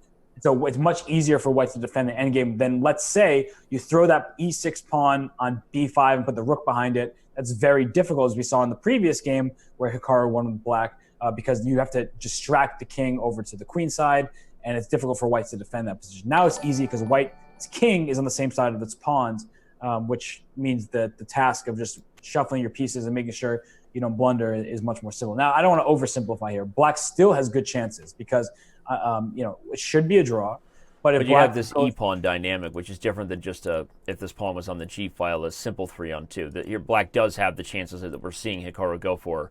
Shout out to Jaren is Carrying, who just subscribed on Twitch. Only 30 minutes remaining exactly in the 3-minute portion before we take another quick break in the bullet. So if you're just joining us, you're tuning in for what you thought this would be, a very, very close match. It is only a 1-game separation. We're going to have fireworks by the end of the day, folks. Don't go anywhere, and call your friends and ask them what they're doing with their Saturday. LA Beans, thanks for subscribing, buddy. Watch out for E3, Danny. That's what, at some point, you have to consider the sacrifice. E3, bring the king in, right? E3, Fe3, and king E4. Mm-hmm. The problem is you don't have many pawns remaining, so after something like E3, pawn takes E3, king E4, there's always going to be some sort of rook G6 and just tickle that F pawn. So you're looking. And he goes for it. F3. Here comes the king. Yeah, it's not enough. Not enough. He's just doing his best, and he'll probably play king of 3 anywhere here. Not take E3. Yeah, he goes for that. Best chance. Rook G6 should do the trick. Yeah, Karyakin. Hikaru not going to have enough here, and Karyakin leading back a little bit. Hikaru. Knows it should be a draw, takes F6 with check, and after king takes E3, I wouldn't be surprised if they just agree. Sergey Karjakin has actually offered a draw in the game chat on Chess.com, and Hikaru thinking about it, apparently. So, rook pawns are so terrible in rook end games. It seems kind of counterintuitive because it's called a rook pawn. It is your rook's pawn, but they're so bad. It's just very upsetting because you can't make any progress with that because you can't force the king to one side. The king is in the corner, and you can't knock it out of there. So a nice hold by Karyakin. He managed to escape that one. That's a must draw because he's still only down 1 point. We see, again, this B3 stuff, but is a different dynamic of the position. Looks more like a D4 opening. So we're back kind of into normal territory, though I'm very curious to see how Hikaru plans to seize any sort of initiative because he just has continuously gotten what I consider poor positions with white. And it's not what you would like to do. It's good for bullet chess, honestly, because you know your plans very well, and he's just so used to it. But with 3 minutes, 5 minutes on the clock, it's just not going very well. Agreed totally. And I'm not sure if Hikaru feels like there's just more uncharted territory here. Perhaps the reason he's sticking with this approach, Robert, is just because he wants to make sure he's poked and prodded at every possible B3 area before he gets to bullet. Because in the bullet portion, they're relying even more on intuition and less concrete, less preparation than any other section of the match, right? So maybe Hikaru's just still trying to work his way around things, but I wouldn't be surprised if he just sticks with B3 and then totally flips in bullet and goes with something else. Oh, I think he will, and the kind of shock factor will also be important in the bullet, where it's like you're expecting the same opening every time, and all of a sudden, bam, you're hit with like a Sicilian. Yep. Now you got to think on your toes. Shout out real quick Go ahead to all the guess the movers. Luca 0007, Giorgio, Leo, our boy Smyslov is in there. Smyslov fans. So shout out to everybody playing Guess the Move on Chess.com. Sorry, Robert, go ahead. No, you're good. Smith was upset that I was talking about Capablanca, and he's like, well, I was world champion too. He wants some attention. But in this position, I was going to talk about the structure here. Yep. The only weakness, and it's hard to call it a weakness currently, is his pawn on c6 for black, right? So an idea for white is to somehow throw a knight on a5 and just permanently, or now on d4 even, to hit that pawn on 6. Now, it looks like that knight on e5 is coming to c4, which is a great square, right? It's pretty well protected. Not anymore. Not right, anymore. exactly. It's not coming to c4. Yeah, but yeah. They're beating me to the punch here. And the point now is that, yes, in open space, we like our bishops. However, given the current dynamics of the position, that bishop on e7, the best it will do is trade for a knight. Like if go bishop f6 and trade on d4, it has no future. Yep. That said, white isn't doing much either, because that is a good strategy from black's perspective is, okay, maybe I can go now knight d7, bishop f6. Instead he went rook a8. Oh, just trying to avoid knight takes b5. And there was maybe a little trick coming here with knight takes b5, everybody, and forking the queen and rook. So Sergey something not to interested. always keep an eye on, right? Even if it's not forking anything, a sacrifice could be in the works there where you get the two passed pawns on the queen side. So here we see... I was just about to say, speaking of which, did he just miss his chance of something like knight takes b5 and knight takes d5? I guess it doesn't work immediately because the knight still guards f6, But yeah, this idea of something nasty happening on the light square pawns, even at the cost of a piece, could be there for white. And now I hate black's position. I think, now maybe this knight on a2 goes to c1 to b3 to a5, right? Find other ways to double up against that pawn. Yeah, I think black just goes bishop g7, king f8, king e7, etc. But why I say I hate it, in this current position, black is going to hold. I think that I don't see a way for white to make the necessary progress, especially with the king quickly coming to d7. But black's bishop has no real future, at least not a bright future. And I always, in the endgame, I'm always nervous that when I don't have a plan and my opponent has different ideas to push forward, that I'm going to make a mistake and become the victim of a kind of a unfortunate defeat. And so here, like we already looked, like if black does capture on d4, well then, okay, now I can capture on d4 and just close everything. But as I capture on d4, the king comes into d4. Now the king can try to get to the e5 square. Right. Of course. Okay, this is just a lot of hugely closed position. So you can do nothing. As in, you can shuffle your pieces. But they will probably agree to yet another peaceful result. I'm not exactly sure what the stats are on how many peaceful results we have in these matches, but I feel like there's been a lot of draws today. Shout out to Ginger GM, the one and only Simon Williams, who just subscribed, and there's Grandmaster Robert Hess, who was just gifted a subscription, or subscribed himself. I'm not sure. What'd you do, Robert? Not telling you. Okay, well, I'm gonna guess you subscribed yourself if you say that, but anyway. Make sure that you follow, go to Twitch TV/GMRLH2 and Twitch TV GingerGM to follow both Simon and Robert on Twitch. So look at that. So clearly it's Chess Bay, I think, gifting everybody because I just subscribed and I did not just subscribe. Go ahead. I was going to say, if knight takes d4, king takes d4, I mean, no, knight d4, e4, what am I talking about? And the king just runs over the king side. So knight trades have to be carefully considered. So I think you have to move your knight here, right? You can't move your king anywhere. You can't take on d4 because e takes d4 and the king runs over to the king side. So that leaves, let's see, knight c7 or knight g7. Yeah, I don't, maybe knight e2 to f4. I guess there's no real way to make progress. But back to my earlier point, these players made it seem so simple, right? It's such a straightforward draw because they're exceptional. But the point I was getting at earlier is like, even for someone like me who is a grandmaster, playing a position like this where only my opponent has the activity and I'm kind of stuck, it's very difficult, right? You end up making more mistakes in those situations where your best plan is to shuffle back and forth because as humans, we want to do something active. We don't like just sitting at home and just like waiting to see something happen. Most of us, yes. Yeah, and Karyakin... Karyakin doing well here to just say, okay, what is white can do? Well, that's why he's the Minister of Defense, though, because those normal psychological sort of descriptions don't apply to him. I'm not convinced, though, right? How are you going to stop my king from coming to f4? So the idea was that knight e6, I would have been able to finally trade and then play king f4. Yeah, and white was winning. No, that's not what well, actually, you might be able to do that. But what I was going to say is, let's say I needed my king to lose a tempo, put my king on f3 when your knight's already on e6, and then I go king f4, right? It's like... But that was the nice approach then by Karyakin, because if what you say is true, that white was sort of totally in the driver's seat to eventually find a king journey that worked, then black needed to change the game a little bit. And so, okay, this looks bad, right? He's given white the c6 pawn, but maybe now he has more dynamic drawing chances since he's sitting on the b4 pawn.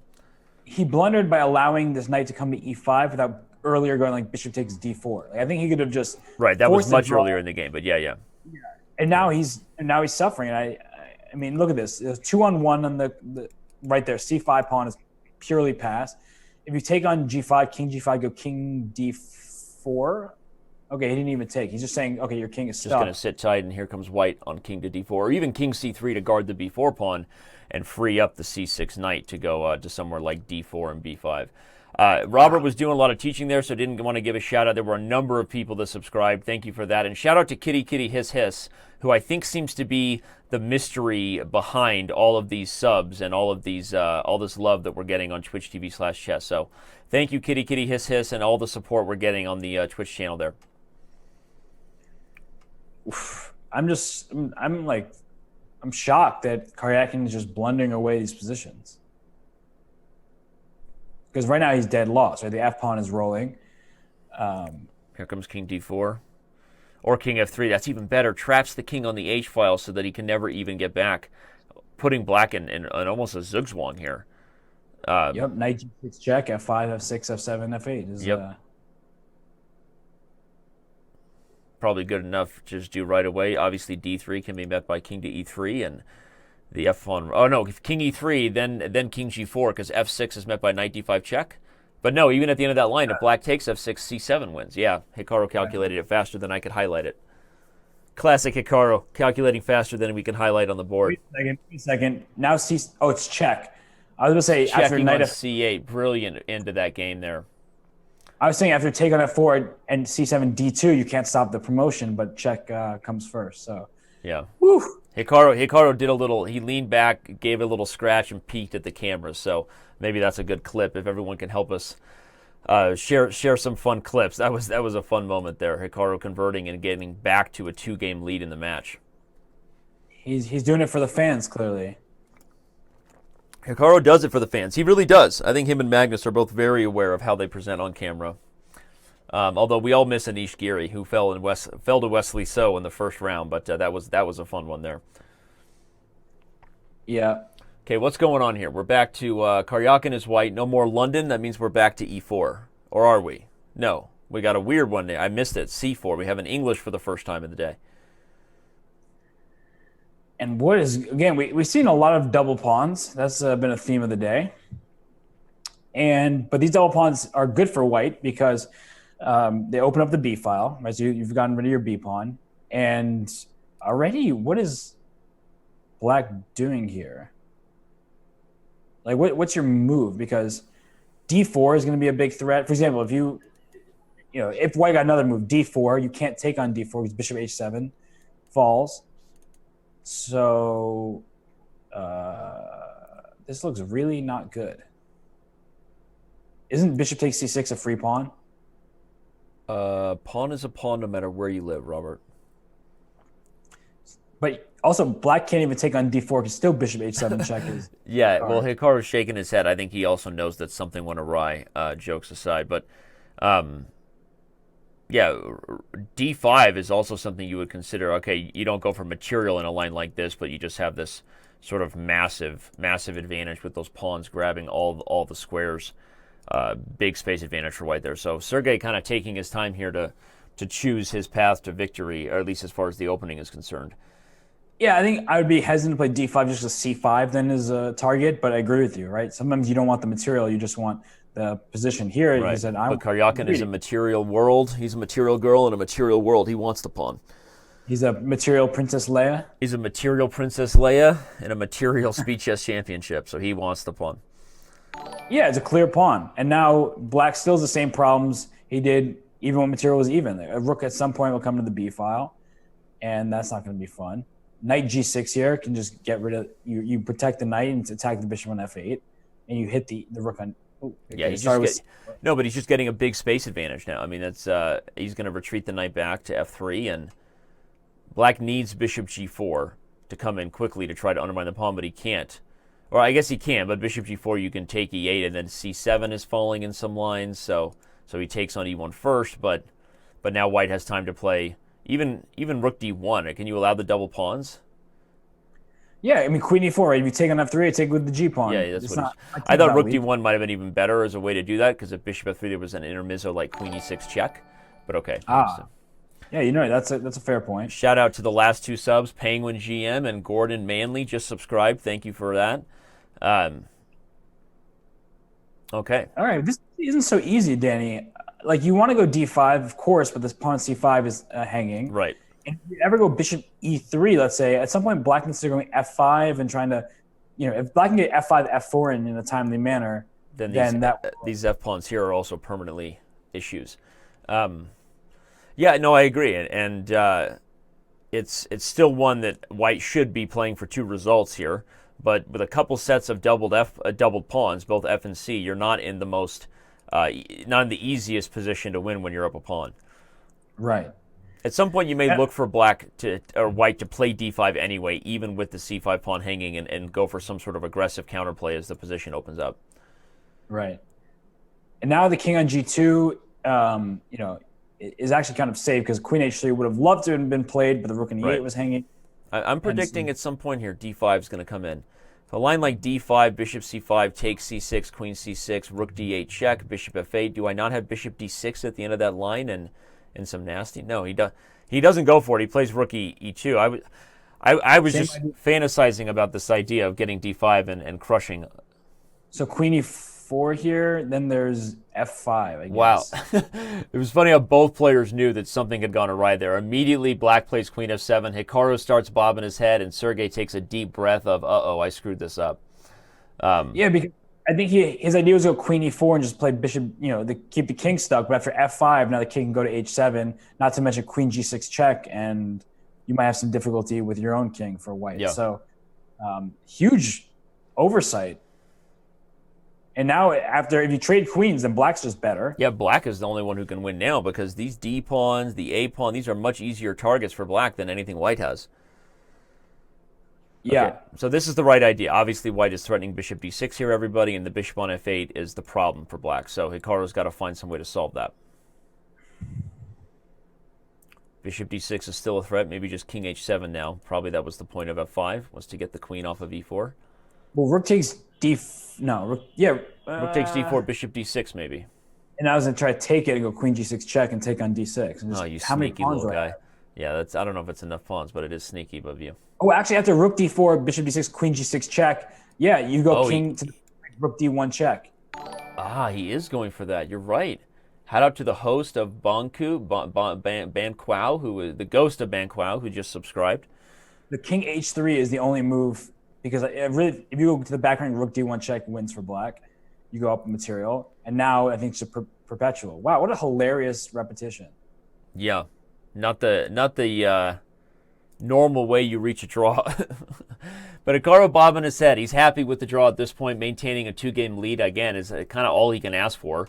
With only 12 minutes, a little more than 12 minutes before we head into the bullet portion, Robert, this could be the, I guess, second to last game. Likely we have 2 more 3-minute games before we get into the fastest portion of the day. Yeah, what a weird game. I mean, Karyakin was up a pawn, a free pawn, a move like 12 or whatever, and then all of a sudden it's like, he's had opportunities where he just can't convert. So no, he really has. It's been strange. I think that part of it has to go to Hikaru. You notice we haven't highlighted, but he's up on time a lot, and in the 3-minute portion, it's been a key thing because maybe Sergey trying to play faster to make sure he's not down on time, Robert, is leading him, as you said. Maybe he played too fast in some positions, kind of letting his advantages slip. Yeah, in that last game, Karyakin really blitzed out the opening, had a great position. He played more mainline stuff. So I think that should be Karyakin's plan going forward. Just why not enter the things that he feels comfortable with and keep going.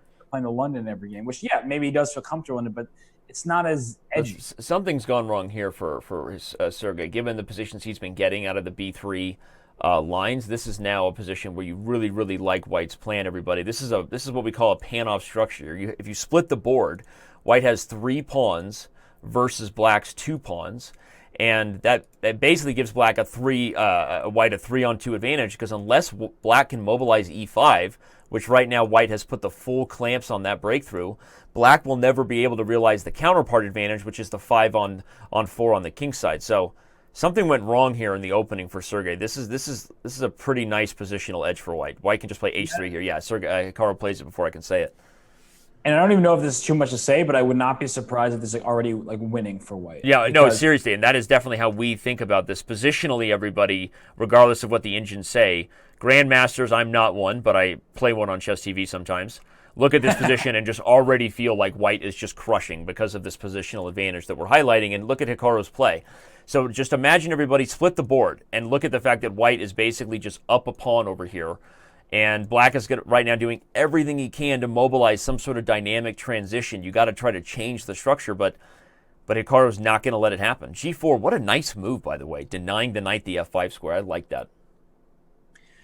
Yeah, just making sure that dark square bishop has nowhere to go, denying the F5 square. The Fiend Kendo knight on G7 looks like a donkey. You still can't go. What do you have E5. against donkeys? Well, Danny the donkey, right? Yeah, what do you have against Danny the donkey? Just you. Whoa, A5. Apparently you and Magnus have nothing against Danny the donkey. So A5, the point was if queen takes A5, rook A1 took A7, so that would I like that. Let me highlight that sassiness on the analysis board. Queen takes A5, rook A1, and then rook takes A7. That's how you aggressively advance your 3-on-2 majority. Everybody take notes. I don't think I mean, you have to go C6 here, right? Because otherwise knight B8 comes to C6. Yeah, you can't allow Black to blockade because now the structure, the 3-on-2 is frozen, and the D4 pawn becomes the biggest weakness on the board. So Hikaru has to dynamically justify what he's done. He doesn't. I think C6 had to be played there. Yeah, that's strange. Knight I takes guess C5 was a move. Was knight takes C5 a move with the B2 pawn, bishop hanging? Maybe not. I don't know what I'm saying. All right. Definitely look like, knight C5, queen takes F4, G4, G5, and I hit your bishop on yeah, but Sergey has done what he does best. He's wiggled and maneuvered his way out of a clearly worse position. And Hikaru not bobbing his head anymore, I'll tell you that. And lots of questions in the chat about what Hikaru's listening to. We already told you in the last match he confirmed he was listening to The Offspring. I know, let that sink in for a second. Kind of weird, but yeah, apparently. So he's not bobbing his head anymore. Something went awry here, even though all of our positional assessments of how much better White was, we were right. But Hikaru, I think, missed a big chance when he didn't play C6. And I think Sergey missed a chance, too. Instead of taking on E3, I thought he should go E5, and after D takes E5, just go bishop E7, followed up with knight E6, pile pressure on the C5 pawn.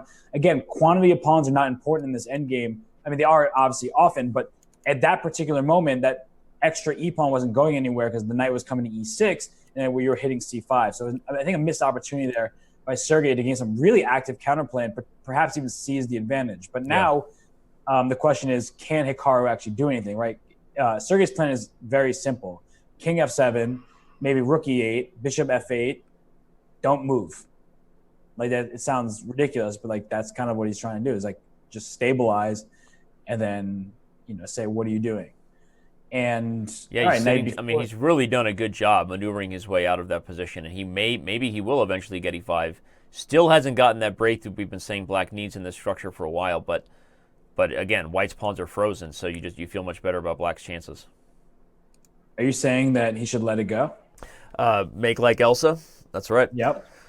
But okay, so Black can't do anything, and the big problem for Black is you can't reroute this knight to C6. If that knight was in C6. And you could go rook E8 and whatever, I would say, okay, this game should just fizz out instantly. The problem is the knight cannot, there's no way to get it there. The knight on G7 is terrible. It's trapped, right? It has E8 and G7 as its only 2 squares, which leads me to believe that White can go knight D2, B1, C3, A2, B4 at some point. I don't know in what order. You can go through G1. I mean, you get the point. The essential thing, that knight on G7 has its 2 squares. It can only go back and forth. But then the thing is, even if you get knight B4 and you take on C6 and Black goes rook takes C6, can white make progress there? And I think the answer is yes, because you can at some point go rook h1 and pawn h4 and open up that file. But Hikaru's taking his sweet time. He'll bring his king to d3 maybe, and maybe if the knight moves and you go e5, is that the fear? That can't be scary. But no, it's got to be part of what he's worried about. But as you said, I think he's highlighting that he's in control here. Hikaru is sort of, despite having misplayed the position, he's still the only one who can decide whether e5 will giveth or taketh away, right? Chuck giveth or taketh away. And, is bishop takes g5 and 95 checks? Okay, not yet. But I'm looking at some sort of tactical shot white might try to come up with. Right. And I wouldn't take on g5. I just don't. Why is that knight not going to b4? Let's say knight e1, e5. Knight e1, e5.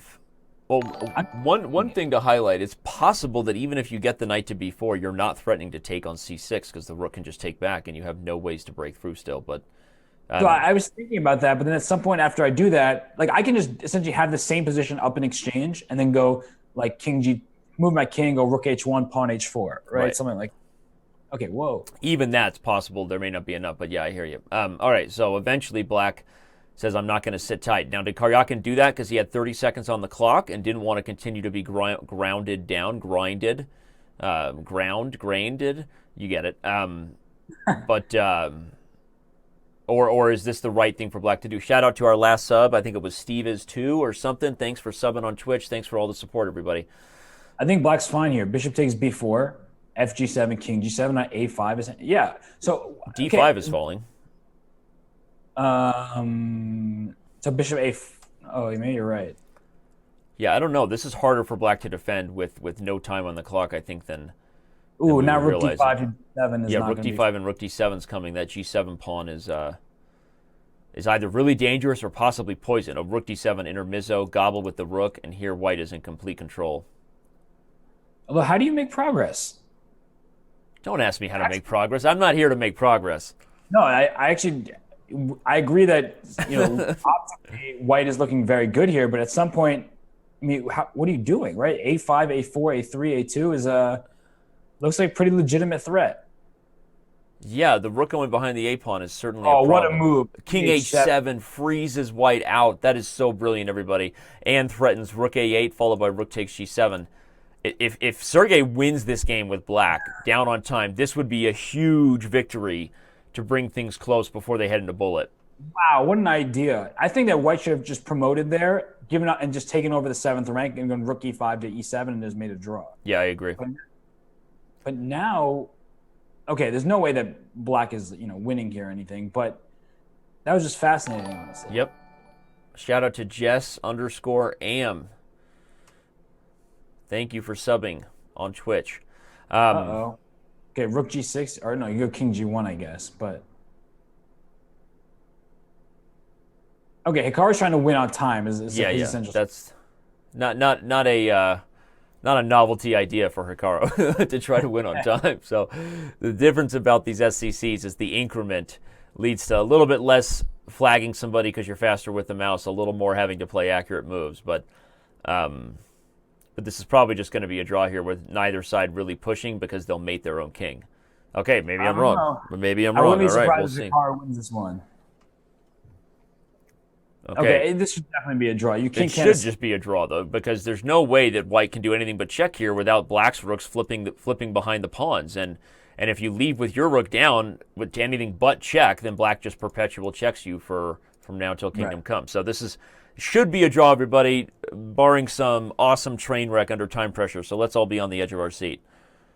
It got heated very quickly here. That king h7 idea was really fascinating, and I thought that to avoid being worse, perhaps Hikaru should have sacrificed that pawn, just taken over the 7th rank, and just made a repetition. But this will do. Thanks for subscribing, Joe. Well, I wonder how aware Hikaru is of the game clock. I think he just knows he's got to take a draw, and he does so by repetition. So likely this next game that's starting, barring any massive blunders or something else weird, will be the last classical 3-minute game, everybody. Don't go anywhere. We're going to see Chess 960. And in a match like this, which is only separated by a single game, although I guess it's 2 games right now for Hikaru. But every single game at this point matters. Karyakin has to keep it close and impress us in bullet if he's going to pull the victory. What's going on with Karyakin right now? He's spending 30 seconds on the second move. He must have a lag or something. I'm not sure. Is it just me? Has he not made a second move?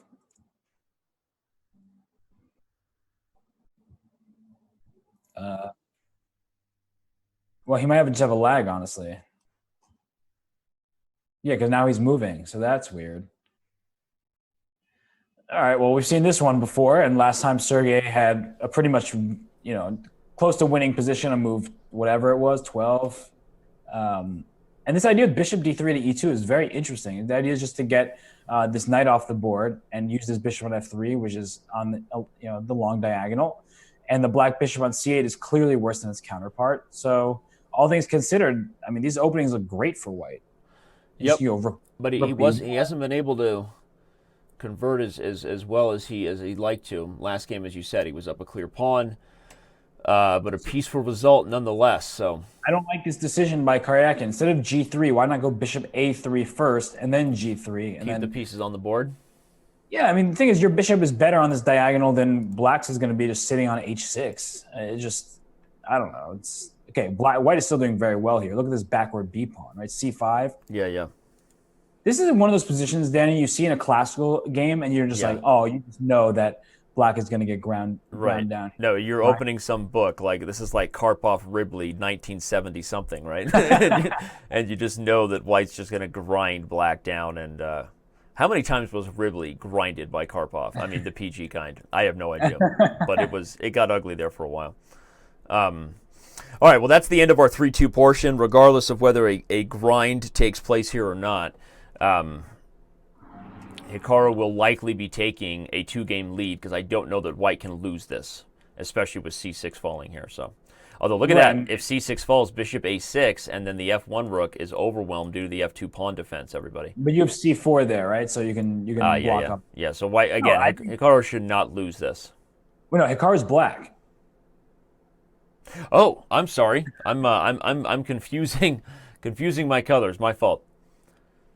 Okay, yeah, queen d3 is a weird decision. I don't get that. Why not just queen takes c6? He must have missed c4 after bishop a6. It just seems unlikely, right? Was it rook c8 after that? Maybe after c4? I don't know what it was, but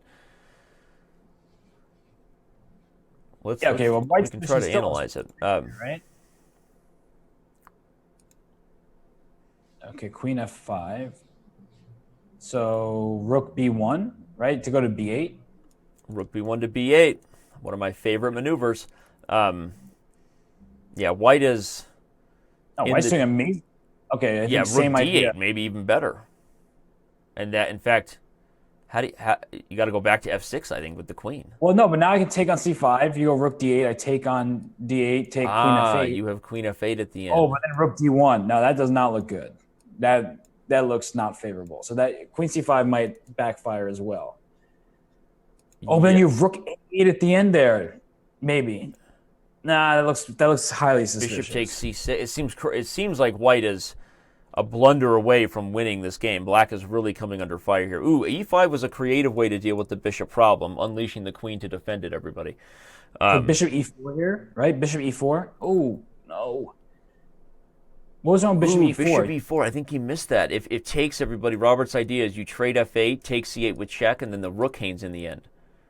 Yeah, and after bishop e4, if you have queen e6, I just go rook back to d6 probably. And just I agree. Bishop e4 looked nasty.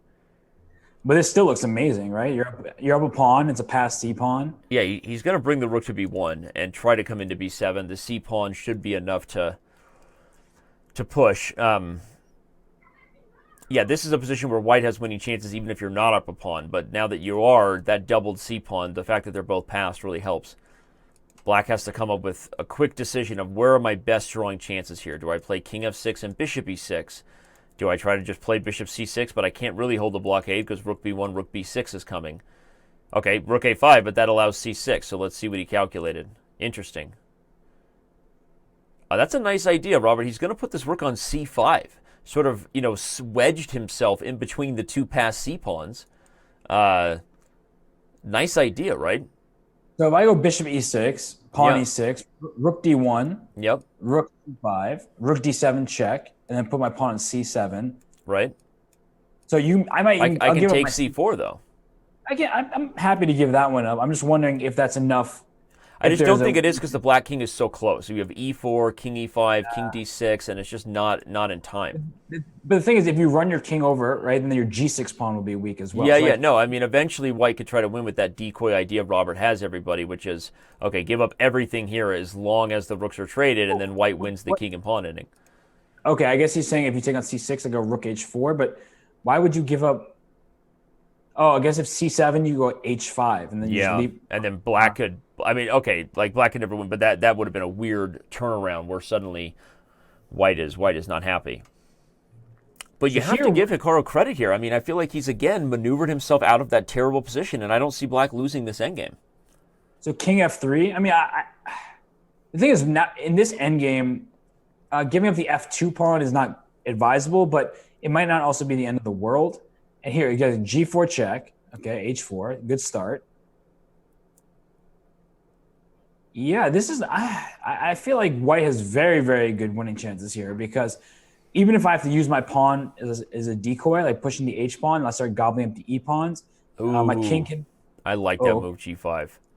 Yeah, king e3 to d3 now. Oh, King actually, e3 can to you get away? because the rook is defending h4. There should be some way now for. Oh wait, no, I guess the f pawn would fall.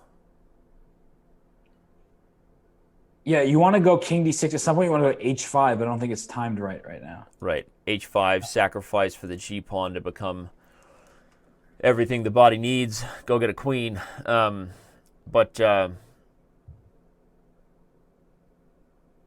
Maybe something went wrong. Oh yeah. So if you take on f4. Anytime you're trading off your opponent's doubled pawn, it feels like maybe you missed something. And with Hikaru's king getting so active here, is he just going to play tickle? Tickle, tickle. Yep. King d3. I don't know. I mean, you have to keep the rook behind the pawn, but now rook e2 to c2 is going to be quite a nuisance. Hikaru's quickly calculating rook d2. I can see it in his eyes. But it doesn't work because h5. Okay, but if he plays rook h2 or rook a2, I think that black is still doing just fine. And now there's threats of check, so got to be careful. The c5. Oh wait, the c5 has a hang. Yeah, c5 rook a3 was winning. I blunder sometimes. I'm just trying to show everybody that I'm human. You are human, and that's okay. Okay, but Hikaru is holding again, and again very patiently keeping his king as the more active. One of the two, rook a3 check comes in. I think now rook h3 will be played. Yeah, don't even bother giving up the e6 pawn. I think black is going to hold the draw. Yeah, after rook h4, you have to go king d3, and then just rook h3 check. The king can infiltrate. Yeah, black can choose here, king d4 or rook behind the pawn, and if c5, king d5, and we're just going to have a draw as everybody gets traded. Although, if you go king d4 here, g6 is going to be a problem. King d4, g6. Okay.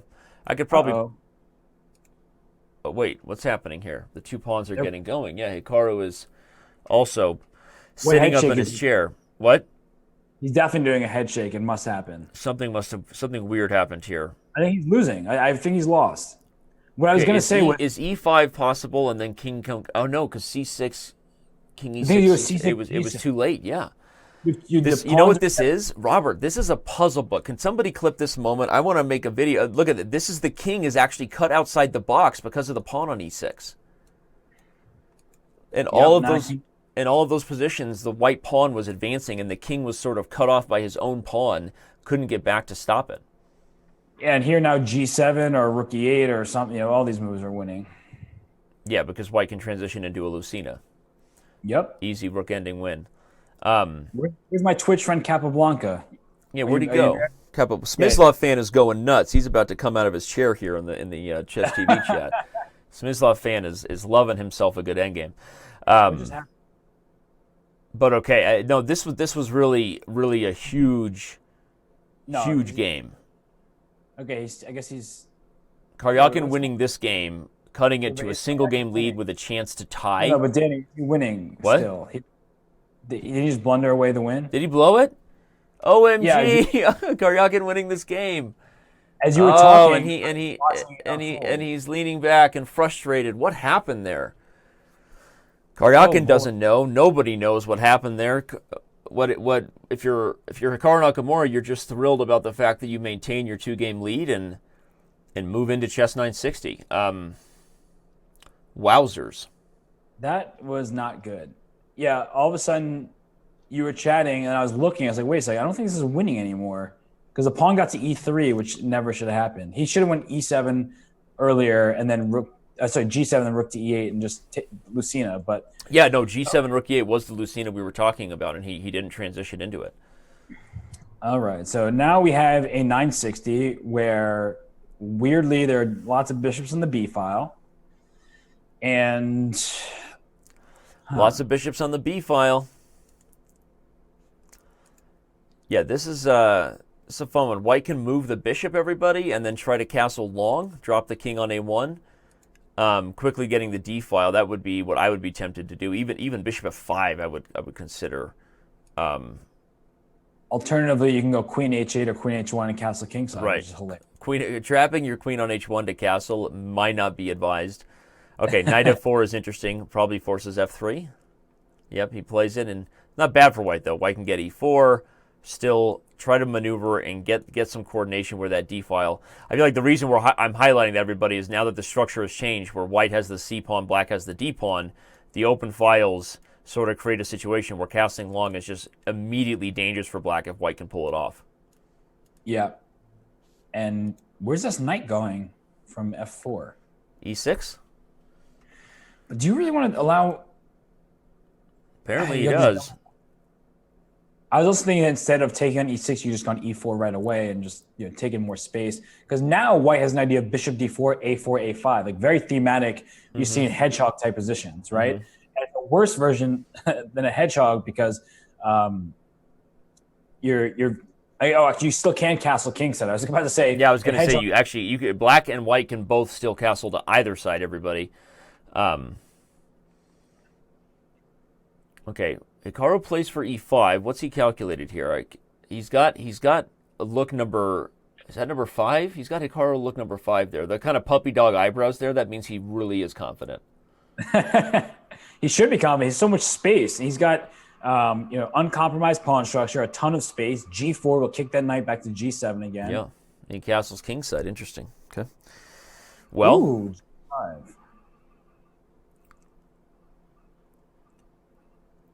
Yeah, I like this for white. Look at that. If he gets rid of the light square bishop, he might be in a position to just run the a-pawn here. Karyakin is sort of shuffling in his chair. a4, a5 is potentially on the way. Yes, c5 is also on the agenda. White's attack is coming much faster than black's here. Yeah, knight f4, it seems like you got to play it, right? You just got to... the knight on h5 is not doing anything. Okay, takes there. But here it comes. Here comes a4, a5 maybe. I mean, there's also knight d4. Knight b5, but you don't want to give up the f4 square. Okay, so yeah, a4, a5. Back to that. I guess a5, the response will be always bishop takes a5, a b6, bishop b6 with check. So you might get one move there. a5, queen g6. I was going to say you have to worry about a5, a6, and I might be Bob's your uncle on b7 there. Ooh, he takes it. What? That is a positional concession. Wait, why didn't you go queen g6 there? I agree with you. I think he needed to play queen g6, which wasn't time to stop that light square mating idea. Okay, queen g6 runs right into queen e3 probably, but queen e3 is not that scary, right? Because you have queen d3 there. So queen g6 is the move now because queen e3, queen d3, you take on a7, I just go king b7. You've taken my extra pawn, right? That's an unimportant pawn. So Karyakin likely calculated exactly that. He's going for it. Here he comes. Yeah. And I think the worst is behind him because... that was a nice maneuver. So b takes a5 that we initially were sort of shocked out turns out to be the right positional approach for black, right, to make sure that no attacking chances continued there. Is black somehow better? Like going D... Now, rook b8 maybe, king c6... Nah, black's not better, but I would not think black is worse at all. No, you're right, though. The king on c6 guards its weakness on d7. He already plays rook b8. He's preparing to gang up on the b3 pawn, everybody. And Yeah, the E5 pawn is not exactly the E5 pawn is overextended. Look out for rook F5. I agree, and still, if this ends up being a win, although we've already had winning positions for Sergey that he didn't convert on, you start to wonder, how did he not convert on that last winning rook ending, right? Because this match could be almost tied right now, and he could be down a couple games headed into bullet. There's D6 coming at some point. It has to, right? D6. That way, I take with the bishop on D6. Yeah, he does it. He likes it. Why is he offering a draw? Why is Sergey offering a draw? Like, you don't save time by making a draw here. Yeah, I don't know. Well, I mean, from a match strategy perspective, maybe he forgets that the clock isn't actually running during the chess 960, but I'm surprised by that as well. You have to try to fight your way back in here if you're Sergey. Right. Down 2 games. And it's one of those end games where, black can go A4 at the right moment. Perhaps you can start making progress on, the pawns get separated. So you can make some progress there. So A4 now. Yeah, you got to play A4 partly because bishop E1's a threat. Uh-oh. Did he miss bishop E1? Why would you start with rook? I'm so confused. I'm confused. Robert, take a breath. It's okay. Robert, it's not your fault. But again, black has to be doing quite decently here. I wouldn't say anywhere close to He's doing better. fine, but again, he's also got 30 seconds to Hikaru's 2 minutes. Yeah. Thank you, Teletubby. I almost wanted to say Teletubbies. Whatever happened to the Teletubbies? Anyway, thanks for the sub. Teletubby. You watched Teletubbies as a kid, admit it. I actually didn't. Good for you. Thank you, I guess. But okay, with the game now F4, so E4. Wait, why do you go E4? Isn't that just a pass pawn? I don't know, Robert. Stop yelling at me. Okay, yeah, E4 was good. Didn't E4 win the B3 pawn, actually? Yeah, well, Sergey's down on time, and clearly he's nervous about that sort of situation where he's under that pressure, and I think that's easy thing to do psychologically. And Hikaru offers a draw, and this time Sergey just immediately agrees to it. So, based on your logic of the time trouble, Danny, I understand go E4. He's worried about competing past pawns. Okay, let's analyze that for a second. I'll back up real quick and show everybody here on the main board why what would have happened perhaps on E4. So F4, E4. What are you saying? I'm saying that how are you going to protect B3? Isn't E4 just winning on the spot? Looks good. I'll say that. Looks good. I mean, okay, so if rook to C3, bishop D4, the rook has to leave the third rank, and with it, the B3 pawn falls. So I agree. And something about the way that these critical moments are breaking down as the players get under time pressure just tells me that Sergey is just that much more nervous playing against Hikaru, right, with very limited time on the clock. Because some of his decisions are not as good as the decisions we've seen Karyakin playing in the previous 2 matches. But other than that, Robert, I don't really have an excuse or an explanation for why Sergey didn't play. I mean, seriously, this is 2 moves away before they agreed to a draw. E4 is winning, and he just missed it. And Georg Meyer's in the chat, Grandmaster Georg Meyer, who we all know and love. He said Sergey missing his chances like I did against him, which I don't know if I would compare those situations, but well, Georg actually had a tough matchup playing Sergey in round 1, but yeah, no, Sergey is definitely missing his chances, and the players are taking their last break. Robert, let's remind everybody why and who we are here. This is the Speed Chess Championship. Karyakin versus Nakamura. Only 30 minutes left until this match is over and in the books. It's a 2-game lead. So yes, all the stats coming in tell us that, the bullet portion is going to be favoring Hikaru Nakamura, and that's kind of why you see this sort of match trajectory starting at 50-50, leading toward Karyakin kind of going down in the green and Nakamura trending upwards, as we expect, given their ratings coming in, given their previous performance, and how we kind of put that together. This is really getting closer and closer to being a match that Nakamura is going to put away. So will Sergey surprise us here, Robert, in the next 30 minutes? Or based on what we've seen thus far, no, because when Sergey gets in time trouble, he clearly, like, you see him get much, much worse. Right. Whereas I feel like when Hikaru is in time trouble, he's very resourceful. You don't see him really blundering to the same degree. Yep. Although he did blunder in this game, he went F4, but he did that because he knew Karyakin was in time trouble. So I think Hikaru's a quick maneuverer. That's the Yep. I think that's the way to put it. He knows where his pieces belong. He does it instantaneously, and he has a lot of experience on the site with bullet chess. And I don't know Sergey's pedigree in bullet. I've only seen him in the matches he's played thus far. He looked good against Nepo. He looked good against Meyer. But again, that's 2 matches, and I've seen Hikaru play for years. So, well, we're going to find out whether Sergey has enough in the tank to defy the odds and beat Hikaru Nakamura in bullet right now, because the last portion is underway, and we have 30 minutes on the clock with... Ooh, okay. I've played this so many times in bullet chess. The point is, it's not really a French. It's kind of, it starts at e4, e6, but you just fiend counter the bishop, attack the center. Yep. And white is always better here, like without fail. And yeah, but it's a weird weapon that Hikaru also. You say you played a lot in bullet. Hikaru probably plays it in bullet as much as anybody, and tries to get these weird positions. But I don't know that I agree with you. I don't know that he can play these kind of dubious openings against Sergey and not get in trouble in bullet. But it hasn't stopped him from changing from b3. Although we already see black kind of jumping out to a bit of a very easy and comfortable position here. Yeah, and the time, right? It's very important. Sergey's not doing badly on the clock. He's got over 50 seconds and playing well, but you can't move this slowly and not get enough of an initiative in the position, because that's what all Hikaru needs is equality. Yep. He doesn't need to be better. He needs, not even just equality. He can be slightly worse. Yeah, but that c5 move was taking advantage of the temporary pin that was there on the d file. Everybody was kind of well timed by Hikaru, but now you've got white with a 3-on-2 in the endgame.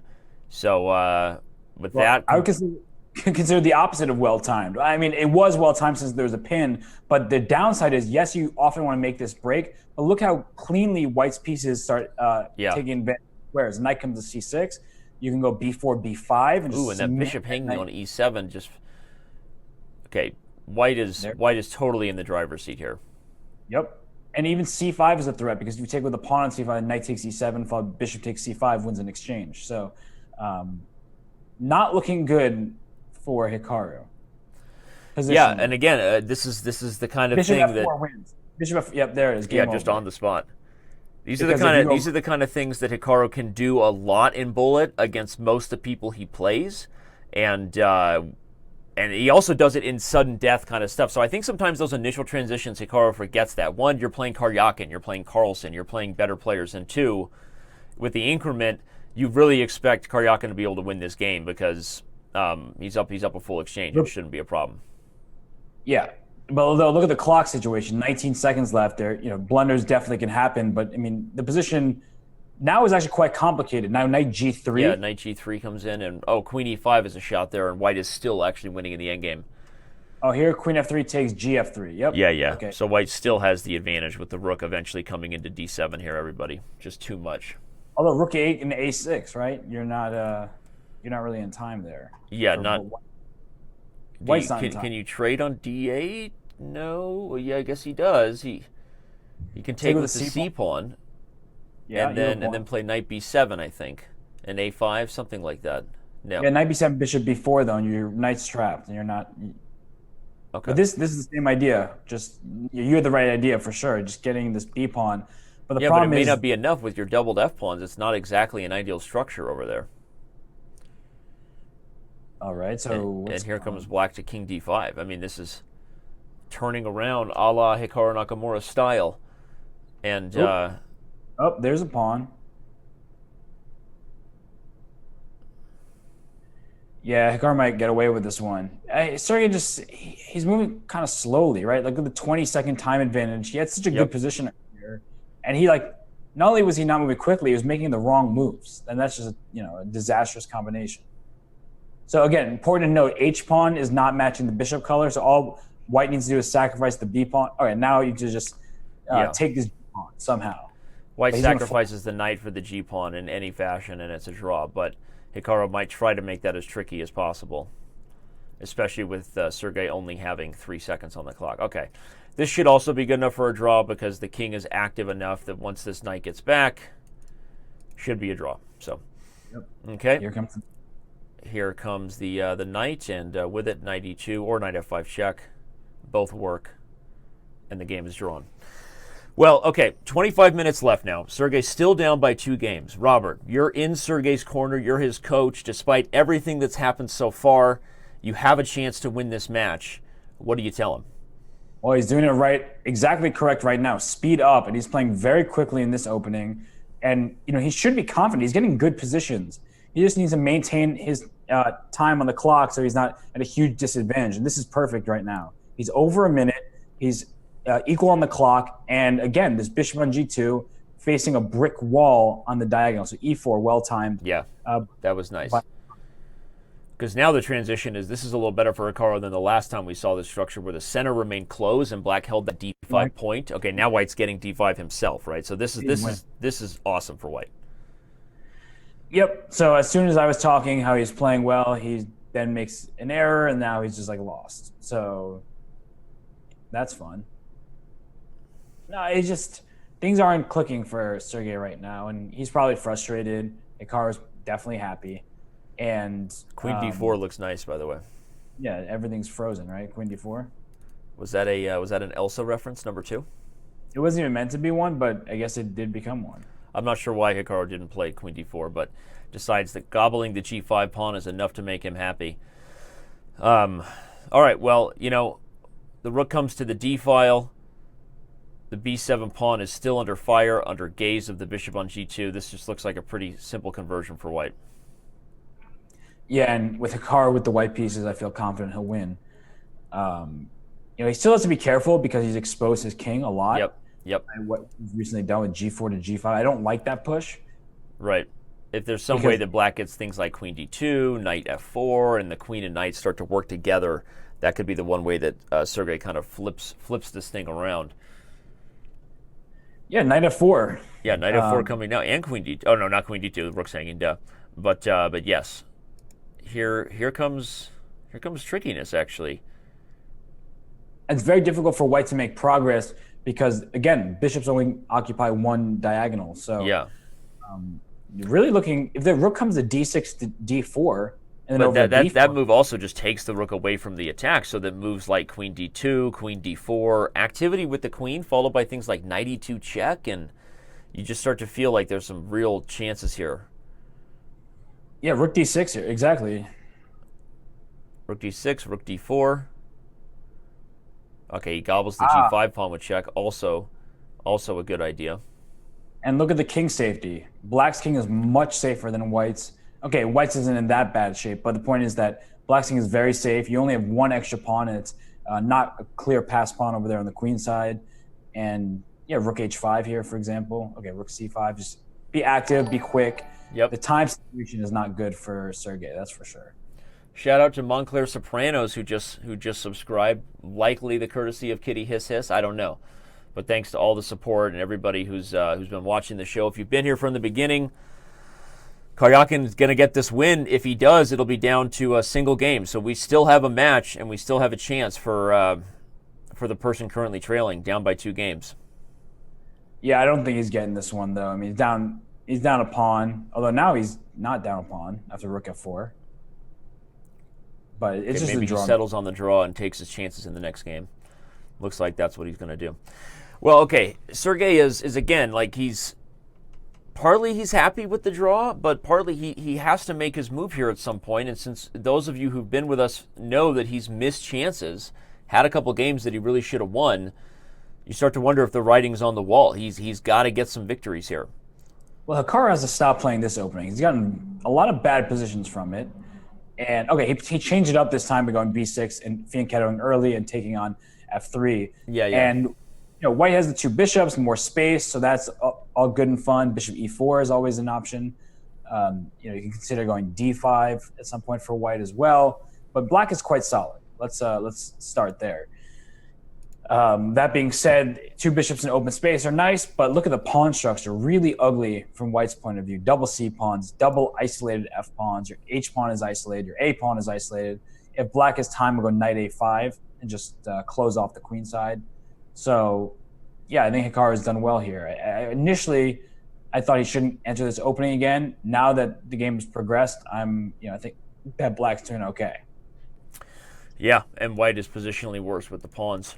A whole bunch of doubled and some isolated pawns too. Fischer wouldn't be proud. Okay, black is going to hold all the cards as far as the breakthroughs go. A6, B5 if he wants, maybe F6, E5. So yeah, this approach by Hikaru, fianchettoing and taking F3 earlier, is definitely better against this English opening that Sergey's been employing. The problem is, from Hikaru's perspective, he's trying to win. He needs to get a rook to the 5th rank so he can go to H5 and F5 and things like that. But there are no open files for his rooks to work with. So if he goes B5, everything gets traded there. That should fizzle out. Oh, look at this. He allowed A5. Bringing the king over to the king side. Oh, wow. Allowing A5 was a blunder, everybody, because taking A5 would allow C5 winning a piece. Didn't C5 win a piece anyway instead of A5? To the analysis board. To the back cave. Was it really? Yeah, because there was a pawn at C7, the bishop was trapped, so he missed a free. Okay, he's winning anyway. All right, I don't want to say winning anymore. I'm stopping to use that. C5 was just winning. Oh my gosh. To the back cave, the answer was solved. So the expert of chess 2017, thank you for subscribing. Wow. Okay, well, Karyakin is going to win this game, assuming he can handle his time pressure. D6, just do D. Yes, thank you. Yeah, you're right. No, he needs to speed up. He's playing. He's taking his time on moves. And again, I have a theory he's a little more intimidated under time pressure than he needs to be. Wow, won by resignation. Yep. Sathya Mint, thank you for subscribing. Hey, by the way, Danny, what did I say about Karyakin? Maybe we're underestimating him in the bullet. He's +1 in the bullet thus far. So. That's right. Well, we underestimated Nakamura in the blitz, so that if the table would turn, that would certainly be poetic justice. Hikaru actually did better in the blitz than Sergey, and currently Sergey up a game in bullet. But okay, Hikaru at some point has to get away from the dubious positions he's been giving himself pretty much from the start. Okay, so here he's... So something I'll say that I think is important to this match is I think Hikaru feels more comfortable in random positions. I think Sergey needs to be in his element, in things he's seen before, in his preparation. Not only his preparation. Okay, Queen H5 here is just good for black, by the way. Okay, he missed it. But Queen H5, the idea is just you're pinning the rook. H2 is under attack, like just slightly better position. Anyway, but Hikaru can play random positions very, very well, and that's not to say that Sergey can't. It just feels like Hikaru doesn't get as nervous. He just, he feels at home anywhere. Although right now, bishop takes G3. I don't know if he's feeling at home there. And you see Hikaru offered a draw again, and Sergey declined the draw. This has just been an interesting match approach where Sergey missing some opportunities in blitz. Hikaru maybe performing, I think he outplayed Sergey for the majority of the blitz, but now... Rook F3. Look at Sergey, up on time in bullet, plants the rook on F3. If he goes on to win this game and ties it in bullet, we are literally on the verge of the first bullet. Nobody has ever beaten Hikaru in the bullet portions of any match, including Magnus Carlsen, who beat Hikaru, but didn't win the bullet. Hikaru won the bullet by a game or two. Right, and watch out, because now all of a sudden there's big trouble for Hikaru. He could have just went H4 there, Queen H3 check thing. He might start with G5. This is ugly. Well, if Hikaru thought it was going to be lights out as long as he could make it to the bullet in this situation, he's going to be proven wrong. You could have won Queen B1 there. I mean, so many things look so amazing. I'm not sure. Black is just winning here. King E1, Queen D1 check. Well, King E1 allows Bishop B4. This allows Bishop H2. Okay, Bishop H2 was winning on the spot. Sergey missing his chances, but Hikaru still knows he's busted. Okay, so excuse me, that's +2 for Sergey Karyakin. Mr. B3N01, thank you for the subscription. Call your friends, everybody. I think I was about to take the tone that the writing was on the wall with Hikaru having the lead in bullet, but with 15 minutes left, the match is tied.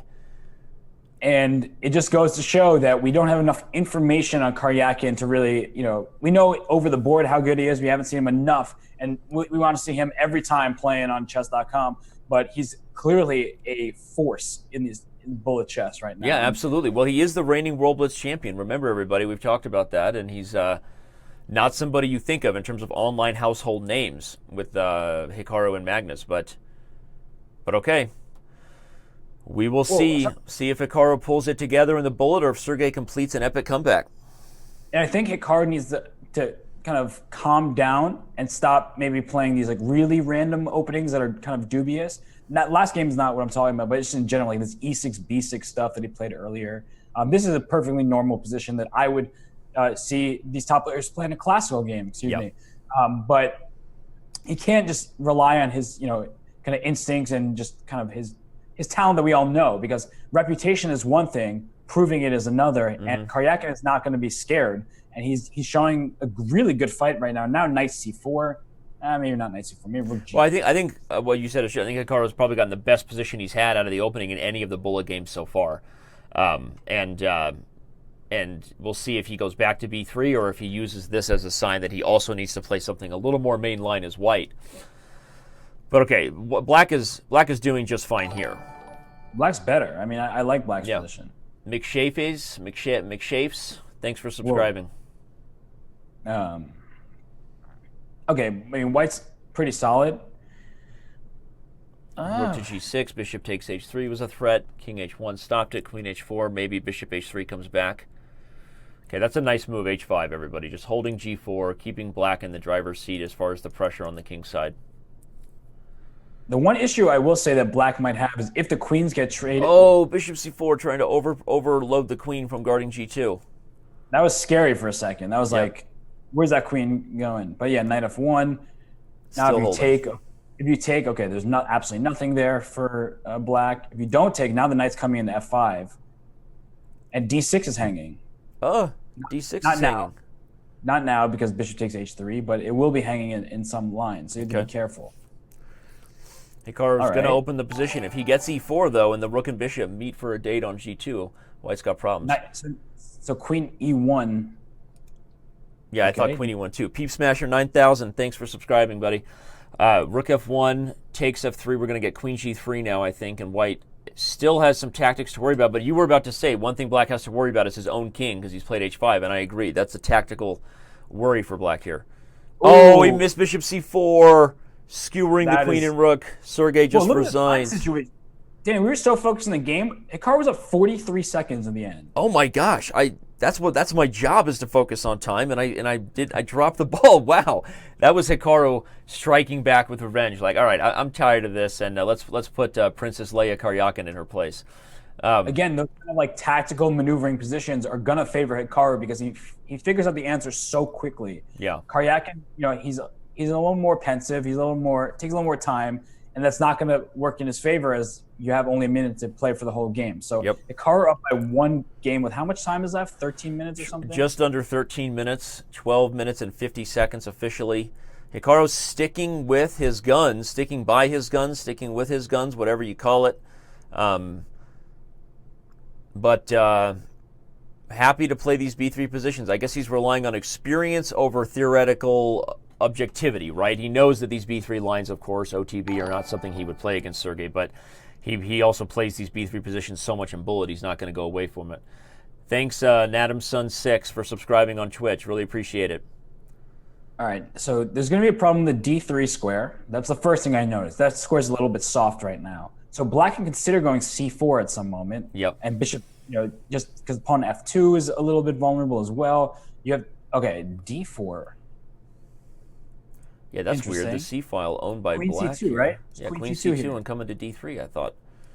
Okay, no. He's a little more. Sergey's going to fight for the C file, but this bishop is a monster for the rest of the game here, hitting the C2 square. It's a monster, but does it do anything is the question. Well, here he comes. He plays bishop C2. Wasn't queen takes B6 at night? Rook A6, maybe trap the queen? No, the bishop was on F1. So that was strange. Oh, wow. Okay. Oh, no, he went bishop F1. You're right. Okay, yeah. No, he didn't. No, the bishop was already in F1. Anyway, that looks like a blunder. But okay, Lord Shaddai, thanks for the sub. Really appreciate it. Thanks to everybody who's tuning in right now on Twitch and Chess.com TV.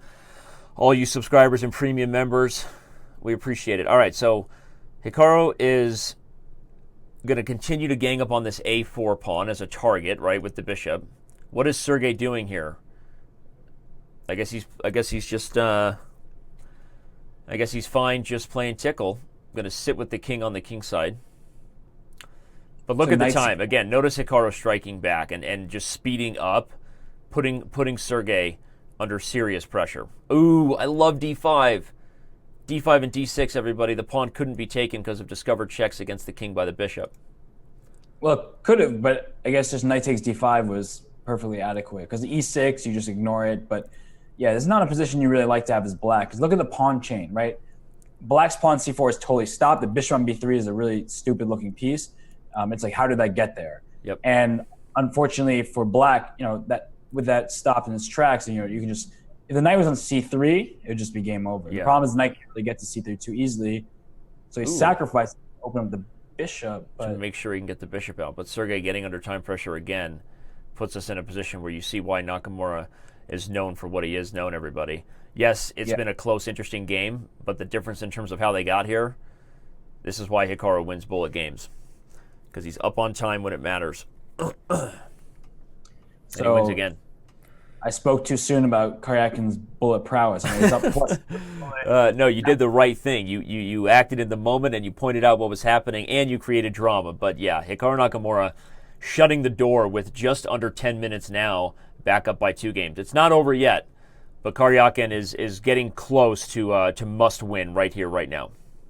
And he's playing too slowly. So right now it's okay. Obviously he's got over a minute on the clock after 10 moves, but he's for the most part has been playing way too slowly, and he needs to pick up the pace. He needs to play better. He needs to play faster, and he needs to apply some pressure rather than be the one who's getting squeezed. Because last time with black, it definitely didn't work out in his favor. But right now it's this is in his wheelhouse. He plays like this all the time in classical games. There's nothing he needs to really think about. Rook D1, Rook C1. He went knight E4. Like, all these moves make perfect sense. He just needs to trust himself. Mm-hmm. He's obviously an amazing chess player. And look at this move, F5. It's not a move you really want to play as black. So take advantage of it, Sergey. Like, structurally why that's not the best option often. Okay. Somehow E4. something's coming. That's a nice move, though, I think. But knight F4, yeah. But he's going to take and open the light squares, right? Can this work? Maybe it's not. Maybe it's not as good as I initially thought. Start with knight B3 to go to C5. Knight B3. You can also play Rook D1. Now Knight B3 is even more of a threat with the Rook on the D file, but yeah. So black goes Knight D4. No, that's weird. Okay. So Knight B3 comes in. Knight E5. Probably you trade E5 and then... Trade on E5. And if Queen E5, you go Knight A5. Knight A5 would have been a nice move there. I agree, partner. But okay, this is still fine still for white. Yeah, and the main thing, everybody's attention here favors white because black can never take it without this E6 pawn becoming a big weakness. So yeah. Okay, I'm starting to like white's position more and more. Knight C5. Me too. The D3 bishop is kind of irritatingly pinned. Oh, but he unpins it in fashion because bishop D6 doesn't work. Knight E6. Take bishop A3, something like that. Right, but I guess the A6 pawn falls too in the end. Yeah. So. Okay, it's a but draw, you're right. It's but just not the result you're looking for. No, you're right. No, that slipped away there. And Hikaru, he's a gamesman. He knows what's at stake here. He's not going to agree to any more draws. Yep. He's milking the clock. Yep. As he should. Time to make your opponent prove it, I guess. And again, only 7 minutes left.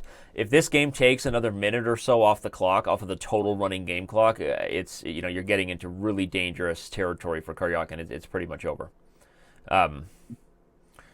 So wins happen quickly in bullet, and we have seen back-to-back victories by people right as clock expired and send it in overtime. We pretty much saw that in Giri versus So, but the chances are right now getting worse for Karyakin. And he offered a draw, and Hikaru declined it despite being worse. Because, the time is more valuable than the point, actually. Even if Hikaru ends up losing this game, if he can waste another minute and a half or, however. It's a great point. It's more valuable. Yep. Yeah, now there's absolutely no winning chances for white because you can't even get to that pawn on F4. So, Hikaru is just going Rook F6, Rook F7, Rook F6, Rook F7. Okay. Yeah, well, Sergey should just do the same, and once the position's repeated 3 times, press the draw button, and the auto draw will claim it whether Hikaru likes it or not. So that's what he should do, is just take the draw. But not sure. Hikaru will go Rook F6 after another 20 seconds. It's like an NFL game, you just wait, milk the clock out, and then you There. Milking the clock. Okay, Hikaru politely agrees to a draw right away there instead of. Although it says game drawn by repetition, so maybe Sergey figured it out. He just needs to click the draw button. That's true. And we're back in our b3 territory, so it's different this time. Okay, he went g6. If you went d4, d5, and bishop b5, and you have some problems with the e5 square.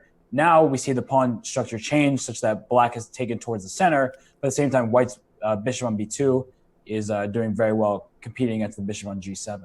Yep.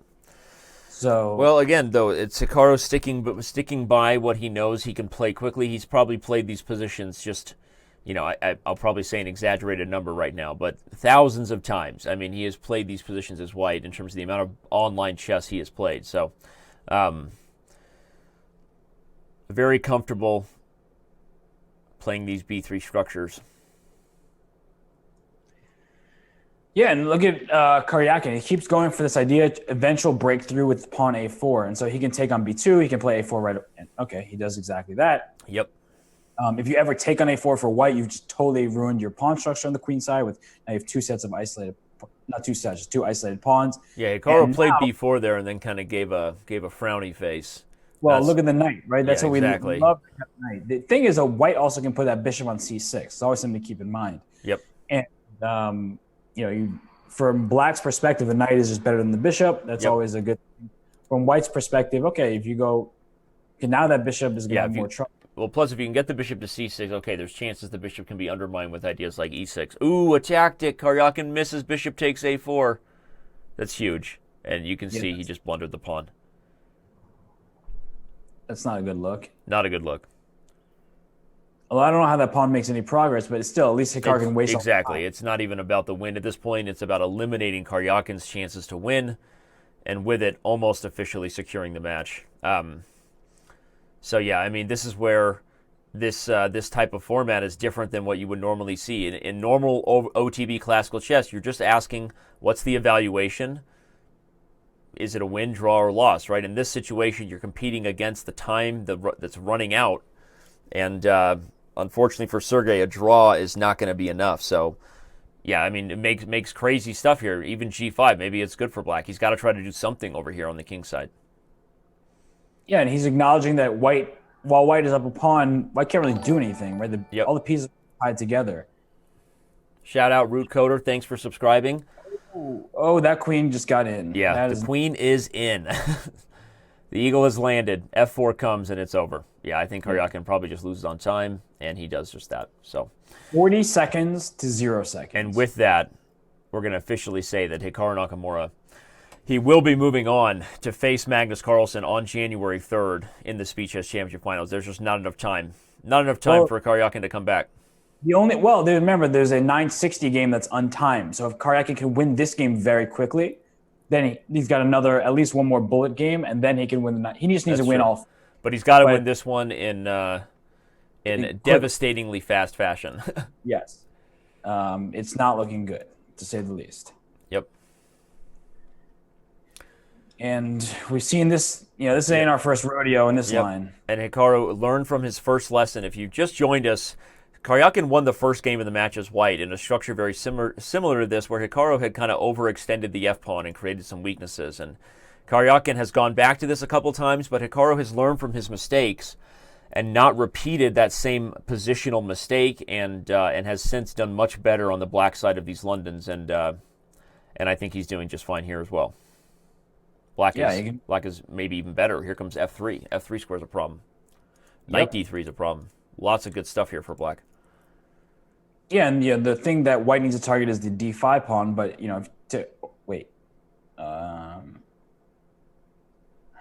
That's strange. Yeah, now white maybe has some winning chances. We can gobble up the f3 pawn, but Hikaru thinks it'll be too slow. He's going to try to bring the queen in for some mate action over here. So h4. Okay, queen d3 played instead. Wait, rook takes e3. Rook takes e3. You can take with the queen on e3 because queen e8 checkmate was in the air. Mikey Slice just subscribed. Shout out to Mikey Slice. Make sure you check out his Twitch channel and all that is Mikey Slice.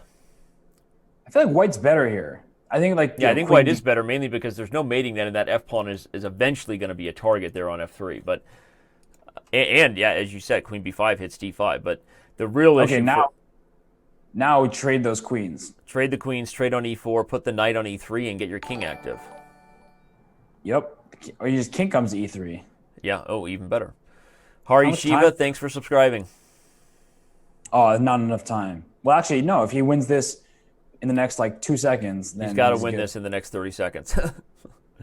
And I don't think he's going to. And Hikaru's 42 seconds, so it's not going to happen. Yep.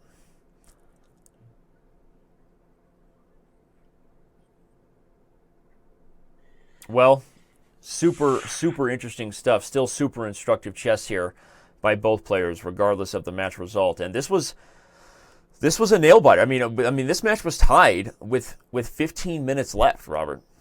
And even though that brings us to the end of the 1-1 portion, one more Chess 960 game after this, and then post-game interviews. Let's see what both Hikaru and Sergey have to say for themselves. But either way, this was exactly what the doctor ordered. When we predicted this match was pretty much a toss-up, I think we got our money's worth. Yeah, I mean, really great performance by Karyakin. He's going to end up losing this match. It's a pretty close score. I think that it was quite an even match for the most part. Just at critical moments, Sergey did not use his time very well. He, you can't go down on the clock against Hikaru like he has been. And Hikaru, all credit to him. He's a genius at defensive resourcefulness. The guy just knows how to save himself. We call Karyakin the Minister of Defense because of how he played against Carlsen in the World Championship match. But I think in online chess, is there anyone more resourceful than Hikaru Nakamura? No, and no one who makes those resourceful decisions as quickly anyway, right? And that's right. really the key, because time is of the essence. Time is part of the game, and that's what Hikaru Nakamura does better than anybody, really. Now, the balance of chess and that time is what makes the difference, really, between Magnus Carlsen being the favorite, I think, to win the final against Hikaru Nakamura. But either way, Hikaru has offered a draw to Sergey. He knows it's over. Sergey not taking it, wanting to try to push on a little further, given that he was at least the only one. He was in the driver's seat, but now what's going on? Now I don't even know if Hikaru was going to take the draw. Well, it's still a draw. Still a draw, but bring the blockade to the dark squares. We've highlighted the dynamics of those types of endings where you have a bishop can't attack the dark squares. And here we go. Our last Chess 960 battle, my friend. And what do we got? Well, Hikaru gets the white pieces. We have both bishops in the corners. So we'll be seeing that double fianchetto, or double long diagonal action. And already white and black can both castle kingside if they want. That's the king and rook will just swap places. Something to keep in mind. A7 was falling, but not anymore. But I guess Karyakin didn't want to play A6 because it might weaken the B6 square. And as a very principled player he is, he's just saying, I'll keep it protected. And the knight on B5 is not really doing anything. So just leave it there. Shout out to Morkium, who just subscribed. Thank you for your support. Lots of knight action. Yeah, a lot of knight. And as soon as we get the King's Castle, this will no longer look like a Chess 960 game. This is some sort of symmetrical English gone boring. Pretty sure that was the title of Botvinnik's autobiography. English gone boring. Gone boring. But That's awesome. Robert Never Shut His Window, title of your autobiography, with all the horns we hear in New York. No, I shut my windows just, when... It's just New York. Yeah. No, I'm just kidding. All right, well, like I said, symmetrical English gone boring, whether the kings have castled or not, and that's what we're at. I don't think it's boring anymore, though. I think that white's in big trouble. Because big trouble seems like an extreme. Seems like a little bit harsh, because even with light square checks, I mean, the king could run, and now he's castled. I forgot you could castle. Yeah. I was like, okay, your king's cut off, your king's in a weird square, but castling that saves the day. Yeah. Okay, I agree with you. Well, so what are the questions we're going to have for these two gentlemen located directly above us on our stream? I mean, obviously Hikaru, he lost his first game, but then he bounced right back. As far as the 5-minute portion goes, I think a tale of really high-quality chess from Hikaru and maybe a couple missed opportunities by Sergey that eventually came back to bite him, because he did indeed bring the match to a tie at some point in the bullet. Yeah, and I was thinking that Sergey was playing better earlier in the match. I thought that he was I think I said this a couple hours ago that based on the play, I thought that Sergey should have had a superior score, but unfortunately for him, at some critical moments, he just couldn't make it happen. Yep. Well, we saw, a couple of rook endings not converted, and we'll ask him how he felt about time pressure. Was there just a certain amount of nerves, or maybe feeling like he rushed some decisions because of his fear of getting under further time pressure? Because you and I were critical of a couple of moments where he missed wins. I mean, there was that E4 move in that endgame, right, where they drew 2 moves later and he was winning, right? There was the Lucina endgame. So, again, not taking away anything from Hikaru Nakamura, who's doing exactly what we kind of thought he would do. Those are the things that I wonder where Sergey felt that he was just not managing his time well. Right. And that's the difference between time management and taking your time, right? Management is knowing when to do it, right? You're going to get under time pressure, but that doesn't mean there aren't critical moments where you need to find the best move. And maybe when you let those practical fears of don't get under any more time pressure allows you to move too quickly when you maybe missed a chance to win. Right. And we're going to have to ask Hikaru, what he plans on changing this year against Magnus, right? He lost that match last year. Absolutely. And speaking of critical moments and blundering away wins, isn't this kind of like the other one we were just talking, like the Lucina game? Black was up a pawn clearly earlier, and now Black isn't, and it's a draw. I don't know. Yeah. Well, either way, the match is over. Officially, we come to a close with the score you see above us, 16.5 to 13.5. In favor of the American. As soon as we can let the players know that we are here. And shout out to Z Fox, who just subscribed. Forgot to shout it out. Hikaru, can you hear us? Yeah, I can hear you. Yeah. Sergey, are you there? Can you hear us? He can hear us. We can't hear him. We can't hear you yet. Is your microphone unplugged? We can't hear you, so maybe your mic. Check if your microphone is plugged in, or if maybe did you mute your mic in the sound on the computer? Possibly you did. Okay. Well, Hikaru, congratulations! Big win, 16.5, 13.5 final score, and you are moving on to the finals. Lot to talk about in this one. There was a moment there where Sergey brought the pressure and won a couple of games in a row in Bullet. What do you feel you changed in that moment? From our perspective, you seemed to speed up and really get back to putting pressure on Sergey as far as time goes. There were several games that ended with you being up nearly 40 seconds. So was that a bit of a kind of a jolt, and you started playing even faster and trusting yourself even more in that moment? Yeah, well, I mean, the first thing is that game, I mean, the first one that I lost, not the second one, but the first one I lost was, I mean, we're basically just repeating, and then I just played this King E7 move, which was a huge blunder, and Sergey didn't see C5, but A5 actually was good enough because I didn't have a simple move that I could play, which didn't drop the piece. So, yeah, I mean, that started, and then, yeah, the next game was not very good, but I just felt like I played pretty fast throughout the Bullet. I mean, I felt that actually in the Bullet especially, I didn't really convert a lot of positions that I should have, but still, I mean, obviously I was ahead, so that always helps. You also jumped out in the Blitz, and you grabbed a lead there. Obviously, Sergey has been used to having big advantages against the other two people he beat to reach at this point. So you stuck with this B3 approach. Can you give us a little bit of insight of what your thoughts were on being consistent, playing positions that you've played a lot in online Blitz and Bullet, and what your thoughts were in facing Sergey at Blitz? Yeah, I mean, the first thing is that it's probably the same thing that I said for the match against Fabiano. I mean, I basically was going to start with that, and if it didn't really work, then I would probably switch to something else. And, I think against Fabiano also, I think I lost the first game with Black, just like in this match. And then second game, I won a game with B3, which I probably shouldn't have. And I felt like in this match, it was kind of the same thing. The second game I won, which realistically I shouldn't have won. If I don't win that game, then probably I would have changed my strategy. But after that, I mean, the match was pretty balanced throughout. I mean, it was just a game here or there, so I didn't really see a point in switching it up. And, on the Bullet, I could have probably done something different, but really, when you've been doing that for 3 hours, it's kind of hard to want to switch. Right. Hey, Carl, I have a question about your initial strategy. You played an early F5 in that first game. Were you trying to be aggressive just to see the shape that – it was a London system, just to see the shape that Sergey was in, see how the match would go for you? I'm trying to remember that position right now. Well, the reason Robert highlighted it is because you faced that same sort of G3 London with the knight. Yeah, now I remember. Yeah. It's this one where he got this like Queen B8 or Queen C8, and then he was able to get Rook A8. Yeah, right. I mean, I thought the position was fine. It's just I was a little bit too slow. I got behind on the clock in that game, and I mean, I wanted to try and play aggressively, and I thought F5 was fine, but I just didn't really find a plan. And then, I mean, the game was, again, very balanced, but I kind of let my time get too low, and then I just made a simple blunder, and after that, it was just over. Sergey, is your mic back on? Can you hear us now? He's still muted. No, I don't know why. We've lost his sound for some reason.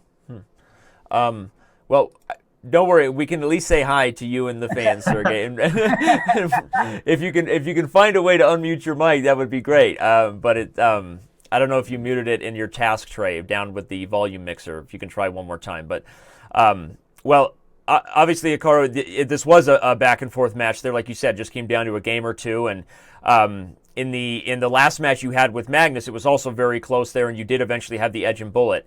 Heading into the finals now, it's a repeat of what the fans saw and what many of the fans wanted is a rematch, Nakamura-Carlsen.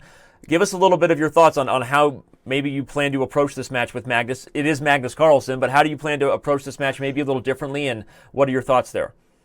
Yeah, I mean, the match with Magnus was not really close in the end. But I think if I had perhaps used more time in certain situations or dragged a few games out longer, I mean, probably score in the margin wouldn't have been as wide. So I think the main thing probably to take away from that is that I'm probably going to try and play this much more in a match sort of situation. Whereas last time I felt the kind of, if I was winning a game or losing a game, I tried to end it as fast as possible. And I mean, I think that cost me. Nevertheless, I mean, that match was quite close. There was one game, I think, where if I'd won, it would have been like 2 or 3 in a row, and then I might have gotten on a roll. But nevertheless, it's going to be interesting. And I'm looking forward to playing Magnus again because it's always fun playing against Magnus. Well, the fans are too. Sergey, it's unfortunate we ran into this technical difficulty, but you look good if that counts for anything. So thanks for that. And obviously congratulations on playing such great chess, getting here. And we know today didn't work out the way you wanted, but the match was tied with 15 minutes to go really in bullet, and we thought you were playing very well. So ask one more time. Is your mic on? Can we hear you? I don't think so. No, we can't. Okay. Well, just ask him yes or no questions. That way he just shake his head. Yes or no question. Well, okay. How did you feel? I don't know how to ask him yes or no questions. I wasn't prepared for this, Robert. Anyway, well, the truth is we're going to let you both go. We know it's very late for Sergey in Russia. Hikaru, again, you're in London, so let you get back to it there. Congratulations for both of you. Happy New Year. And Hikaru, we will see you on the other side of 2018, early 2018 for your match with Magnus. And thank you both again. Yeah, thanks. All right, well, there we go. We actually have the bracket there in front of us, not officially updated, Robert, but we know now Hikaru Nakamura will be facing off against Magnus Carlsen. As we said, it will be on January 3rd, no longer a question mark. It is Hikaru Nakamura. And any final thoughts from you on what we expect to see and what you think Hikaru needs to do to try to beat Magnus Carlsen? Yeah, I think I was a little harsh on the players today just because, we expect so much out of them. And I think that Hikaru, he said he was sticking to his guns when he figured that he was getting good results. He stuck with his B3 stuff. I think he needs to play a little bit more mainline things, especially against Magnus. Of course, Magnus is the best player in the world. He's proven his dominance in this format. I mean, he won the event last year, and he's been nothing short of absolutely outstanding this year. But I think that playing a little bit more main line, stop playing this B3 stuff, because at a certain point, the lines get easy to kind of prepare for, not just like in terms of long-term theory, but in terms of mentally, like the mental fortitude to resist. And so I think he'll switch it up. I doubt he'll be playing B3 against Magnus so frequently. And I think he's ready. I mean, he looked, quite convincing at a certain point in this match. I mean, he lost that first game, and the ability to bounce back is something that should not be underestimated as an important characteristic of a chess player. He's got the heart of a lion. He's, a fierce competitor. Sergey had his chances today. It's a shame that for all his fans that he couldn't get through. But like I said, the resourcefulness of Hikaru Nakamura is probably second to none in online chess. Yeah, obviously I agree, and I think that even though the big favorite is Magnus, just based on what we all know we've seen. And in terms of when these guys have gone up against it before. But before I let you go, obviously we're super excited for January 3rd. Everybody who's still with us, thank you for all your support on Twitch, on Chess TV. Mark your calendar, January 3rd, Magnus Carlsen, Hikaru Nakamura. It's the finals people predicted, but that doesn't mean it's not the finals people wanted. And today was super close for for Hikaru, just kind of barely getting by there by Sergey, but this will be exciting. And I agree with you. I think one thing I will say again, I think that Hikaru has gotten good positions against Magnus in their over-the-board tournaments. I mean, he had a winning position in London, right? Just literally 2 weeks ago, Hikaru Nakamura was winning on the board against Magnus and then really misplayed this endgame. Thank you, Distant Fire, for the sub. So I agree. I think that if Hikaru is prepared to play main lines and willing to do that to get theory, he's proven he can get good positions against Magnus, right? So maybe that's exactly what he needs to do. And on top of what he said, he criticized himself for maybe resigning too quickly in some of the games last year against Magnus, and maybe he needs to have a little bit more of a stubborn approach this year. Yeah, absolutely. All right. Well, thank you, everybody, again. We're going to leave you with one final shout-out to our sponsors. Of course, Masterclass funding, bringing you lots of stuff to the chess world this year, helping support the Speed Chess Championship and bringing Garry Kasparov to his first ever Masterclass course. We're going to check in one more time with the trailer that we showed to start this broadcast and encourage all of you to head over there, sign up for his course. It's awesome. I've checked it out. It's really interesting. They really do put together an awesome product over there. So if you're a tournament player looking to get better, that's what you need to do. Robert, thanks for flying alongside me, buddy, and I'll see you next time. Always a pleasure. I'm trying to come up with the comprehensive picture that will be helpful for you to become a better chess player and even a better decision maker. Check. I want to show you the ultimate deflection, the ultimate sacrifice. So here we are. White pawns, you see they're advanced. A7, B6, C6. Bishop is pinned. All's working in white's favor, but there's one problem, it's check. If white king goes on a6, then geometry works in black's favor, queen e2 check. And it will be a perpetual. White king will not escape. Do you see any way to prevent black queen from attacking our king and forcing a draw? Does it work? Queen g5. And that's one of the lessons of this endgame.